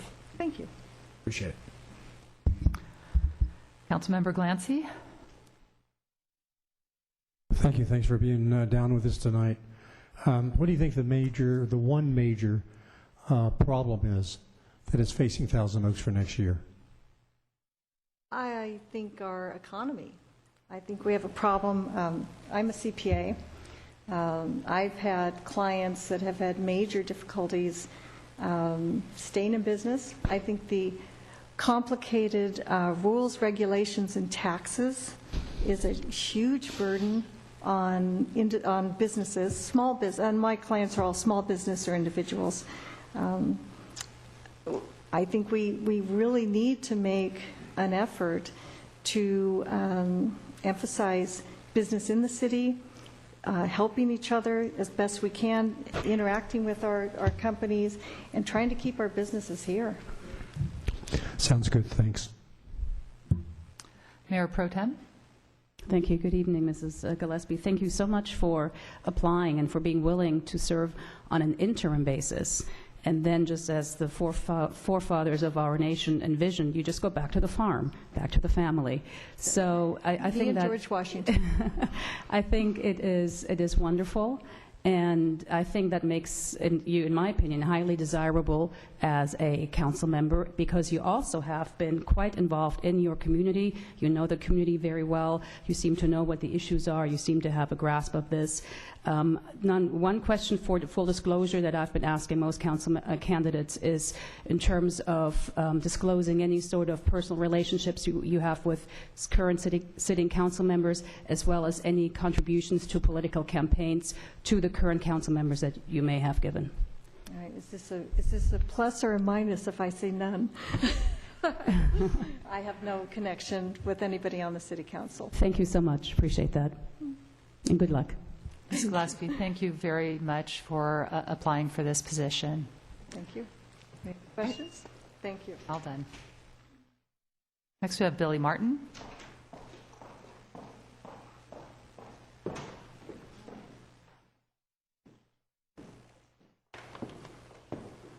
Good evening, Mr. Martin. You will have 3 minutes to speak, and I'll ask you a question right after, and then the other council members will follow up.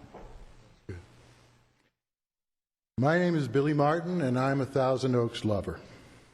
I'm a businessman offering creative, informed approaches to the future of TO. In these tough economic times, we need a Department of Tourism, Marketing, and Merchandising to capitalize on the image of this great city. Not so much to bring people from out of town, but our own residents to shop and play. We can employ a campaign to rally everyone around TO, especially in lieu of no redevelopment funds. The city actually had a budget for this project several years ago, and for various reasons developed the logo, but abandoned the image portion of their proposal. When I left New York in 1977 to relocate to Thousand Oaks, New York was on the verge of bankruptcy. In response, they utilized the I Love New York campaign to try and bring people with spending dollars downtown. I read recently on the Thousand Oaks website that, second only to Boulder, Colorado, our city has the highest percentage of open space of any city in the United States. I am so proud to live here. This means we could legitimately proclaim that we are the greenest city in America. I propose that we adopt the green heart as a symbol for our promotion, and to ensure our commitment to this status, ban plastic bags and styrofoam cups. This platform will help pave the way for the final and greatest challenge TO faces today, the redevelopment of Thousand Oaks Boulevard. I am convinced that this city, as one of the larger property owners, needs to take a more active role. TOBA needs our help to monitor and propel this project the way we want it to be, and in less time. Hopefully, significant progress can be made by the city's 50th birthday bash in 2014. As of this morning's meeting, there are 75 vacancies and 23 massage parlors on Thousand Oaks Boulevard. It starts right here. The Civic Arts Plaza is the crown jewel of Thousand Oaks, but not enough people are utilizing it. After nearly 20 years, the theater is still faltering. We're on a better track this year, but ticket costs are too high. The city needs to run itself more like a business. We simply offer twofers on show night, just like they do on Broadway. More can be done to bring in revenue. From an article in the Acorn titled "City Tightens Its Budget Once Again," March 2010, 2 years ago, quoting Scott Mitnick, "The city collects fewer taxes compared to some other cities," Mitnick said, "including a lower hotel tax, no utility user tax, no child care tax, no parking tax revenue, and the lowest business license fees in California." Okay, why? We can't stand a utility tax, and a child care tax doesn't make any sense. Why is our hotel tax lower than other cities? Raise it. And the state's lowest business license fees, mine was only $31 for this year. Thank you. Thank you, Mr. Martin. I know you covered some of this already, but could you tell me what your top 3 priorities are for the city?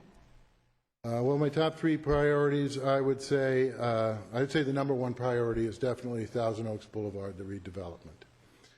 And the second priority, I think, would be to generate additional funds for the city in lieu of redevelopment funds being eliminated.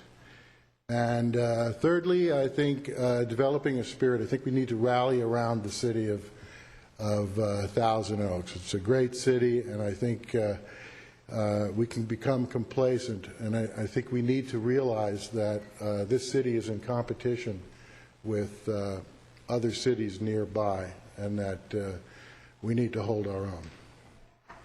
Right, thank you. Councilmember Glancy. Good evening, and thanks for being down here. I appreciate it. I don't have any questions for you. You did a nice job with your presentation, told us what you thought. I appreciate your activity with TOBA. I think it was a great group. After 500 years, the group finally got together and came up with some kind of a plan, and it's very refreshing, so thank you very much for your efforts with that. I would like to ask your opinion on, you mentioned massage parlors. We hear about massage parlors about every meeting. Right. And they exist. Right. What would you do about the situation? Well, the first thing I would do, since I didn't finish about business licenses, is I would do an audit of business licenses in town and see if, in fact, there are a number of businesses operating in this city without a business license. And secondly, as far as the massage parlors, it's a difficult situation. We've got all these vacancies. We've got these property owners. We've got people willing to pay the money. So we're not really in a situation where we can say, go away. I think all we can do is try to make sure that they are actually doing legitimately what they are. And hopefully, once the boulevard fills in, that a better clientele will take the place of the massage parlors. Thanks. Mayor Pro Tem Bill de la Pena. Thank you. Good evening. Mr. Martin, how are you? Thanks for applying, and thank you for expressing your position of independence and your vision for the city of Thousand Oaks. And in order to perhaps clarify your position of independence, I've been asking most candidates tonight any disclosure in terms of personal friendships with current city council members or political contributions to their campaigns. No, absolutely not. Politically, I'm registered independent, and as far as campaigns, no, I haven't contributed to any, and nobody contributed to mine. Now, yeah, I know you're proud to have the lowest cost per vote, I think, is what you said. Now, at the end, should you be appointed at the end of the 3-year term for the remainder of the 3 years of Mr. Gillette's term, would you be wanting to run again? Or actually, yeah, you would be running again since you already ran once. Well, I think I would use the 3 years, obviously, to make up that decision, but it seems to be the way it works. It must be a very fulfilling position. And I think I might feel that there was more to be done. Thank you very much. Councilmember Fox. Billy, I don't have any questions. It just was a pleasure working with you and associating with you in the campaign. You conducted yourself with a lot of class, and I think you'd be a good representative for Thousand Oaks in anything you do. Thank you very much. Thanks very much. Thank you very much, Mr. Martin. All set? Bill Price.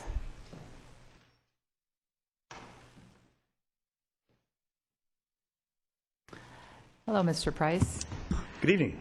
You're going to be speaking for 3 minutes. I'm going to ask a question after that, and then the council will have follow-up questions. Very well. Well, thank you. Good evening, Madam Mayor, council members, and fellow residents. My name is Joel Price, and I'm a resident of the Newbury Park area of Thousand Oaks.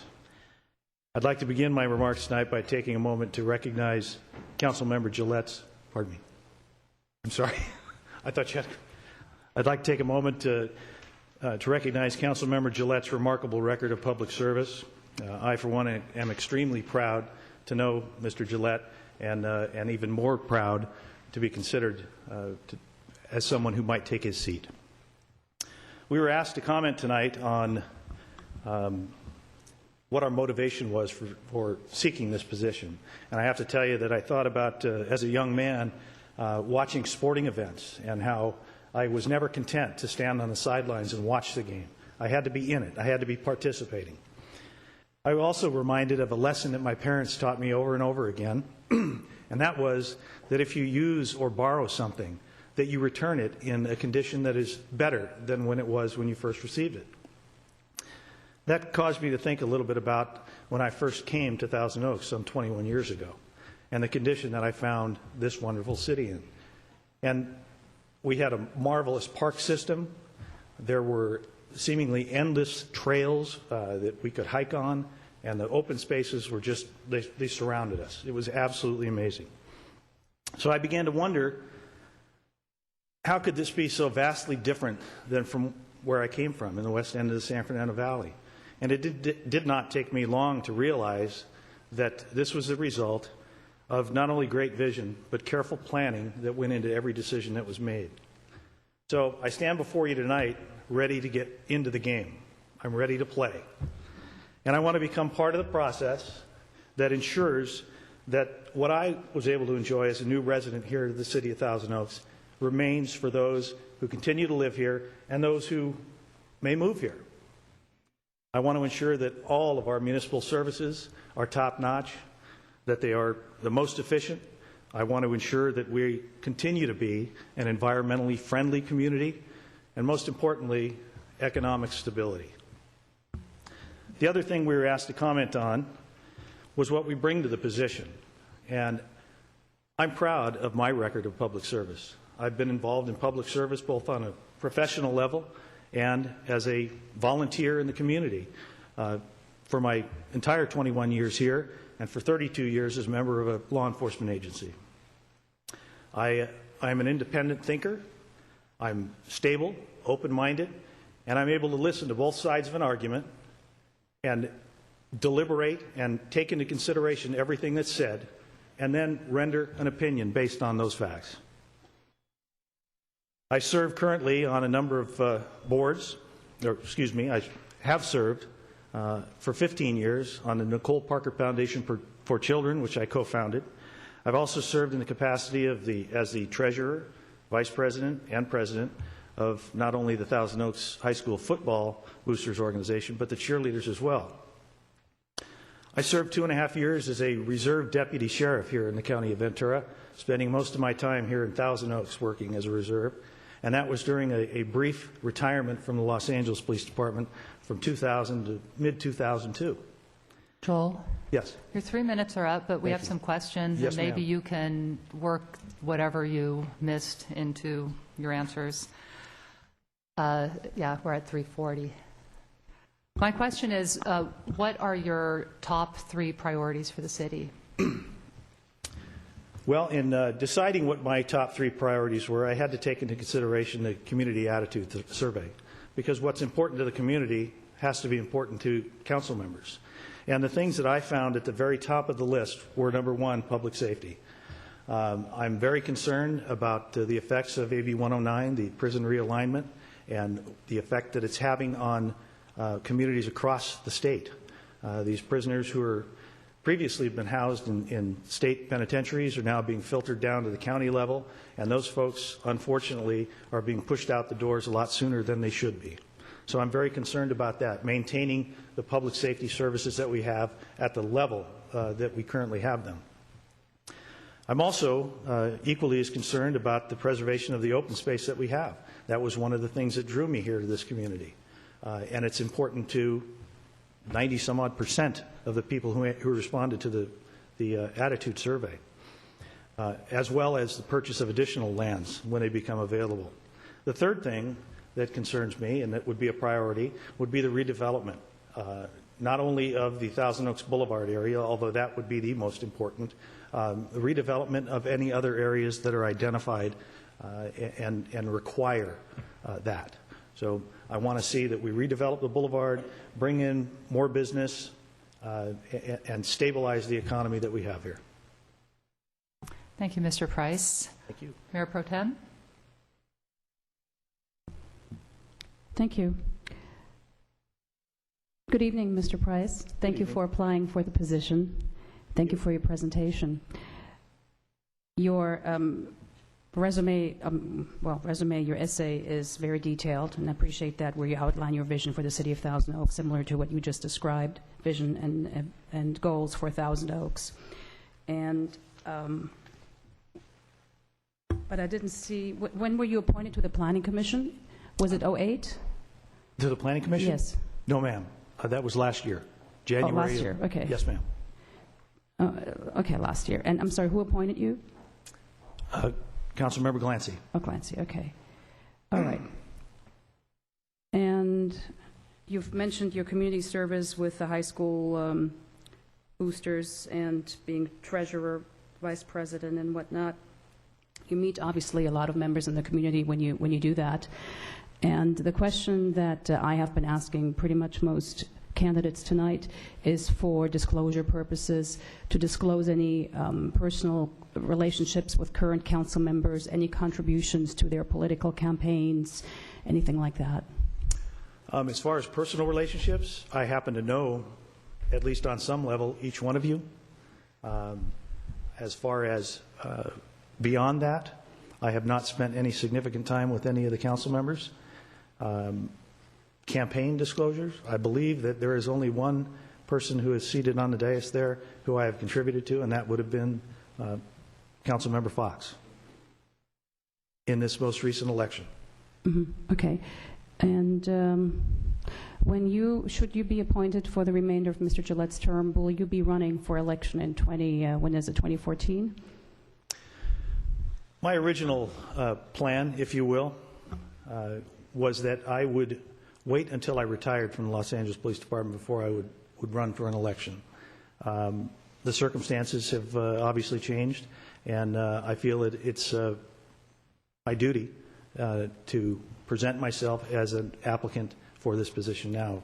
So I guess in answer to your question, I would anticipate that I would be running, yes. Should you not be chosen tonight, would you be considering then running for election in November? Again, with my original plan, I had originally intended to run once I retired, so I'd really have to reevaluate whether or not that was what I wanted to do. Thank you. Thank you. Councilmember Fox. Thank you, Mr. Price. Good evening, sir. Thanks for your contribution. Did not know that that you were a supporter. I appreciate that. Welcome. I'd like you to give us an example of how you would resolve a situation where your own personal philosophy, your own personal political viewpoint may differ from what might be in the best interest of the city. How do you reconcile those? Well, I think first, open disclosure of that is the most important. I would want to make it known to everybody that I may have some bias, and if that required that I recuse myself, I would certainly do so after consultation with the city attorney's office. I'd also like to think that I'm open-minded enough to be able to put that aside and not have that weigh in my decision-making process, and really recognize what is best for the city as a whole, not for myself. All right. Thanks very much. Councilmember Glancy. Good evening. Sir. Again, in the interest of disclosure, I appointed Joel to the Traffic Safety Commission several years ago, Planning Commission last year, and while he's a supporter of Andy Fox's, it saddened me to know that you weren't a supporter of mine. That being My said, apologies, sir. let me ask you a question, Joel. And I just thought about it a moment ago. When I was on Planning Commission, I remember we had a hearing. I think it involved the Oaks Mall. One of the planning commissioners had stated rather graphically his opinion about this before the hearing was heard. When it was time for the hearing, I asked him if he thought that he could conduct the hearing and offer an unbiased opinion. I was assured, absolutely. Well, that's not the way it happened. How would you address that situation as it progressed and it became obvious that it was no longer non-biased? What would you do in that situation? What would I do as that individual, or what would I do as somebody else? As a sitting planning commissioner. As one of the planning commissioners? Well, I would have to strenuously object to him or her even participating in the dialogue at that point. Because I think to express an opinion before you've gone through the process, the public hearing, heard from not just the staff, but from members of the public, I think it is improper to render any opinion. So, again, I would have to challenge that person's integrity and ask that they recuse themselves. Great, thanks. Thank you. And thanks for being here. Thank you, Mr. sir. Price, thank you Yes, very ma'am. much for being here this evening, and I know you have a long list of community involvement. We really appreciate it. Thank you. Thank you very much. Our last applicant is Dennis Lane.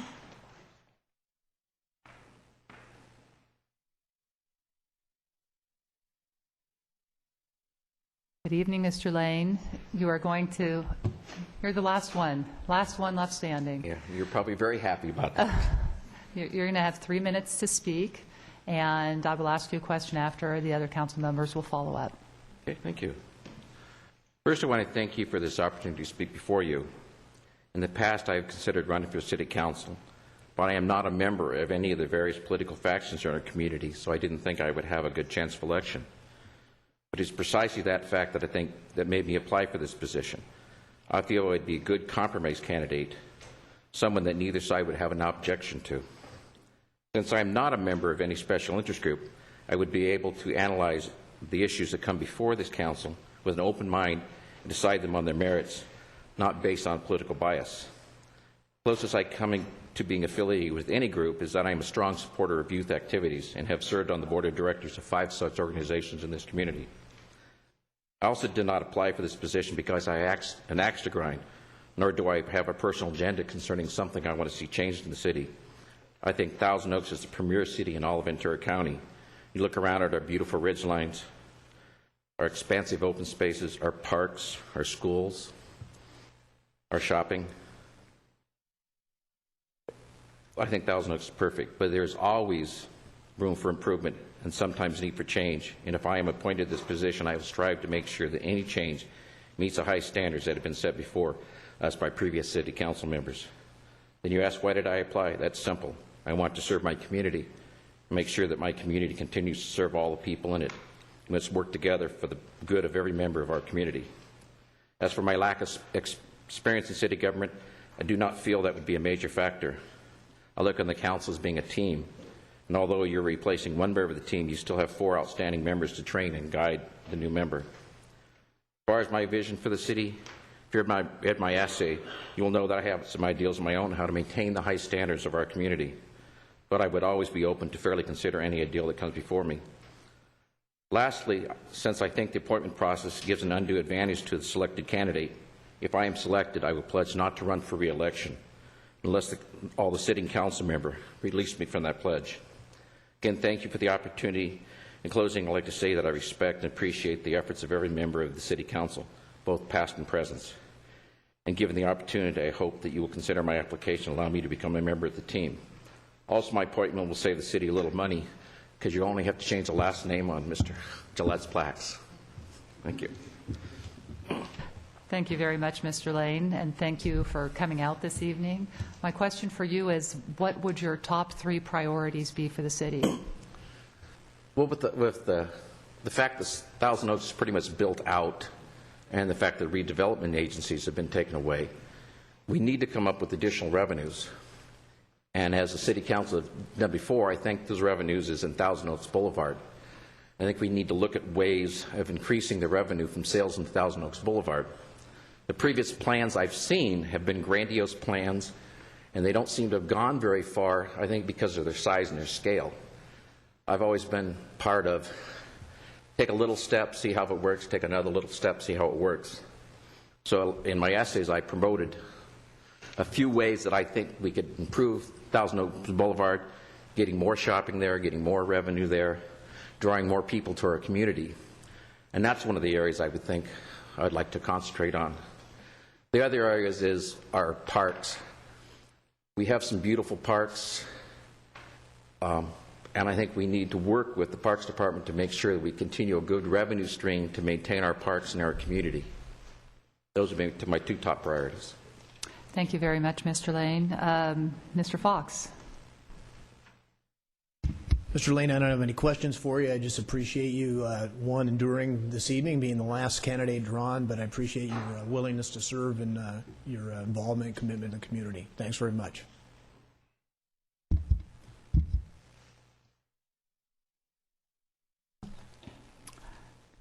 Councilmember Glancy.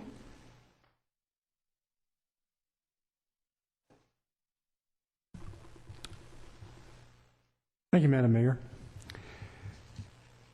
Mr. Lane, thanks for being here tonight. Appreciate you sticking around so long. I remember enduring this long process several years ago, and I empathize. Part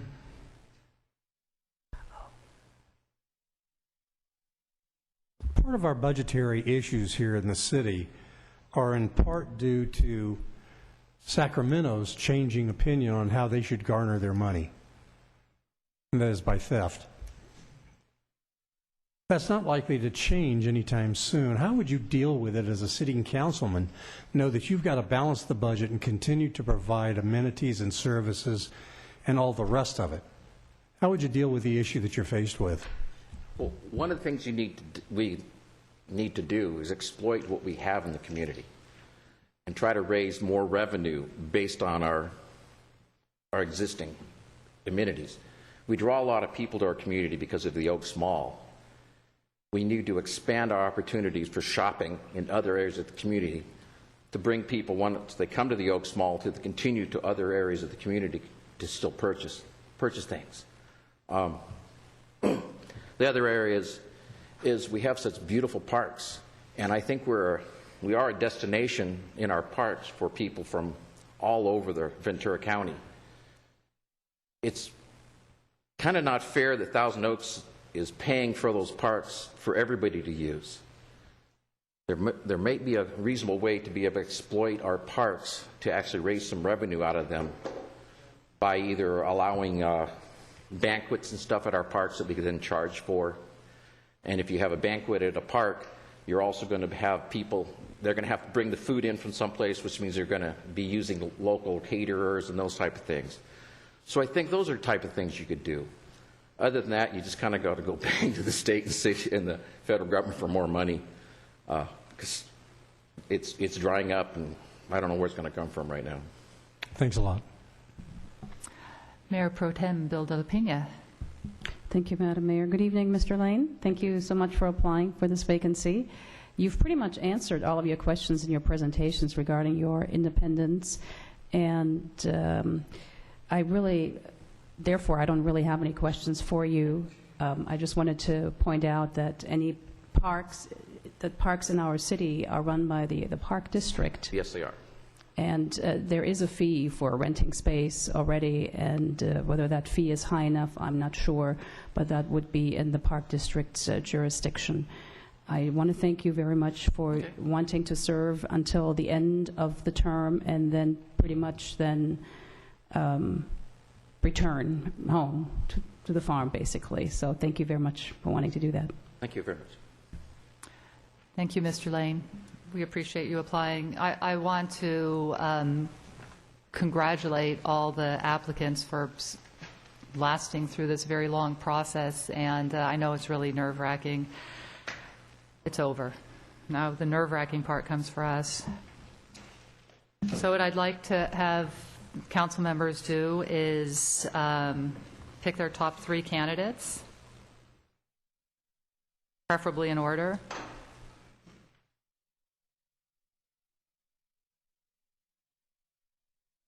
Give you a few minutes.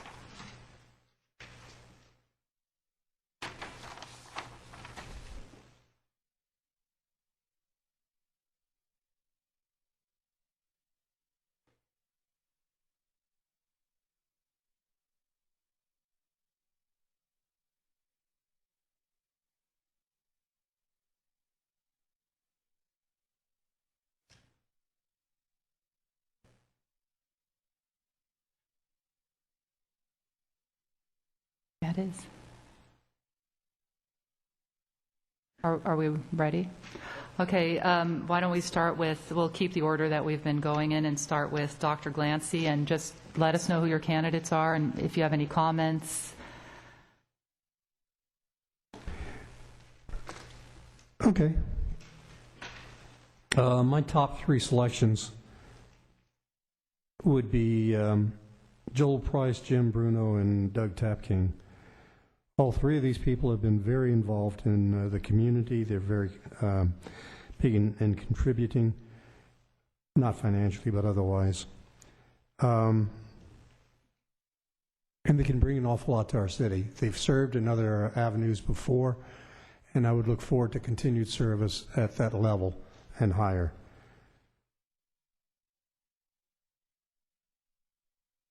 That's it. And is that in order? Yes, it is. So it's Joel Price, Jim Bruno, and Doug Tapking. Councilmember Bill de la Pena. Mayor Pro Tem. Obviously, my first choice would be Al, but I'm really against appointing anyone. Nonetheless, I will give you my list because that's the decision of the majority, council majority. I'm completely against appointing. I'm for an election in November. But for the sake of going through the process, Albert Adam would be the first one. Second would be Debbie Holzer Gillespie, because I can see true independence there, as well as Michael Wurtzel.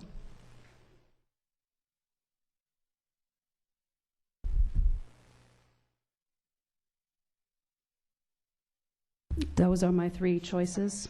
Okay, thank you. Councilmember Fox. I put together 3 criteria by which I evaluated the candidates. One was qualifications, one was involvement in the community, a third was experience, particularly experience in government, and then actually a fourth, because this is an appointed position, I looked at their level of independence. Based on that qualification, and all 3 of these gentlemen, for various reasons, which I'll articulate, I think would all serve well in the City Council. My first choice is Doug Tapking. Doug has certainly the qualifications and the background. He has been in the community a long time. His sense of history, I think, would, if both Doug and Ms. Reynolds, I think, would probably closely associate with Mr. Gillette's history of the community, and I think if he was appointed to the council, that he would serve in that capacity very, very well. While he lacks the experience in government that Mr. Price and Mr. Bruno have, I think he makes up for that with respect to his independence. He is, of the 3, for me, in terms of the association with the council, while we know Mr. Tapking, I think he's an independent candidate. My second choice is Joel Price. Joel certainly has the qualifications. He has the community involvement. He has the government experience. And of the 3, I know Joel the least. So in terms of independence, I don't have really any relationship with him. I think while Joel has been in the community for a number of years, his history, his knowledge of the city is not as much as the other 2 candidates. Nonetheless, he would be my second choice. And my third choice is Jim Bruno. I think just based on qualifications and experience in community involvement, Jim was probably the most qualified candidate. But I think in fairness, we also need to put that element in of independence. And I would be remiss, Jim was my planning commissioner. I've known him a long time. I consider him a personal friend. While I know that he would be independent on the council, there's no question in my mind.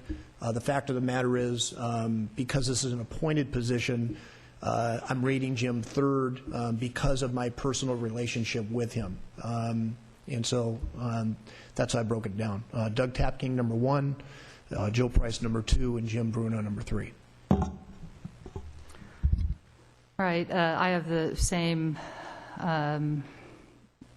top 3 candidates as my other, as 2 of my colleagues.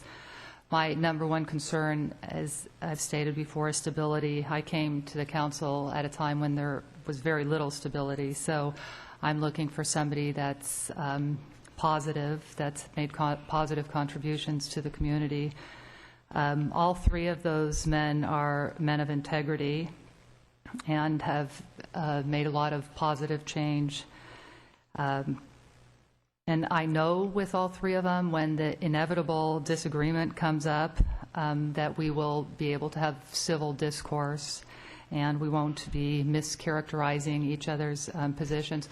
You know, on a lot of big issues, not a lot, a few big issues, I had disagreements with Councilmember Gillette, and it was always when we were done, we might say a couple of words, and then it was over. We went back to civility. We didn't have a couple of words. We might discuss why the other's decision was incorrect, and then we moved on. He was really, truly always a gentleman, and that's the type of person that we have to replace him with. The person that's at the top of my list is Joel Price, and I think what I'm looking for is who would be the best replacement for Dennis Gillette. The real obvious thing is Joel's public safety background. When you're in public safety, you have a history of dealing with different types of people and having to come to a consensus. I think that he mentioned that. He has a long history of working with groups in the community for the benefit of others, not for the benefit of himself. And it was very impressive. He started a foundation for a young girl that was murdered, where he was the lead investigator. I think he has a fresh, non-political perspective. We really don't know Joel that well. And I think that he will bring civility to our discourse. The other thing is I'm very happy with the sheriff's contract, but Dennis Gillette brought a different sort of insight to the contract. And I think that having a public safety person, considering it's the top priority, you know, by the attitude survey, it's the top priority in the city, and the biggest part of our budget. I think it's very important, or it's very helpful to have somebody with a public safety background on the council. Obviously not somebody that will meddle, but somebody that will understand what's going on. So he would be my top choice. And I think, actually, if we look at how everything else came out, the other 2 gentlemen, I don't really need to put them in order. It looks like Mr. Price is the top choice for 2 of us, and the second place for the second position for 1 of us. So I think that our choice appears to be Joel Price. Does anybody have any? All right, then. Oh, well, my other 2 candidates are Doug Tapking and Jim Bruno, and as I mentioned, both incredible guys, and I know that they will stay involved and probably run for the council at some future time. It's a very hard decision, and you know, I look at people like Daryl, years and years of commitment, and I look at some of the other candidates that ran for council before. It is it's a tough decision, but again, I'm doing what I think is best for the citizens of Thousand Oaks. Madam Mayor? Yes? Yeah, just a couple of comments and thoughts. I know it was raised a number of times whether somebody was going to run for election at the end of the term. I think that's irrelevant, and I think some of the candidates, most of the candidates that applied, I think they got it right. That's 3 years down the road. I don't think somebody's willingness to run 3 years from now should be a criteria. I think the criteria needs to be what their qualifications are now. Can they hit the ground running because there's a very little learning curve, and their independence. And so whether somebody's planning on running 3 years from now or not, I don't think that really needs to be a measurement of whether they get the appointment or not. I think that's something they would have to determine, and really I was disappointed that that became kind of part of the discussion. With that, I do, I think all three of these gentlemen have served well. We did rank it that way. I had no idea how anybody's rank was going to go. I think I'd like to have a little more discussion on the pros and cons without getting too detailed with respect to if we can find some common ground.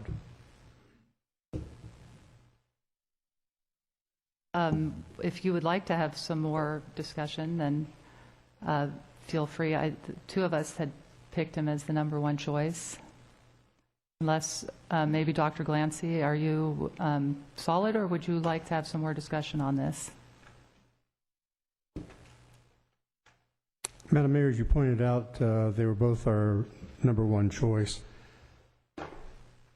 Worthy enough to go to war over? Probably not. Yeah. But still number one choices. Would you like to discuss Mr. Tapking in more detail? Where was Mr. Tapking on your list? He was number 3. Okay. All right. And he was? Well, I sort of put them both the same because I didn't have to make that decision. Oh. All right. Okay. You realize if he was number 3, then it would be pretty clear that Joe would be the consensus candidate. Okay. So just curious. Well, then I would put Jim Bruno as number 2 and Mr. Tapking as number 3. All right. Okay. All right. So Do you we need have a motion, Madam Clerk? Yes, we need a motion. Right. And if you look at we need to look at selecting the effective date. I think we already talked about it's the goal setting. Dr. Glancy? Madam Mayor, before a motion is made, I do have a comment to make. We heard a little bit tonight earlier about freedoms, right to vote. I have to tell you, having spent 30 years in the Navy, I fully understand what freedom is, how much it costs to attain, and how valuable we need to hold it and not just toss it around like a term. Right to vote, we have a right to vote. Every 2 years, we have a right to vote. We have a measure coming before us concerning term limits. I don't really care about term limits. I'm going to run one more election, and in all likelihood, that's it. I think the average throughout the course of Thousand Oaks, the average length of term for council has been about 7 years or so. So term limits it's a thing. But people should do with it what they think is appropriate. In the last several years, 73% of council vacancies have been filled by appointment through end of term. Through end of term. This has not been by local statute, it's been by state law. So this is not something Thousand Oaks is pulling out of the back pocket. This is something very commonly used throughout the state and has been for a long, long time. So those are my comments, Ms. Mayor. Would you like to make a motion? Certainly. Let me get to the appropriate page, and I will do so. I would like to move that we've made the appointment of Joel Price to be selected mayor, effective date at the next council member's swear-in. Madam Clerk? March 27. March 27th. March 27th. Those are your next meeting. And adopt a resolution to fill the vacant office created by the resignation of Councilmember Dennis Gillette for the unexpired term ending November 2014. Just a clarification. Councilmember Gillette, I'm sorry, Councilmember Glancy, you said for the office of mayor, I believe you meant for the office of council. I certainly did. Okay. Thank you for that clarification. All right, can we have a vote, please? I have some comments. Oh, I'm sorry. The vast majority of time when we convene here on Tuesday evenings, we're dealing with city policy. While some would suggest that it's all politics, the fact of the matter is the majority of the time we deal with city policy. Tonight, it was clearly more of a political discussion than it was one of policy. And sometimes emotions can run a little wild when you deal with political issues. I stated, from my perspective, the criteria for appointment to city council. And one of the issues that I stated needed to be looked at was independence.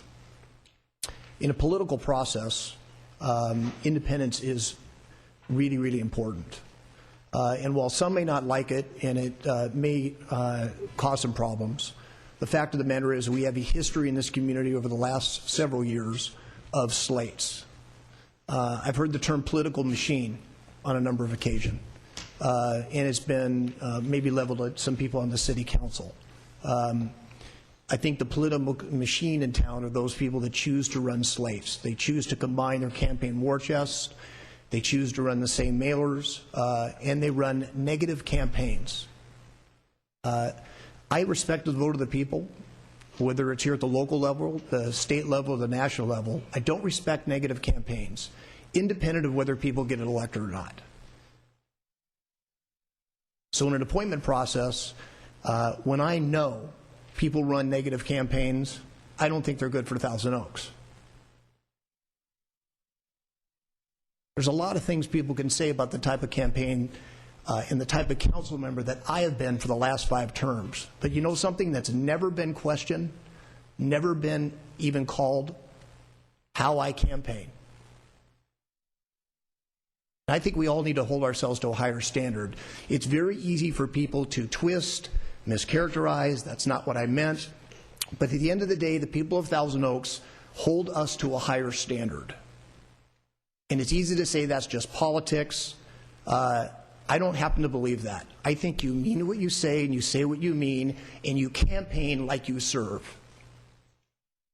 So as long as I'm on the city council, if it comes to an appointment, we're going to appoint people to the city council, when appropriate, that have served our community, that will serve with fairness, that will serve in integrity, and will serve with independence.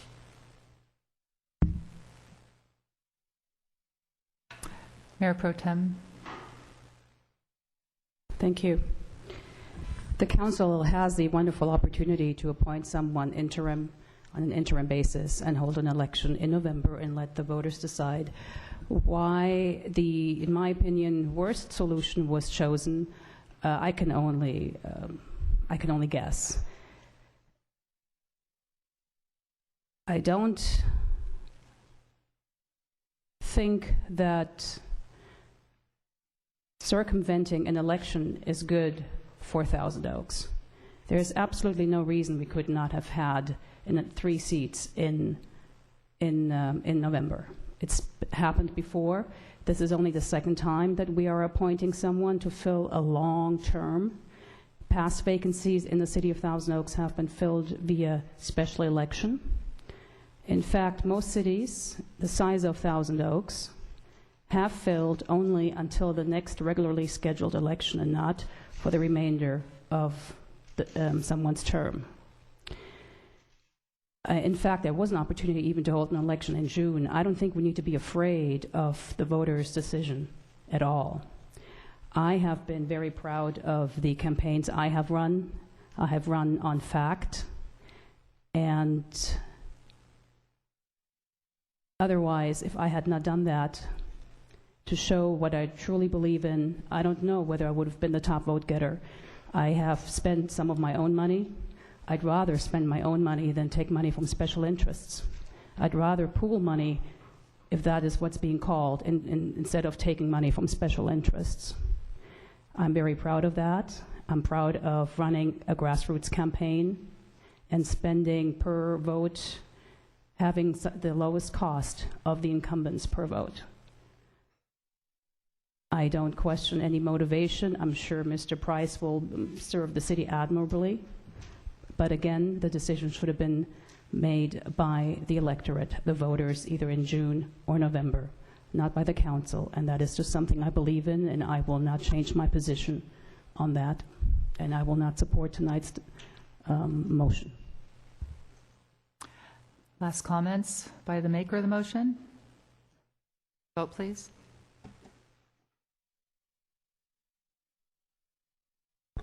The motion carries 3-1 with Councilmember Bill de la Pena dissenting. All right, we are on item 11, City Council as Successor Agency to Thousand Oaks Redevelopment Agency reports. There are none. Council issues and recommendations, follow-up reports on meetings and conferences. There are none. And City Manager report. Madam Mayor, members of the council, no comments on the state budget at this time. No follow-up on requests from the public. By way of announcements for upcoming items, the next council meeting will be a goal-setting workshop that was referenced to earlier. That will take place on Tuesday, March 27th, and that will be in the Founders Room. And at that meeting, the appointed a member of the council, Mr. Price, he will be sworn in at the beginning of the goal-setting workshop. Then the next regular council meeting will be on April 10th. Three members of the council will be out for a few days at the National League of Cities Conference. And that's it for city managers' follow-up. Thank you. Closed sessions, there are none. Public notices, items listed under public notices are a matter of public record only. These items do not require city council action, and there is the approval of final map LD 11-735. And finally, our adjournment. We are going to be adjourning to our regular meeting, a study session on March 27th, 2012 at 6 p.m. in the Civic Arts Plaza Founders Room. Good night, everybody.